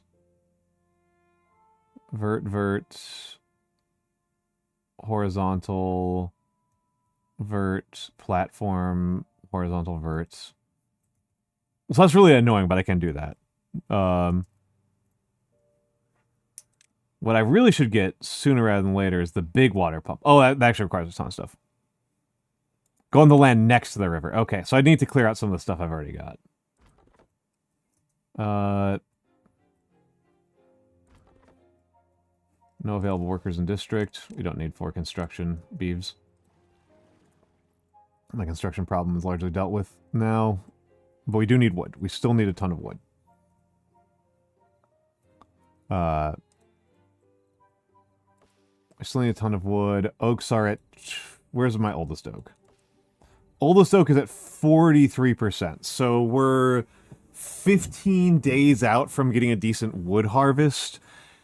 If we get a bad tide now, I will be profoundly sad. Okay. Drought. Okay. We can deal with this drought. We can deal with this drought. We do need to pull a couple of long days to get water in.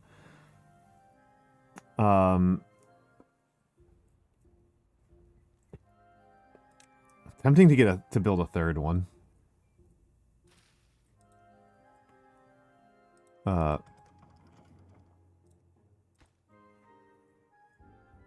You got a couple of unfilled jobs I don't really mind. Okay,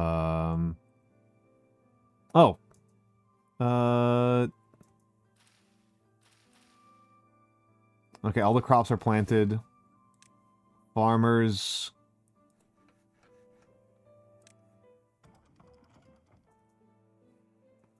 We're getting the lumber mill going again. We don't need a lot of lumber mill. We don't need a lot. We just need enough to get the second forester up and running. And even then, the second forester is not going to be very efficient. The second forester is really not very important.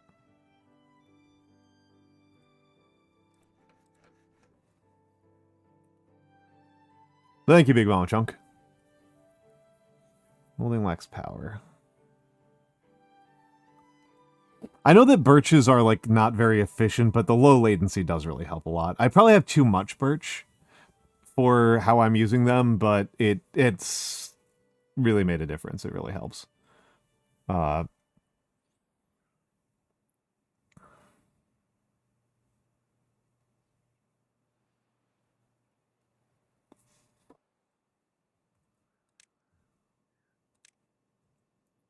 Triple Lodge. I don't actually need more beeves right now. Okay. You guys can stop for the moment. Get back to the farmhouse.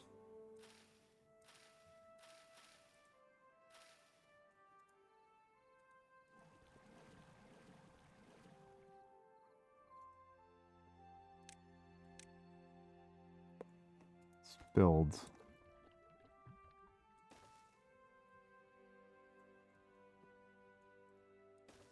No. Don't need you, because you're facing the wrong way. There we go. There we go. Okay.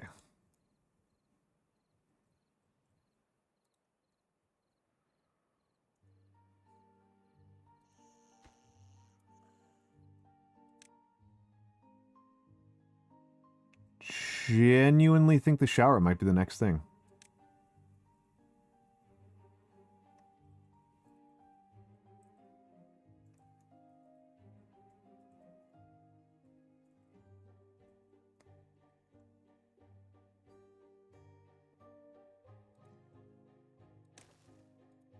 Shower is so good. Oh, lantern, no way.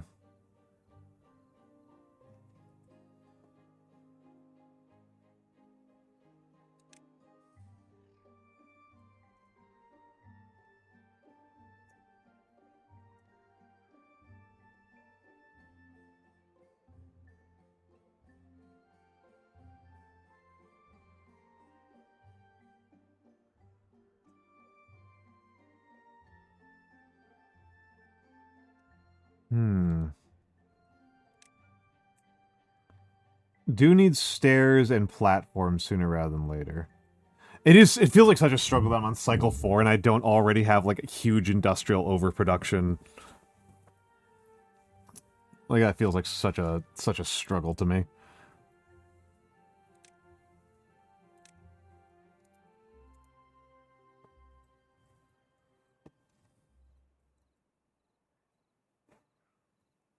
All right.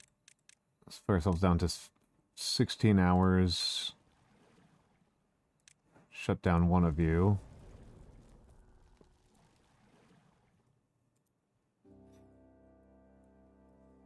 Okay. Yeah, you see, drought has started, but I've slowed the flow of water so much that it's not draining nearly as quickly. Your emotes are gone? I'm sorry, Galaxy Wolfstar. Oh, there we go. That was fast. Well, I guess this is all like the same level. Well, you've got that emote. You got that one going for you, right? Okay, carrot harvest is coming in.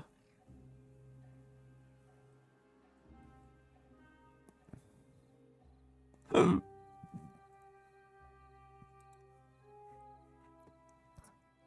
got a good one recently.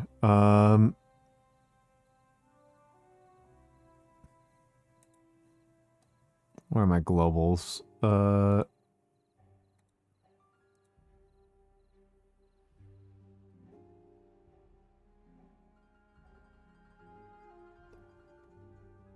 Oh, huh. I can't see the ones I got from what do we call that? From boxes, from trains. Oh well. Oh, I'm sorry, Hoomter. You can't flirt with people now? You can try. You'll just have to use your words, Galaxy Wolfstar.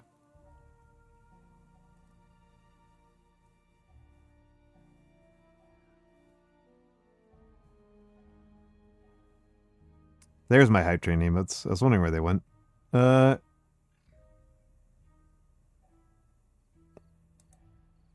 love this one. This one's really good.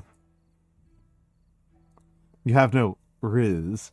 Well, that's a skill. Riz is a skill, right? It is not a solitary thing. It is a thing that you build with time.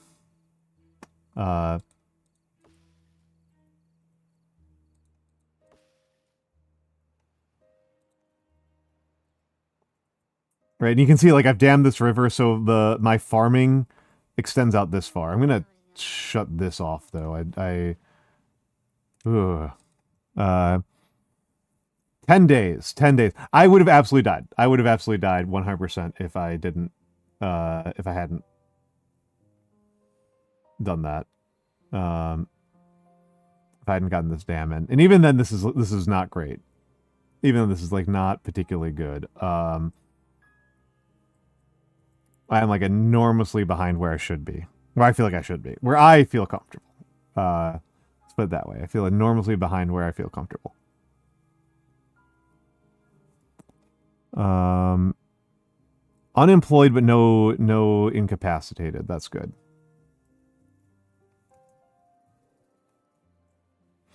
Yeah, consider just being very honest and complimentary. Yeah. Just tell people. I don't know. I don't consider myself a particularly good flirter. I have always relied on just telling people straightforwardly and directly what I think are their good qualities.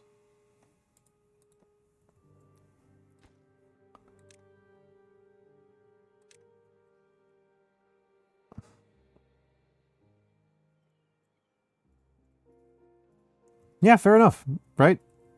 You know, how far off am I from chestnuts being mature? Okay, wow, chestnuts, it's like another like 8 days. Animancer, hit him with the Seinfeld special. Crazy that's not even from Seinfeld, right? Like, I mean, Jerry Seinfeld said it, but like, it was Benson B. It was Benson BB's.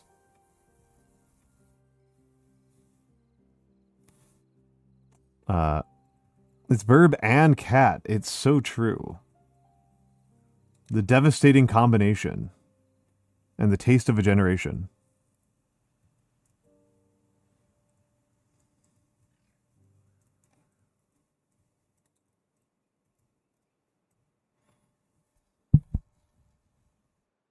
Oh shit, I just realized something.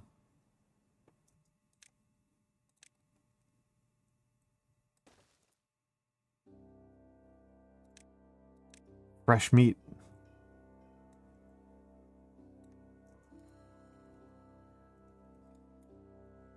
And by meat, I mean trees.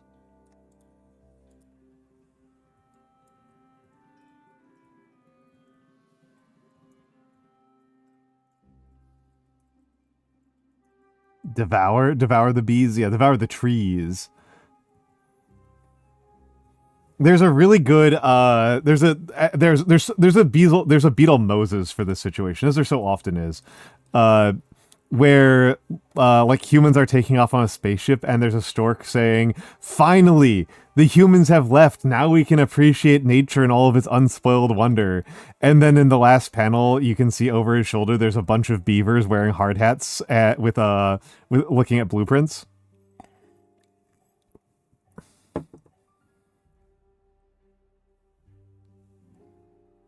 I love Beetle Moses.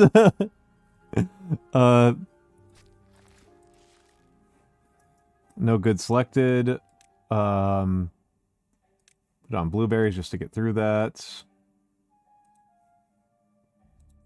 And then we're going to switch you over to sunflower seed.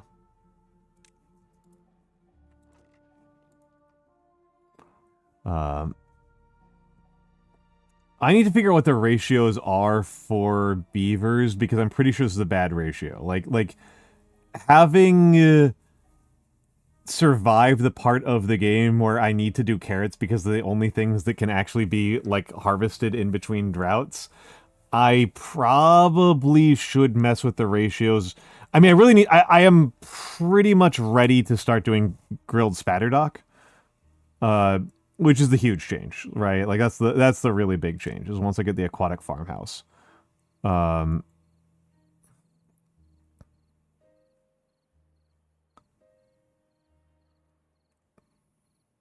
the aquatic farmhouse is the real key here. Unlock you and unlock platform. And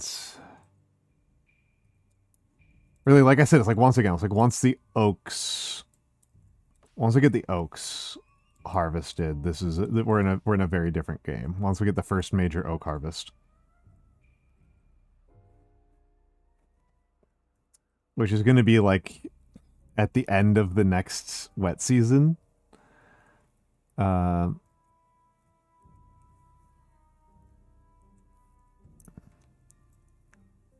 I don't hate this contamination barrier strategy though. Like I actually don't hate it. It's annoying because it'll take forever to clean. Also, the more I'm thinking about this, the more this feels like a better Iron Teeth level, because, like, wind turbines are going to be so annoying to use on this map. I've never really used wind turbines, but this does not feel like a good wind turbine map.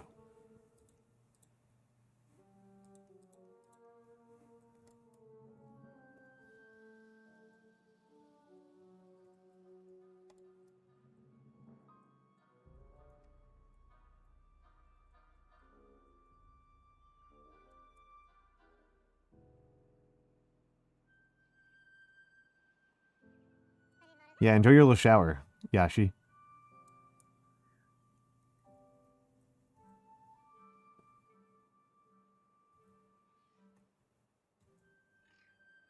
I think I need to change the layout here if I don't want to be incredibly annoyingly inefficient. Yeah, yeah. Nice when you eventually get... Yeah, and I've never done that, right? Because I've done Iron Teeth. And with Iron Teeth, my strategy was really I thought it was a funny strategy. The center of the core of the strategy was I think it's time. You know what? I'm actually gonna unkink some things here. I'm gonna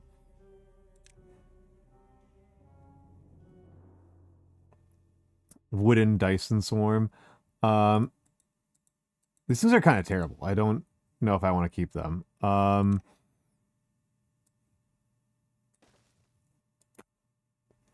And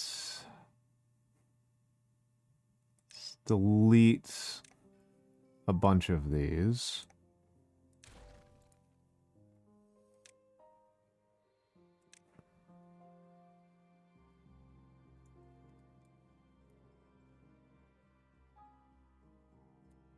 I don't have big water wheels. I want big water wheels. Small water wheels just simply won't cut it. I think I need to go all the way to wind turbines immediately. And gravity batteries. I think I might be on beaver power for a minute. I think that's what I'm actually learning right now. Is I think I'm going to be on beaver power for a minute. I need metal and cogs in order to get gravity batteries, and then the Tower of Power Babel.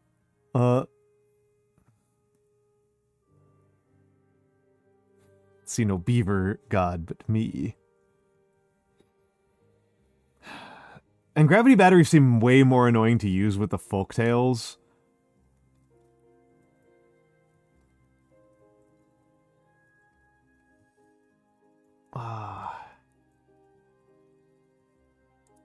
What do vertical power shafts need? They just need gears, but it's still annoying to use them.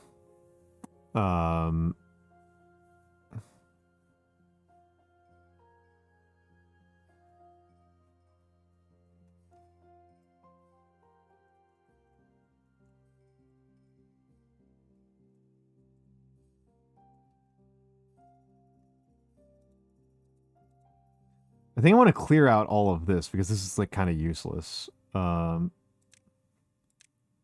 don't think these succulents are like particularly good for what I'm doing here.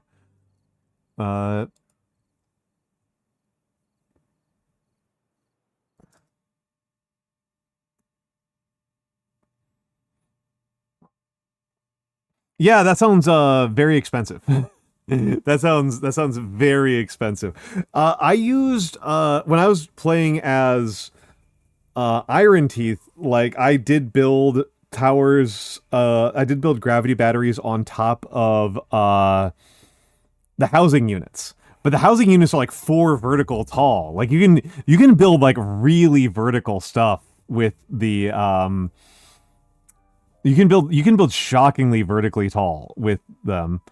Ads in 2 minutes. Thank you, Mix. Thank you, Mix, for paying attention and for being a kind fellow. Being a kind fellow. I think it's time. I think it is time. to let the beeves multiply a little bit more. I think it's time to let the beeves multiply a little bit more. And build bring back the grilled potatoes.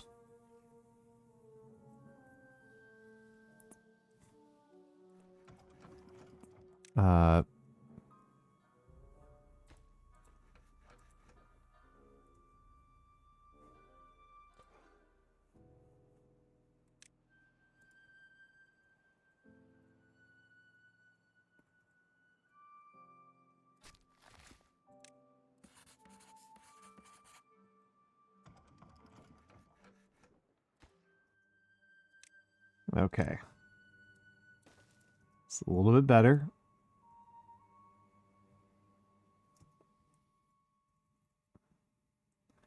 Because the thing I really want, right, is I want a bunch of platforms.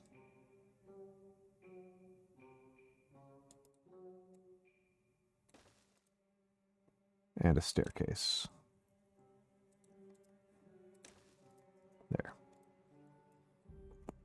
I'll take a minute, but once those get built, I can start going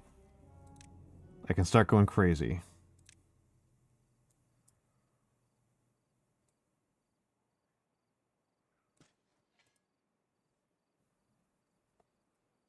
I can start going absolutely crazy. Okay. It's ads. Okay, I will be right back, folks.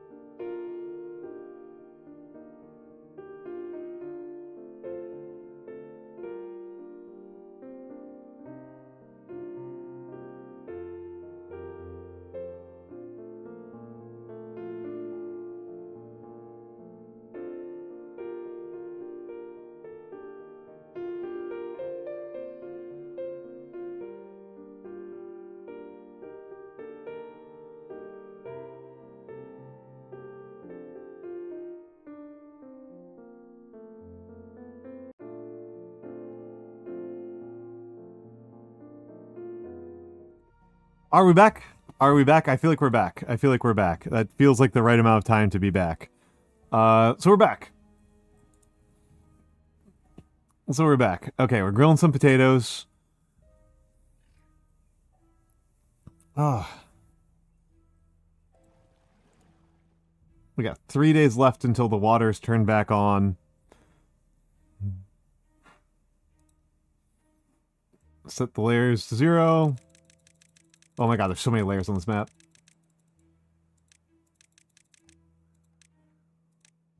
I really should...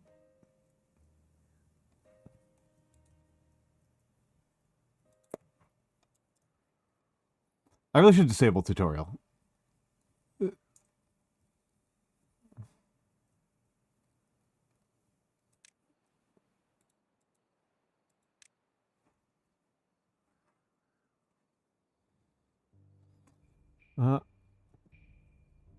Okay.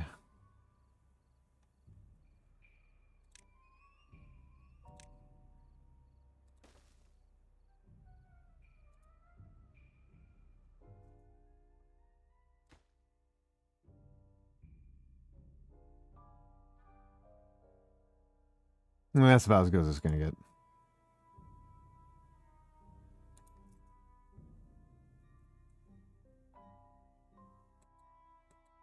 That's pretty sick. Legitimately reverse, that is actually pretty sick. Thank you. That actually kind of rocks. Let's try something here. Slayer 9. That's actually really cool.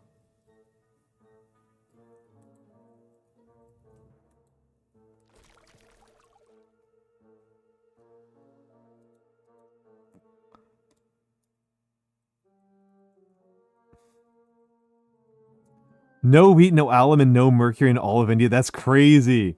That's crazy. Who are you playing as? I haven't played EU5 at all, and I'm not sure I'm ever going to. But I was very much a I would say my favorite nation to play in EU4 was Bamanis. I liked Bamanis a lot. And I know it's a controversial opinion, but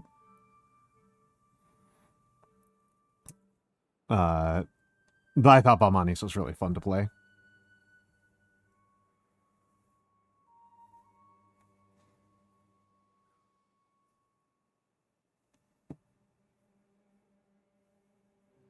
Vijay and Igar? Okay, yeah, yep. You're gonna retake the entire content. Yeah.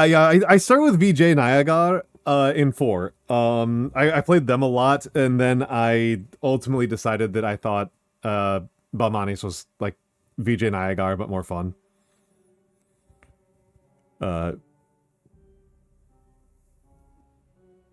Okay.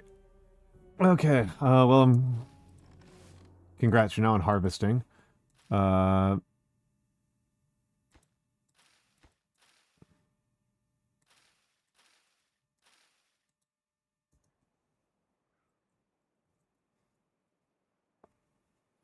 Colonize England and Hindustan. Yeah, hell yeah. Hell yeah.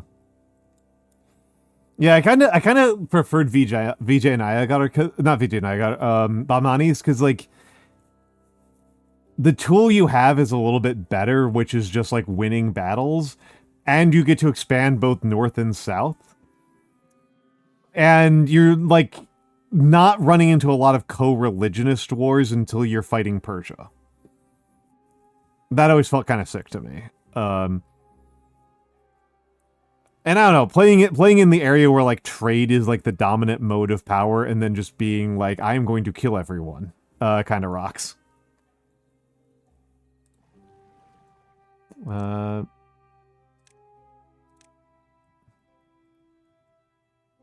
shouldn't have destroyed that. Did mean EU4 broken as fuck. Fair.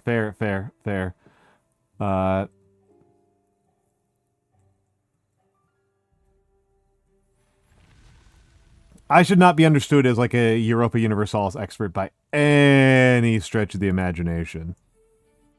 It would be deeply unreasonable to treat me as anything other than an absolute dilettante at that game.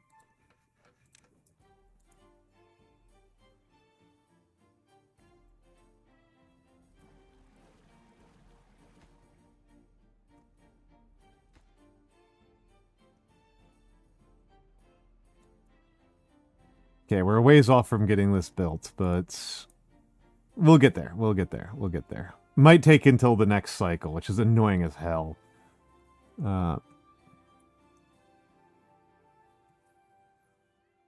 It's really the lack of good terrain for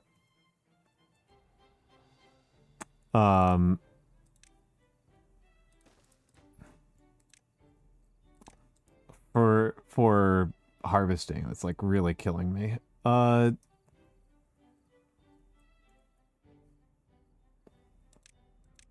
think I just need a hauling post.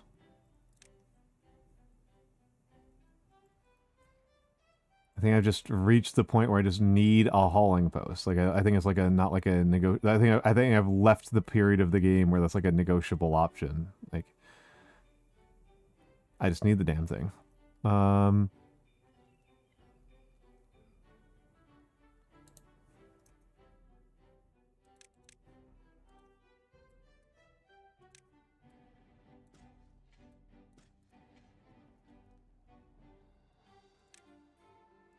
Which feels super early to me.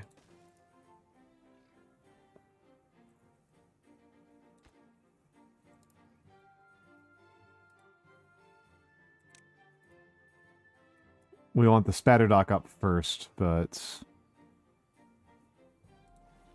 Okay. Water pumps. Water pumps go! Water pumps go! 3 different people pumping water.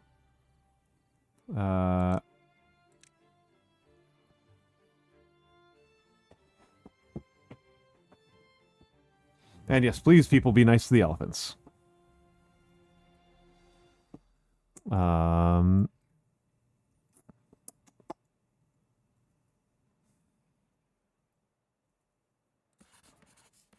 off the inventor for a little bit.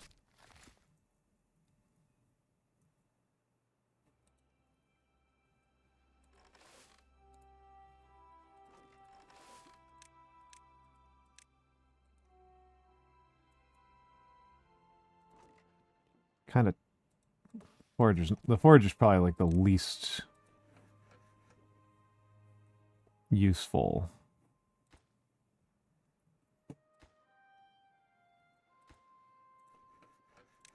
Yeah, we need lumber.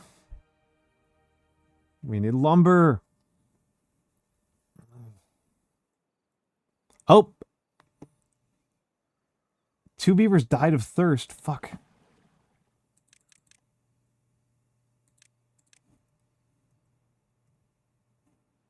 Water pumpers, you gotta get pumping.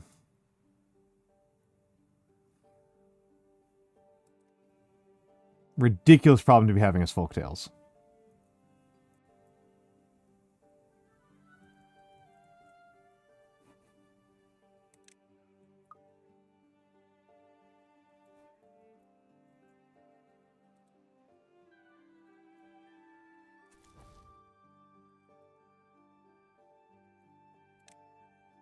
Okay. Turn off construction for a few minutes. Try to get things caught up.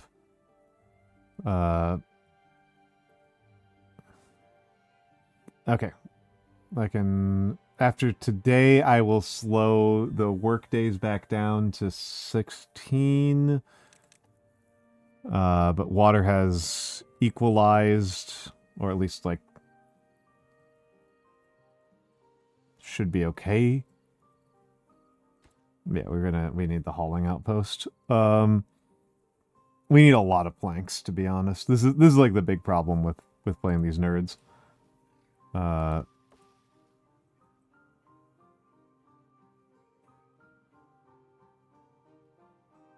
Water can be eaten raw, gathered by lumberjack flag. Interesting.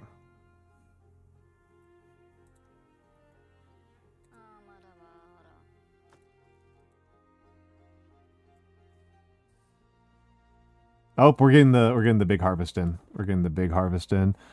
We got an unemployed beaver. Good. Good. Perfect. Perfect timing. Perfect timing. The oaks are coming in.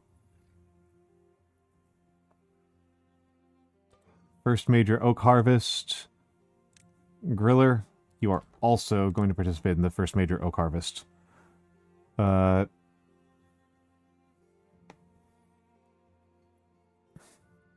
Yeah, I keep on thinking about the insight, largely from Brett Devereaux, that the limiting factor on elephants in warfare is fuck.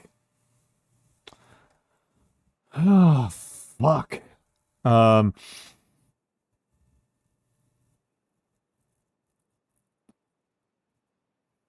let's see if I survive this, I guess. The big limiting factor on elephants in warfare is just like, do you live in an area where elephants like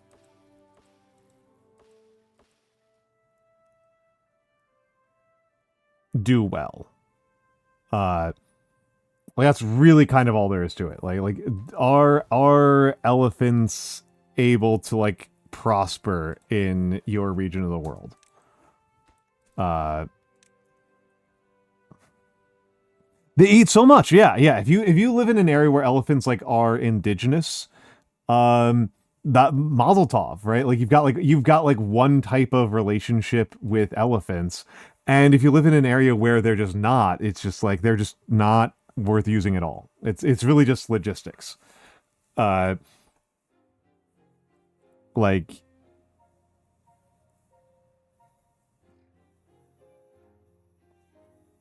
they are beavers are injured. Okay, hold on. Fuck.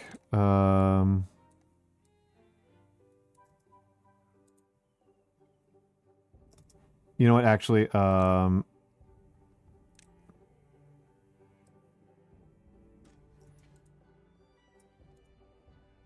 fuck.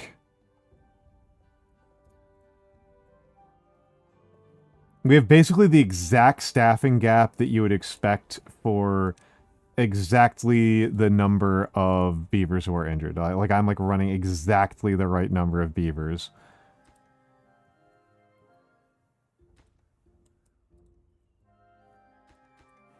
Prioritize this.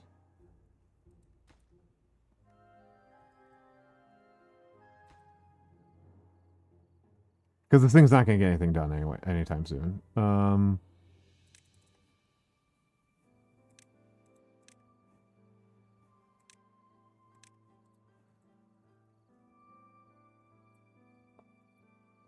So we might, depending on how this bad tide goes, we might be okay, because bad tides can sometimes be really, really short.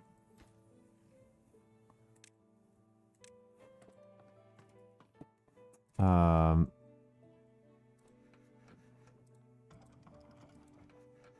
6 vacancies, of which 5 are at the hauling post. Uh,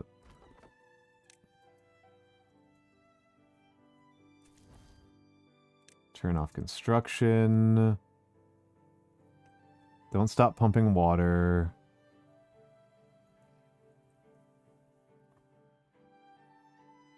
Yeah, that's the big thing. Is like do the really? I'm just wondering, like, do the chestnut trees have enough resistance to survive the bad tide? Because if they don't, I'm gonna be. It's not the end of the world, but it's super annoying. uh, I do think I need to get rid of these succulents, though. Like, I don't have the medical infrastructure to keep up with this bullshit.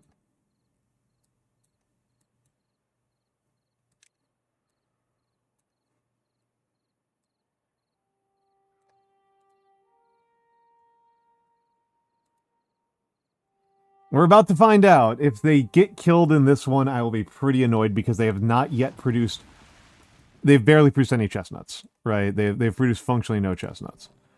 Um,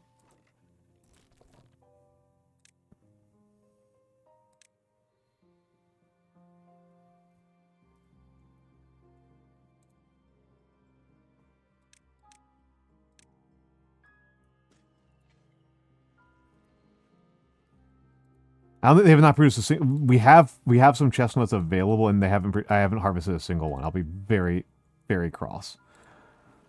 Um, the bad tide's 11 days.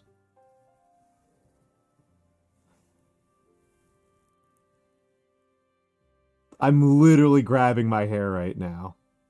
Yeah. literally grabbing my hair right now. Oh my god, that's annoying.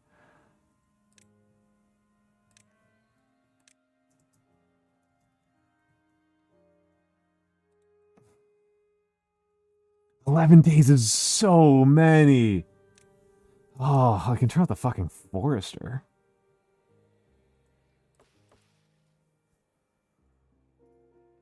Yeah, I don't really care about the berry bushes.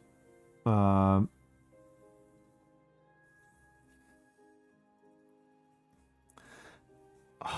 might be screwed just on water. Right? Like 250 water might just like not be enough for 16 beavers.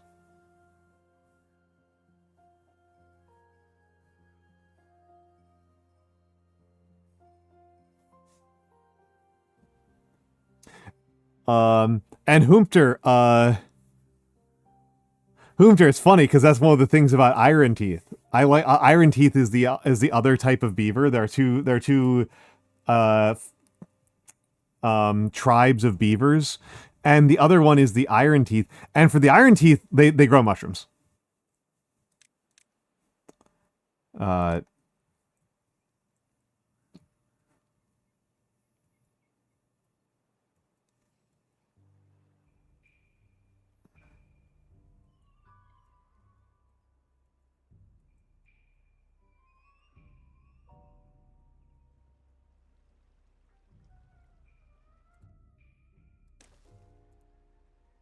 yeah, I'm just feeling more limited by I'm just feeling very limited by water storage right now.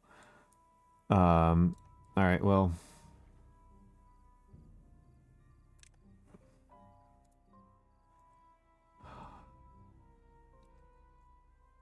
Cripes.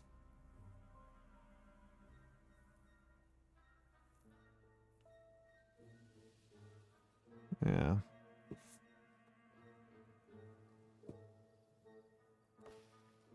Oh, even the oaks are dead. Crap. At least I got in an oak harvest. Okay.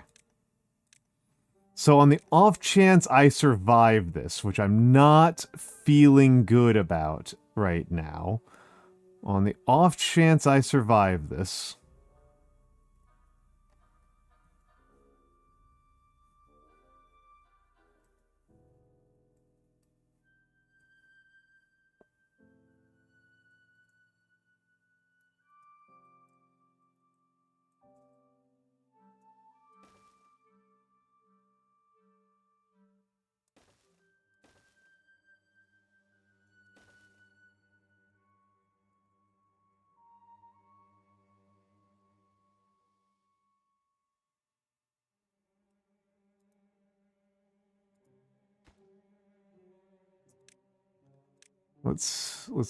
yes.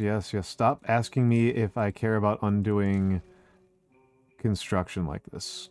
It's really annoying.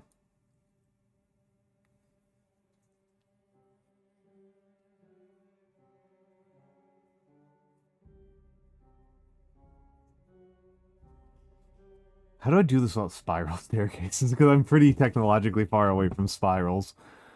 Um, let's work my way back. Let's do it backwards. So,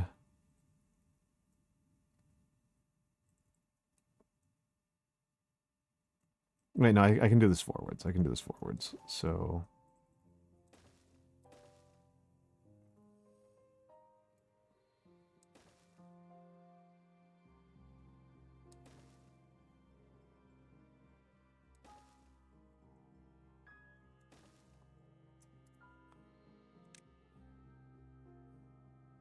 hold shift. Thank you.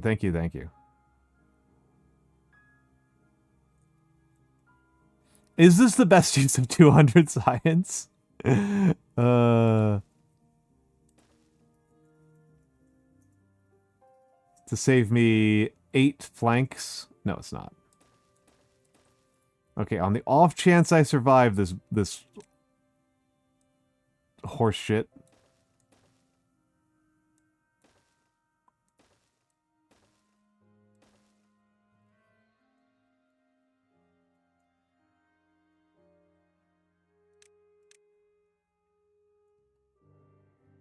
I need to get over here in order to start making contamination barriers.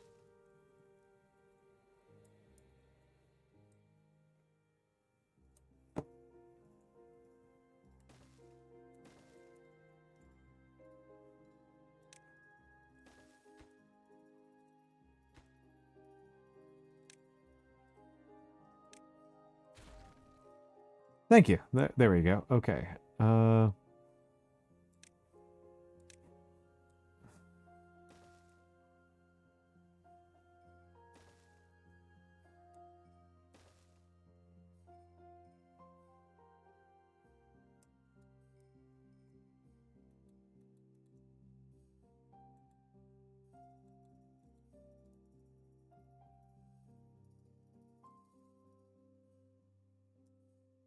Okay.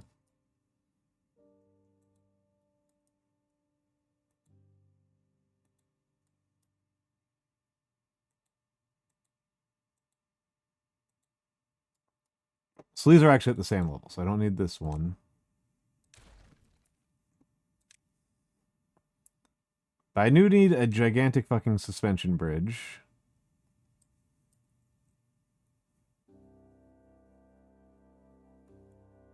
Or a shitload of platforms.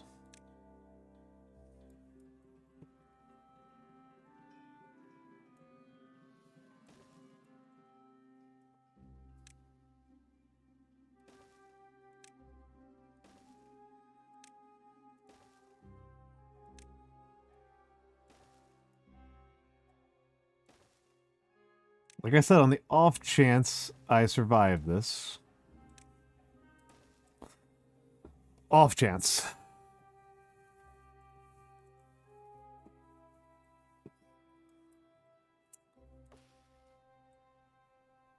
Let's see what happens to the chestnuts that are already on here.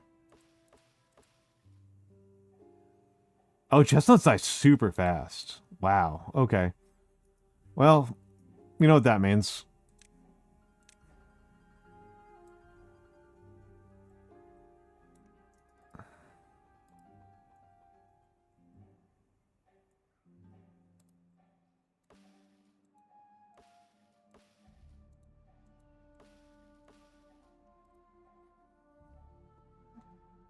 Oh.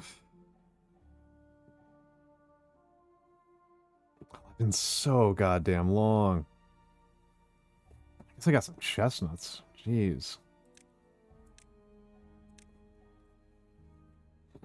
I will temporarily have a pretty good quality of life from these grilled chestnuts.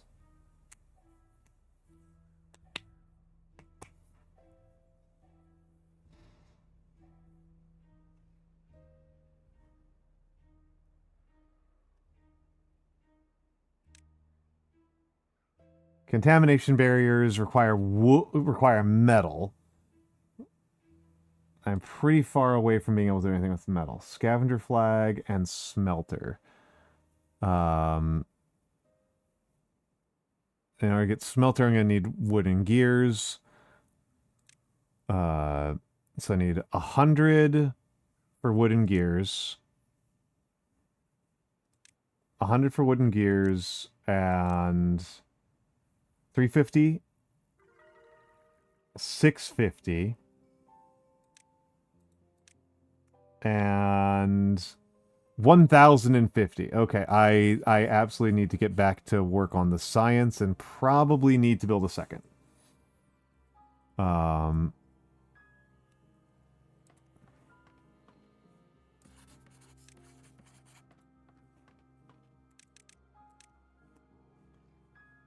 I'm actually not doing anything with the hauling post right now. I haven't set myself up logistically to get anything done with it. Hauling post I tend to find is like a huge deal in terms of actually getting things done in the game, but it only matters if, you know, I'm doing stuff with it, right?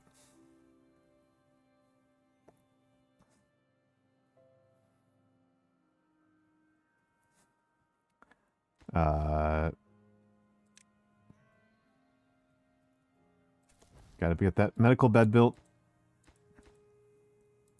We have 200 beavers.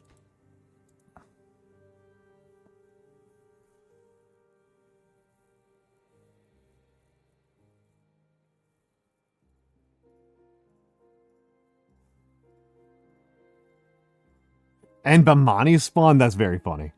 That's very funny. I've summoned them. My favorite EU country has arisen. Because I wanted them to.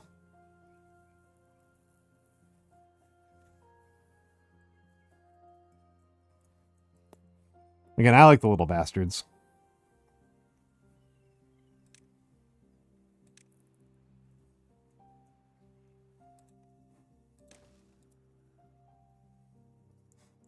Cool, you'll kill them. I will kill them now. Lol.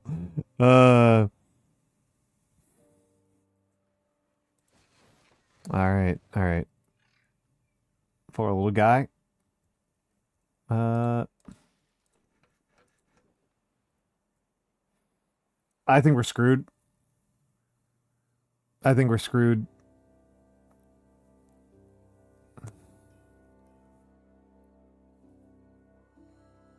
Yeah, Babani's rules. That's what's gonna happen. Is that they're gonna rock your shit because they rock.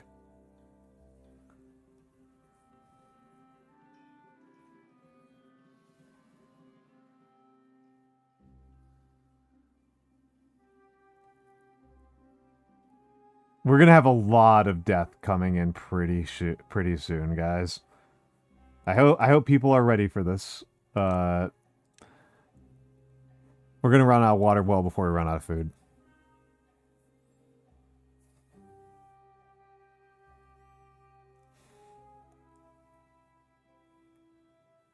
Preemptive rip. Oh, you're still here, Koran. Nice. Now let's start clearing some stuff out here. On the off chance that anybody survives.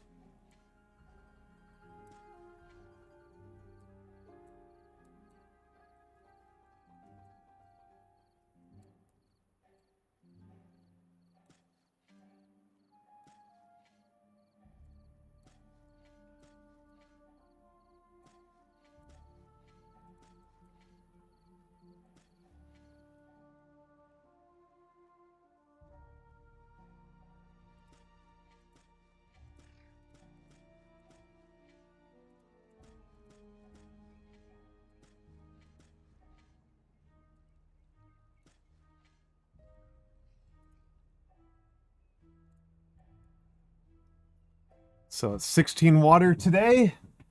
They will be out of water as of tonight. Will be the first day that they are totally dry, and then they have 72 more hours, 96 more hours, because it takes almost 24 hours for the water to get down, for clear water to get down here. Once clear water gets down here, we can start pumping it pretty quickly. We might want to blow this levee in order to purge the bad water faster, because otherwise there's going to be an eddy of bad water over here. It's going to take forever to clear out.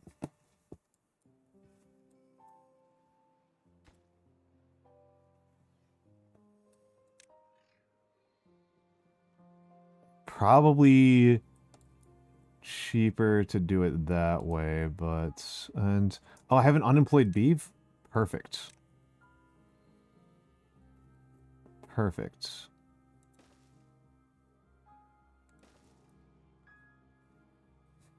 Let's get those built.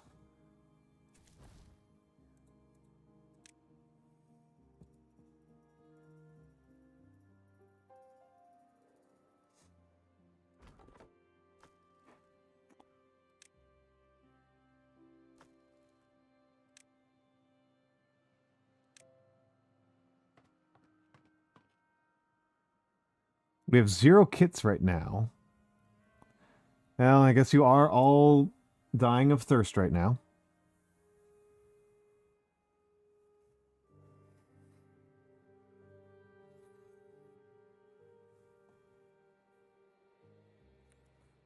So makes sense.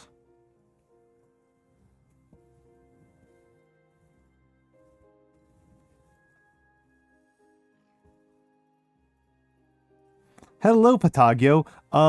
Terribly. We, this is the fifth city, my fifth colony. Um, yeah, this is going real bad. Fifth colony, we have literally zero water.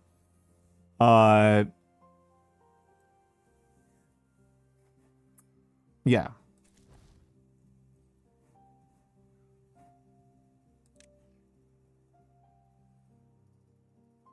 And we're probably going to die.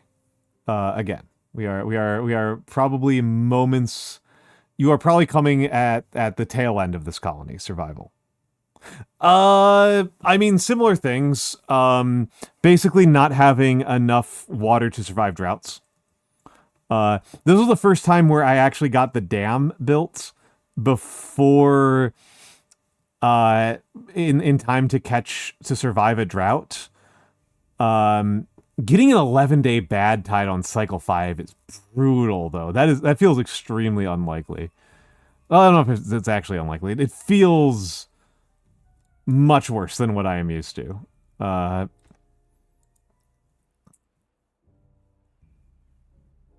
yeah, we're getting rocked. We're getting our shit kicked in, as they say.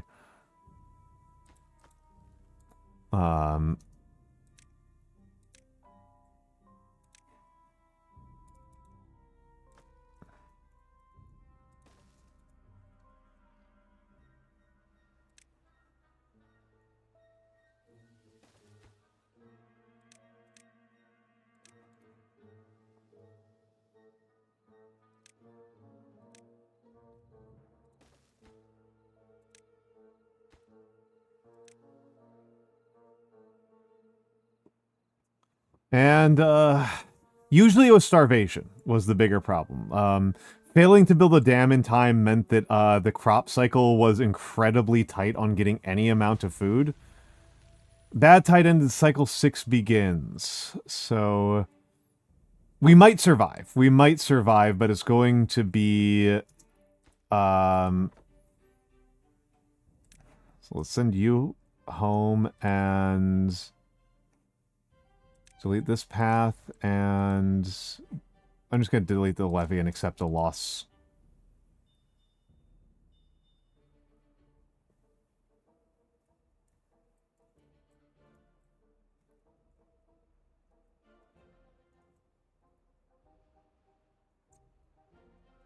Try to create a little pocket with solid blocks around a water pump with a gate. Oh, it took me a while to figure out what the hell you were saying. I apologize, Mama Chunk. I was like, I don't understand what she's trying to describe to me.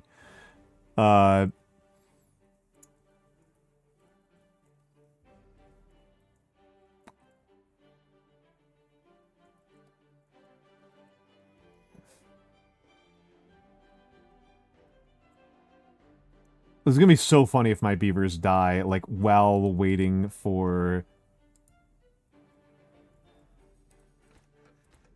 While waiting for this. And turn you on higher priority. Oh, no construction workers. Okay, that'll explain that.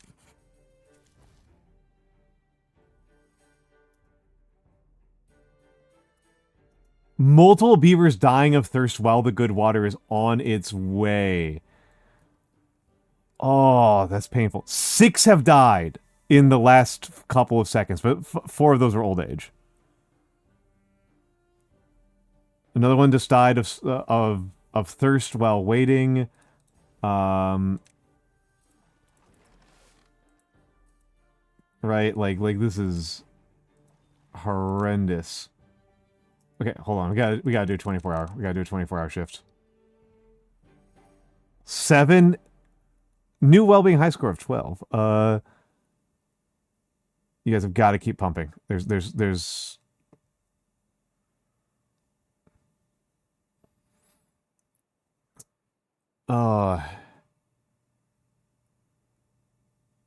9. We're down to 4. We are down to 4.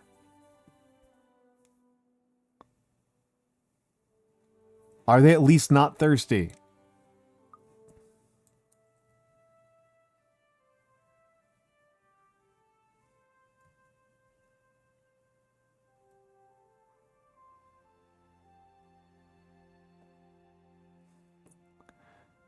Oh. No, I did get that. I did get that.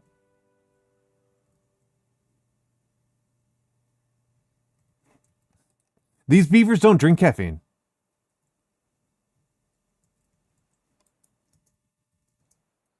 Okay. I'm going to shut down to one pump.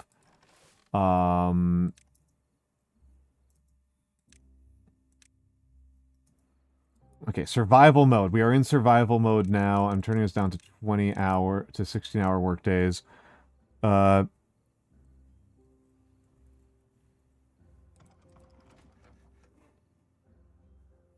This thing doesn't matter now. Lumberjacking doesn't matter. You matter, but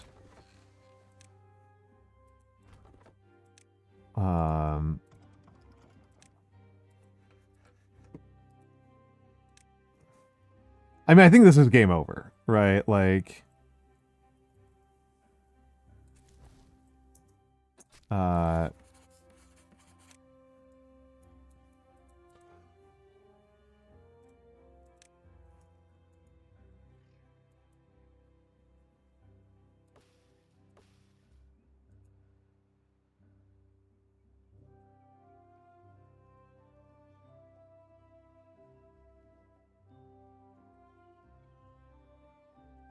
it's more that in order to keep up with the demands of increasing, of the increasing problems facing me, I'm going to need a much larger population. That like the next drought or whatever is going to be coming in like a couple of days. If it's another bad water, I am incredibly cooked. If it's just a drought, I might be able to survive. Do I have any construction beavers? What are my beavers doing? Pump, forester, farmhouse, gatherer flag. Yeah.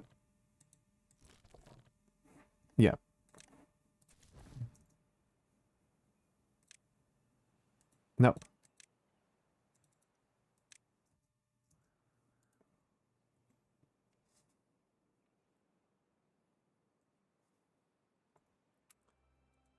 This is the important one. Do this. Do this. I understand this is a neat little mini project over here. I mean, I suppose part of at least folktale populations like bounce back pretty quickly. Like there is that going for me.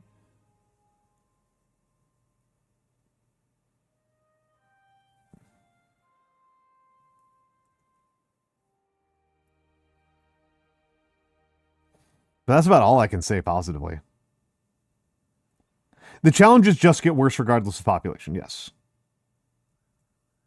Mama Chunk is correct in pointing out that because the actual limiting factor is running out of food and water, if you have a very low population, that's not that big of a deal. Fuck. 3 days. 3 days and I have 2 food.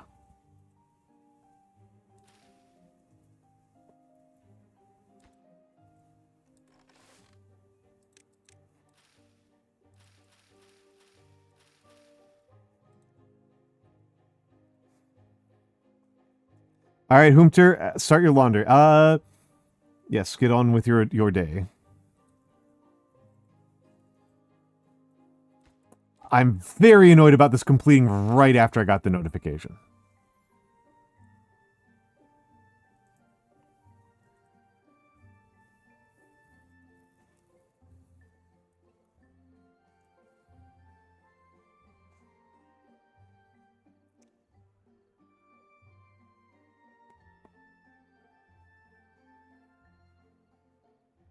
It's another bad water. It's another bad water.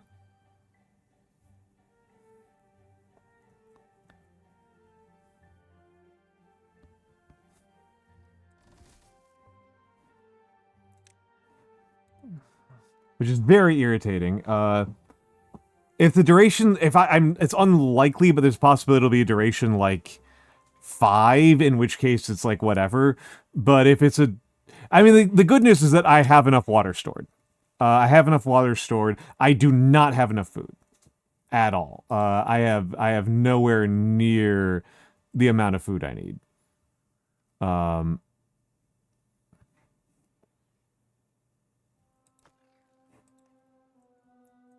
I don't have anywhere near a fraction of the food that I need. Um, and it looks like I'm not going to get it.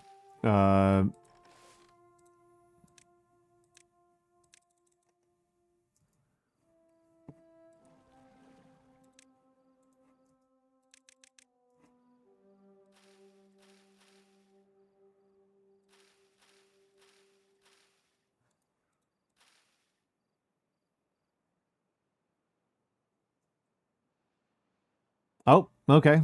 Carrots are coming in. Maybe.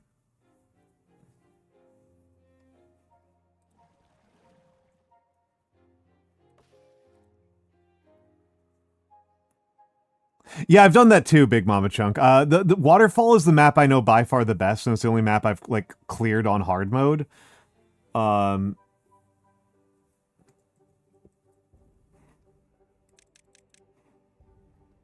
you guys are working through the night. Like it's this is not a lot of food, but I don't know how when we're going to get food again. Uh, I know you guys don't have a lot of food requirements, but I don't know when we're going to get food again. So, uh, make hay while the sun shines. You are on carrots.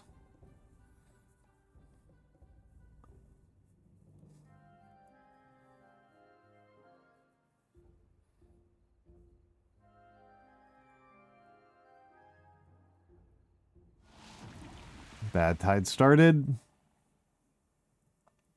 You guys get to rest as soon as you get all of those done. As soon as you get all those done, I'm turning the workday down to like 8 hours.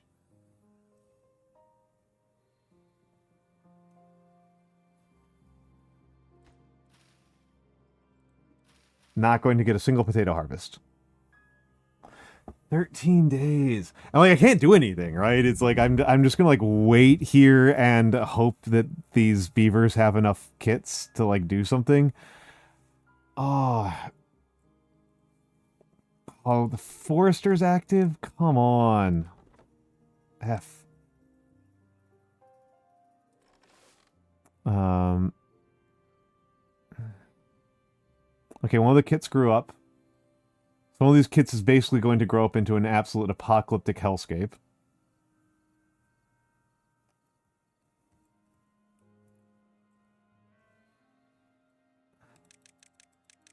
I'm putting you guys on 16 hours now. Yeah. Oh. Well, I mean, the options, right, are like what you said, like a kind of like irrigation technique. Which if I start over, maybe that's what I'll do, or contamination barrier, or bad water diversion. Right? Those are kind of the options that exist. Um, and so discharge the I would need a discharge in order for the in order for irrigation to work at all, right? Like that's just what that is conceptually. Um, oh hey, I am getting a potato harvest in. I wasn't expecting that at all. Well, no, I'm not getting a potato harvest in. uh,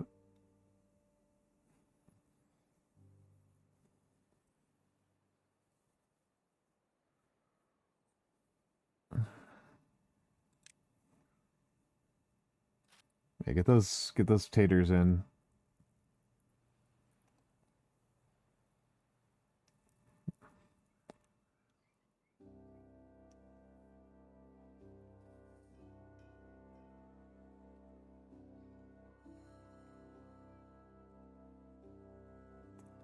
And then once these guys are done harvesting, okay, all the sunflowers are dead. That carrot's dead. Those potatoes are dead. Okay, so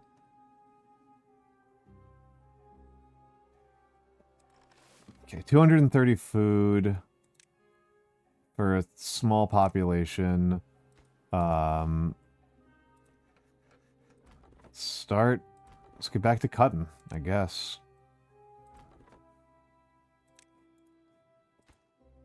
And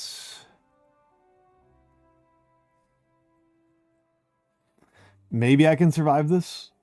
I'm kind of dubious, but it doesn't seem completely impossible to survive this. Like, it's going to involve, you know, like, waiting for my population to bounce back, like, a lot. Holy crap. Oh, we've got a researcher. That's fine, I guess.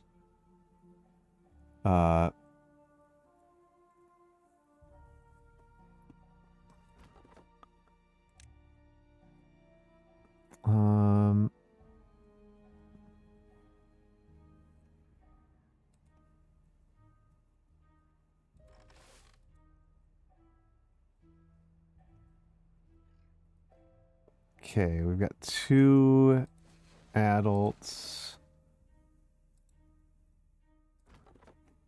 You're not doing anything.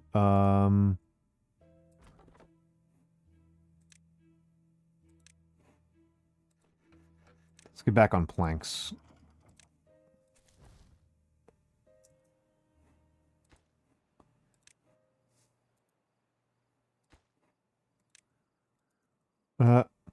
Hello.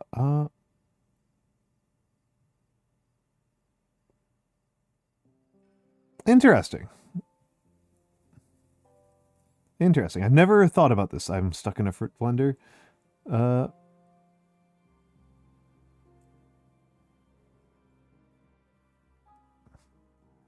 don't know. I don't know a lot about neuroscience. I found the neuroscientist I knew in school to be disturbing specimens. You reduce the work hours to like 15 so that they have more sex. I think that's how the game works. Is that like the more free time they have, the more they have sex.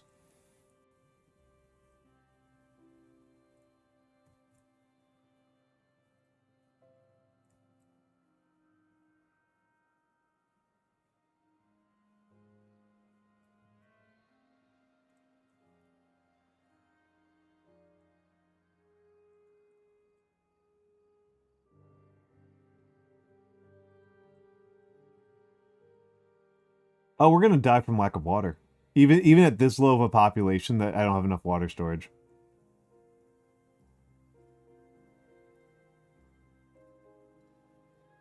So the same with leisure locations and service more beavers. Yeah, yeah. Yep.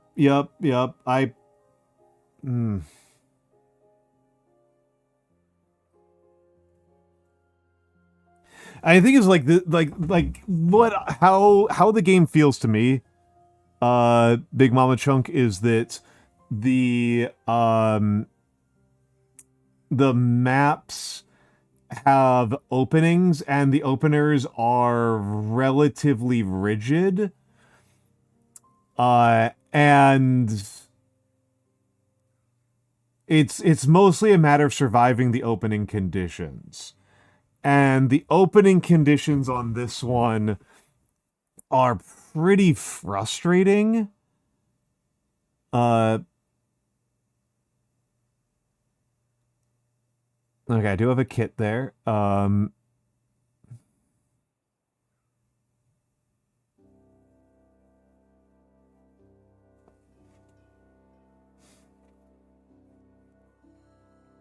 Yeah, getting to stability can hurt.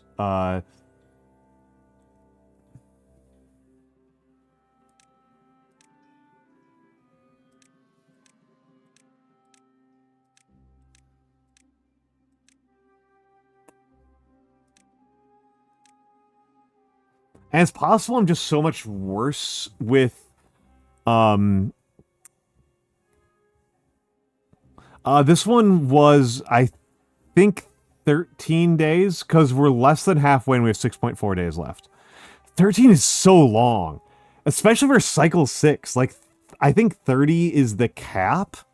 So this is a brutal one, especially to get back to back with the previous one.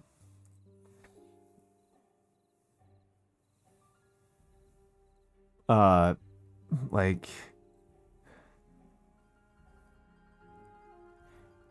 this is the second or third in a row.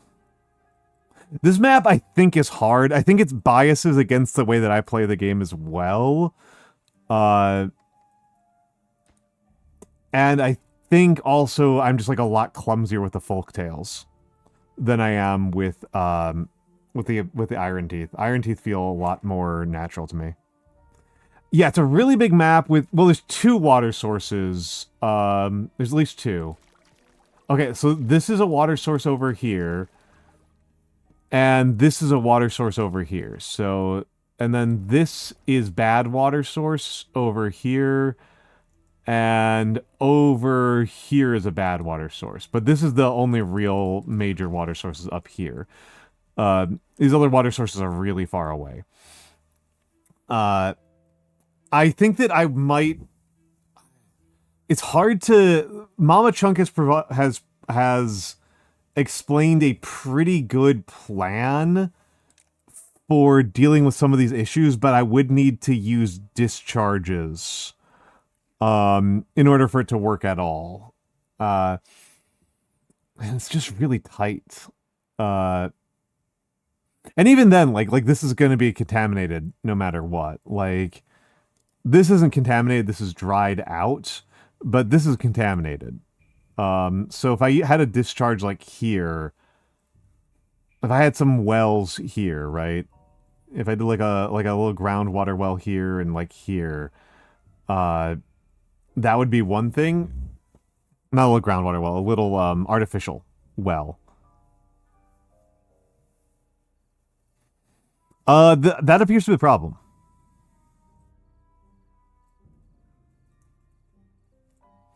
That appears to be the problem is, in fact, nuclear weapons.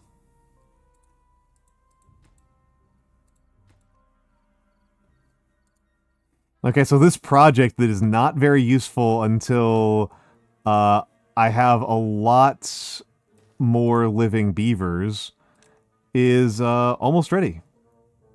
And so scrap and then... Fight fire with fire. Yeah.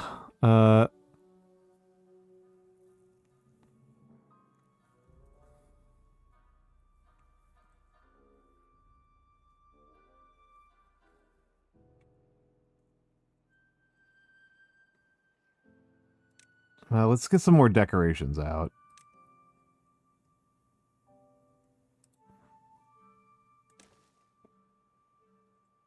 So yeah, it's probably not the best use of my very, very limited science at this point, but...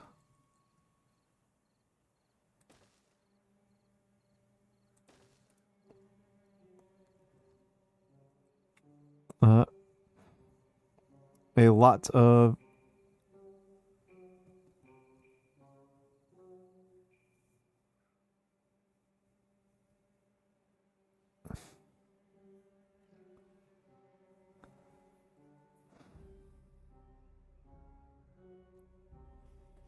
I mean, the good news is that I have a ton of spare lumber, right? I have a big lead on spare lumber.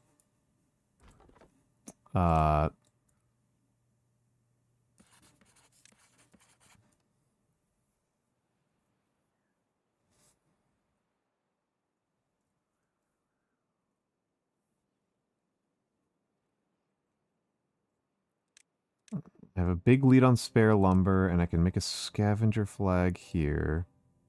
Not enough science. I'll need a smelter.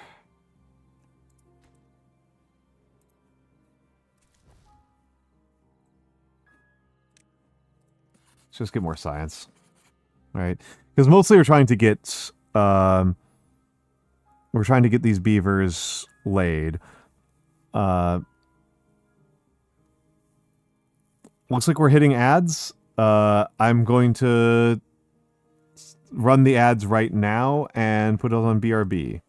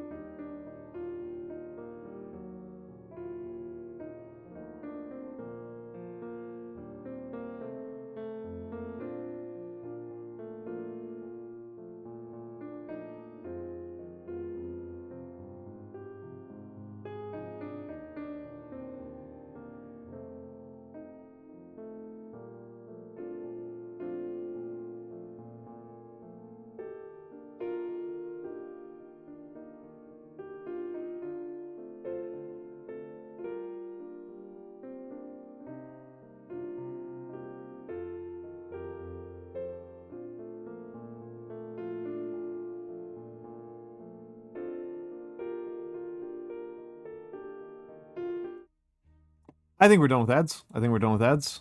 Let's see. Let's see if I can continue to claw this back. Oh my god. Okay, so. Oh yeah. Let's turn off one of these sciences, and so we can get the gears built. Uh.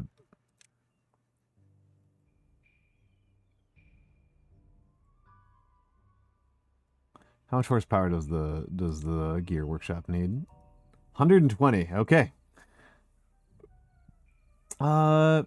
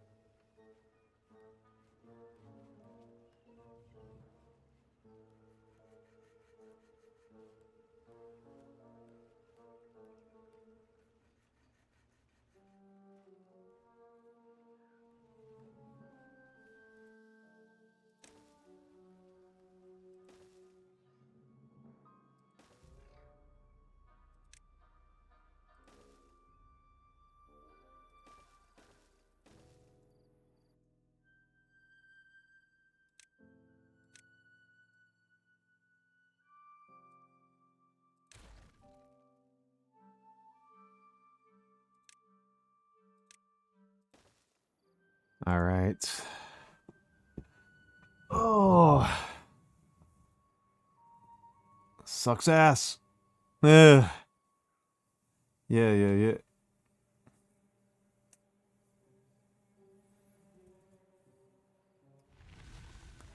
Cycle 7 begins with a population of 7 beavers. 7. That is very, very few beavers.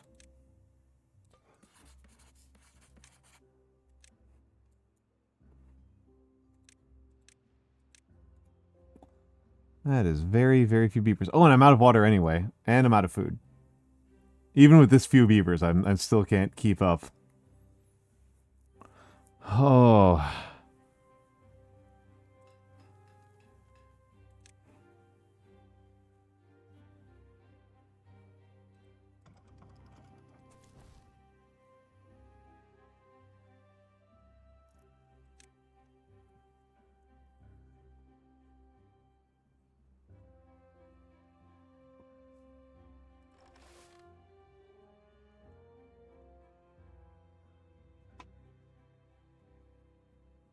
Let's turn priority back on.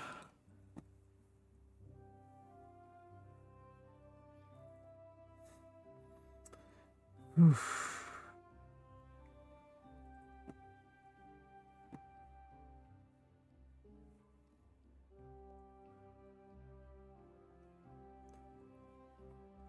Yeah, I'm not feeling great about this one.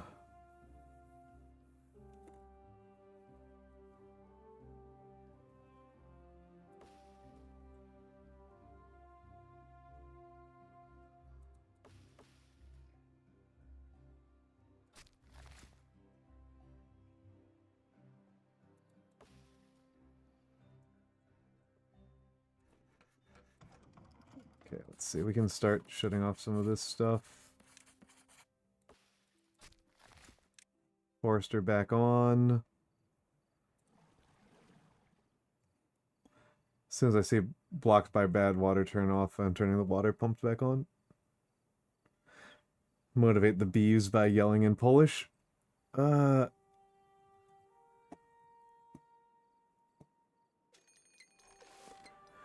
Oh, thank heavens.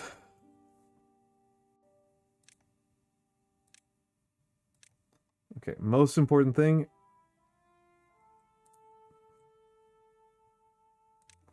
Rebuild this levee. Maximum priority. Get that shit back.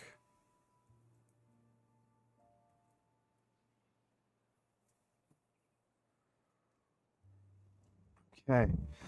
And, okay, now the water is back, so frankly, we need all the water, all of the water, all of the water. We're going up to 19-hour workdays, until the water is back up.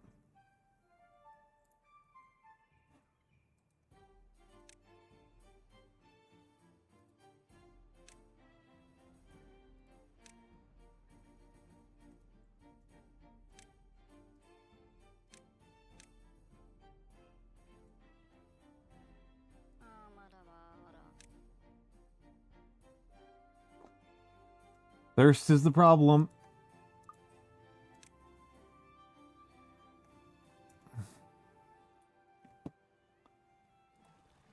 Sorry, Helm Slice. No can do on the 15-hour work days. These beeves.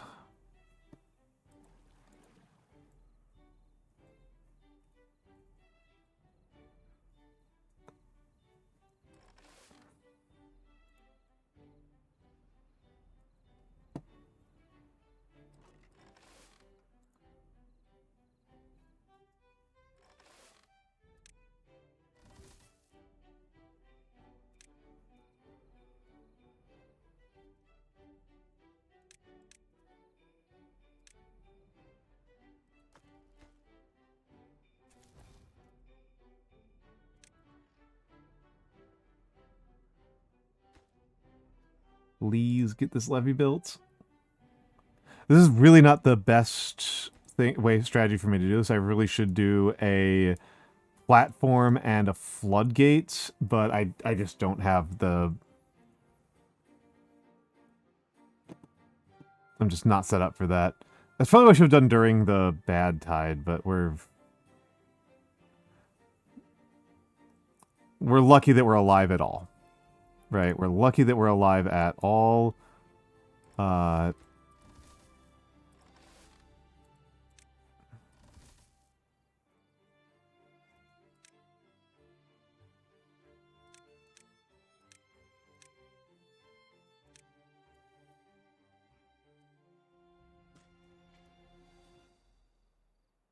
That's where I'm at.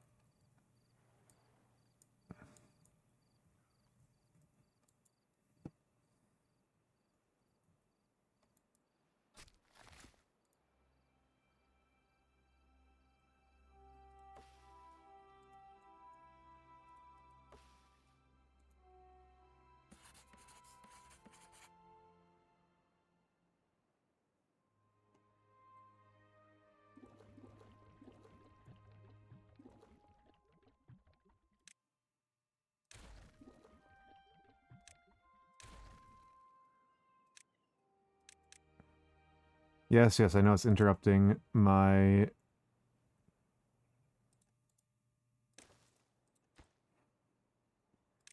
low priority. I don't think we're gonna get done this time. What's up, Nano? What's up, Nano?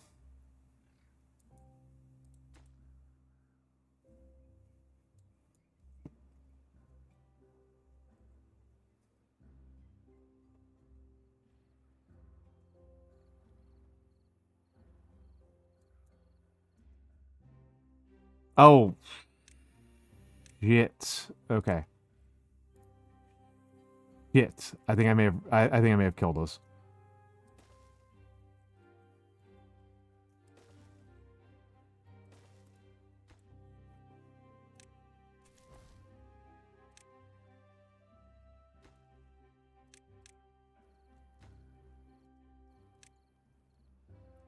I think I may have killed us. 100... There's no way 173 water is going to be enough.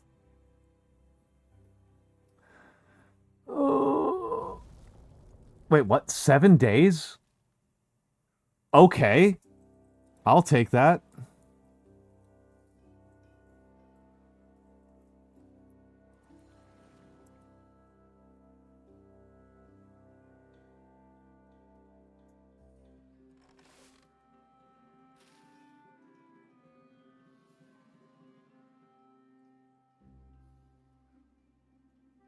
I did not know that beaver is also a river.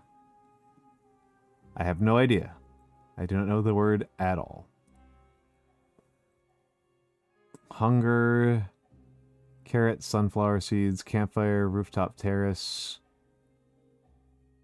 shrub, lantern rooftop. They're actually doing okay on those. Oh,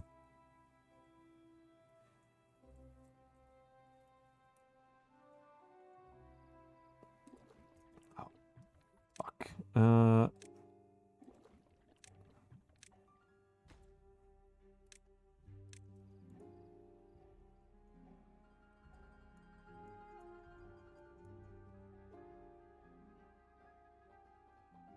Okay, well, whatever.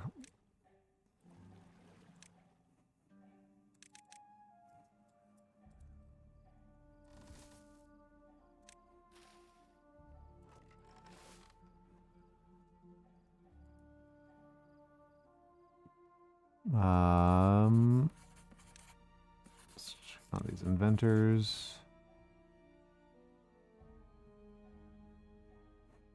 Turn this off. And get back to making planks.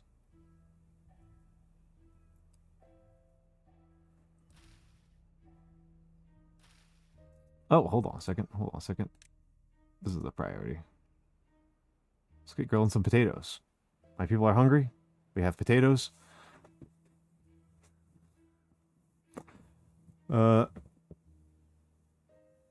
So named because Bober has Bober. Interesting. Intriguing. I have no idea what the hell this means.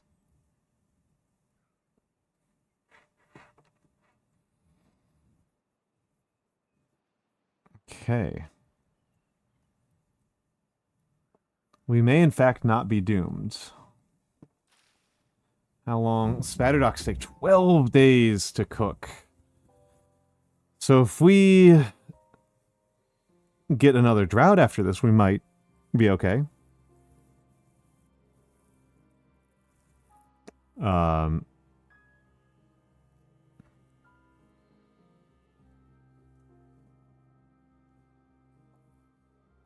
Boobert. I see.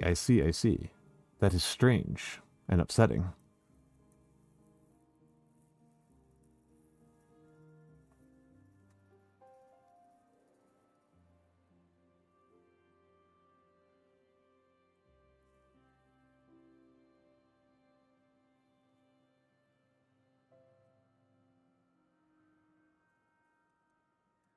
There's a chance of a bad tide, something like that. Itsy Bitsy Bones, have a good night. Have a good night. Have a good night. Have a good night. I just realized how tired I am. So this might be where I pause. And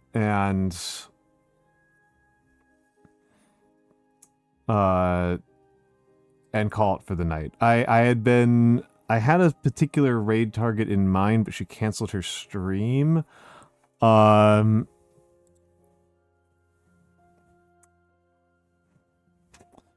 me take a look at who... Let me take a look around for raid targets.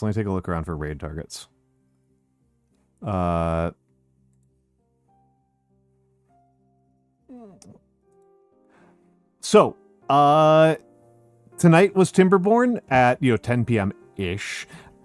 Tomorrow I will be doing calligraphy. I don't know why I don't just say calligraphy. I don't know what's wrong with my brain. Tuesday will probably be this game. I will probably be trying to claw this game back because there's something kind of funny and interesting about trying to win after such a horrible, not just start, but series of starts. Thursday, mini painting as is typical. Friday, I want to do that Infinity game I wanted to do last week. I hope to do that this coming week. Yes. I'm just trying to decide who we raid. That's literally where I'm at.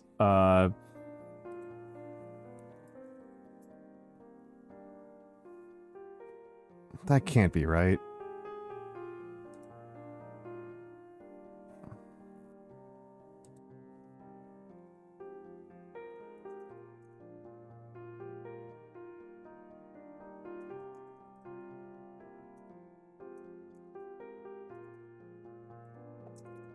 Sorry, I'm just looking at my spreadsheet. I must have made a data entry error. Something's wrong. Something is wrong with my spreadsheet. I need to audit it.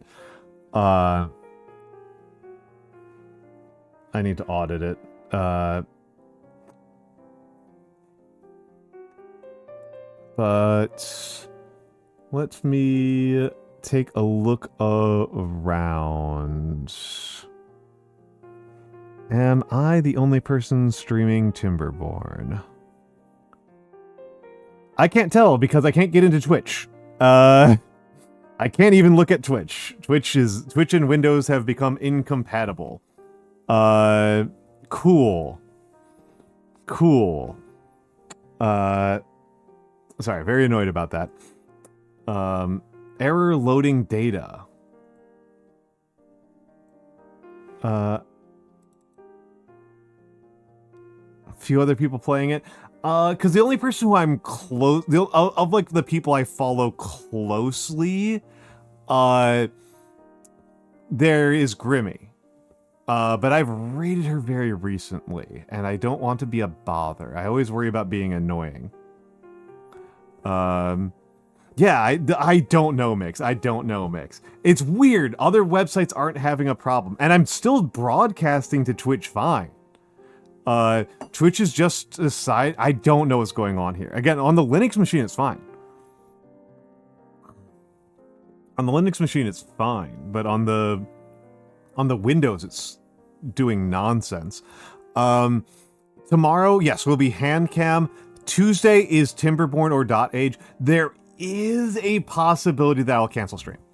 I have dental work earlier that day, and depending on how it goes, I might not feel good about streaming, because currently my teeth are not feeling very good. My mouth is not happy right now.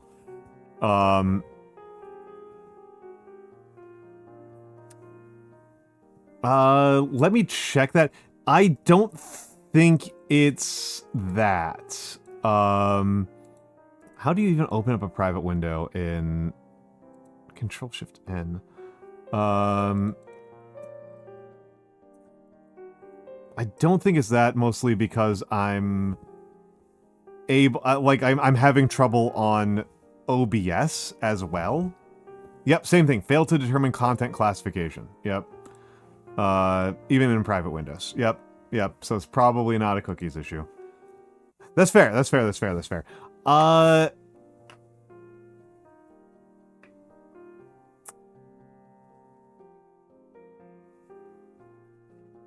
I mostly am just... Yeah.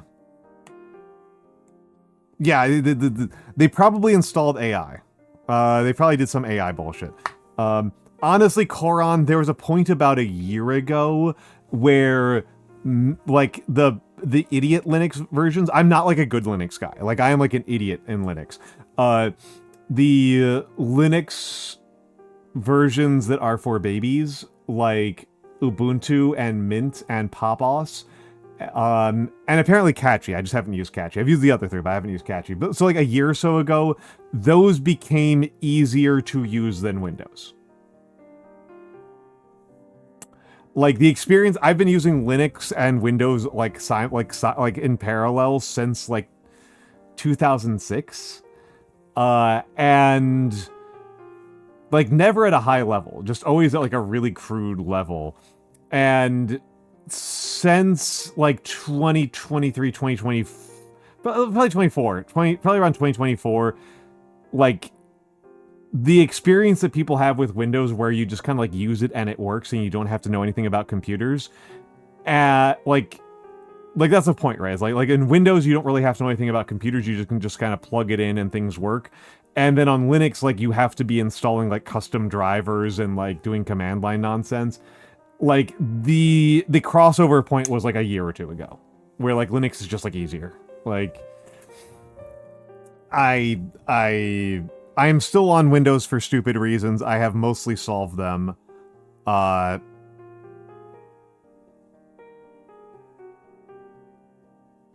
No, the number for early Windows version stands for like 95 or 90 error probability. Yeah,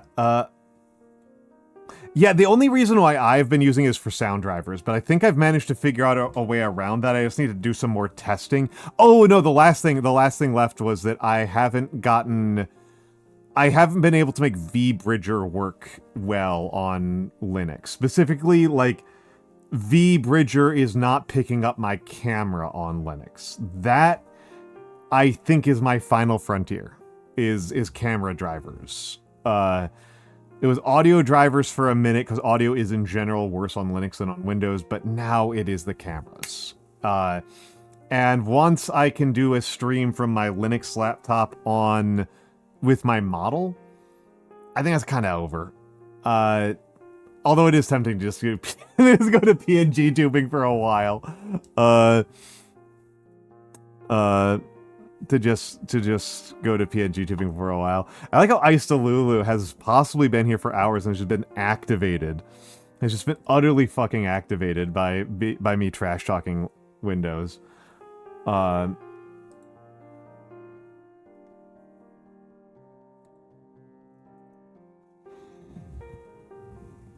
You actually kind of AFK.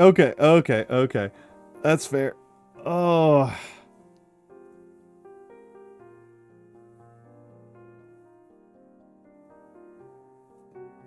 Okay, all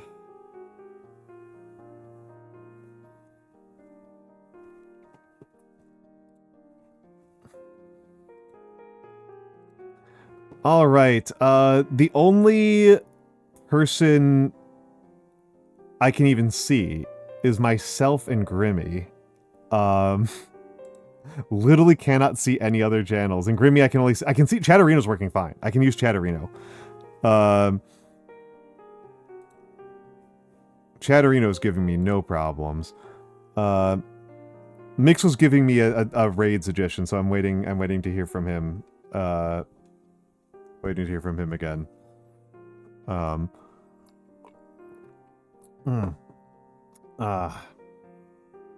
But no, Nap isn't on, Alex isn't on, Sarah Yoon isn't on, who is really hoping to raid, but she canceled stream. Alright. Let's just go over to, Grimmy's. Wait, hold on. Let's go over to this person that Mixes suggested. Let's go over to this person that Mixes suggested.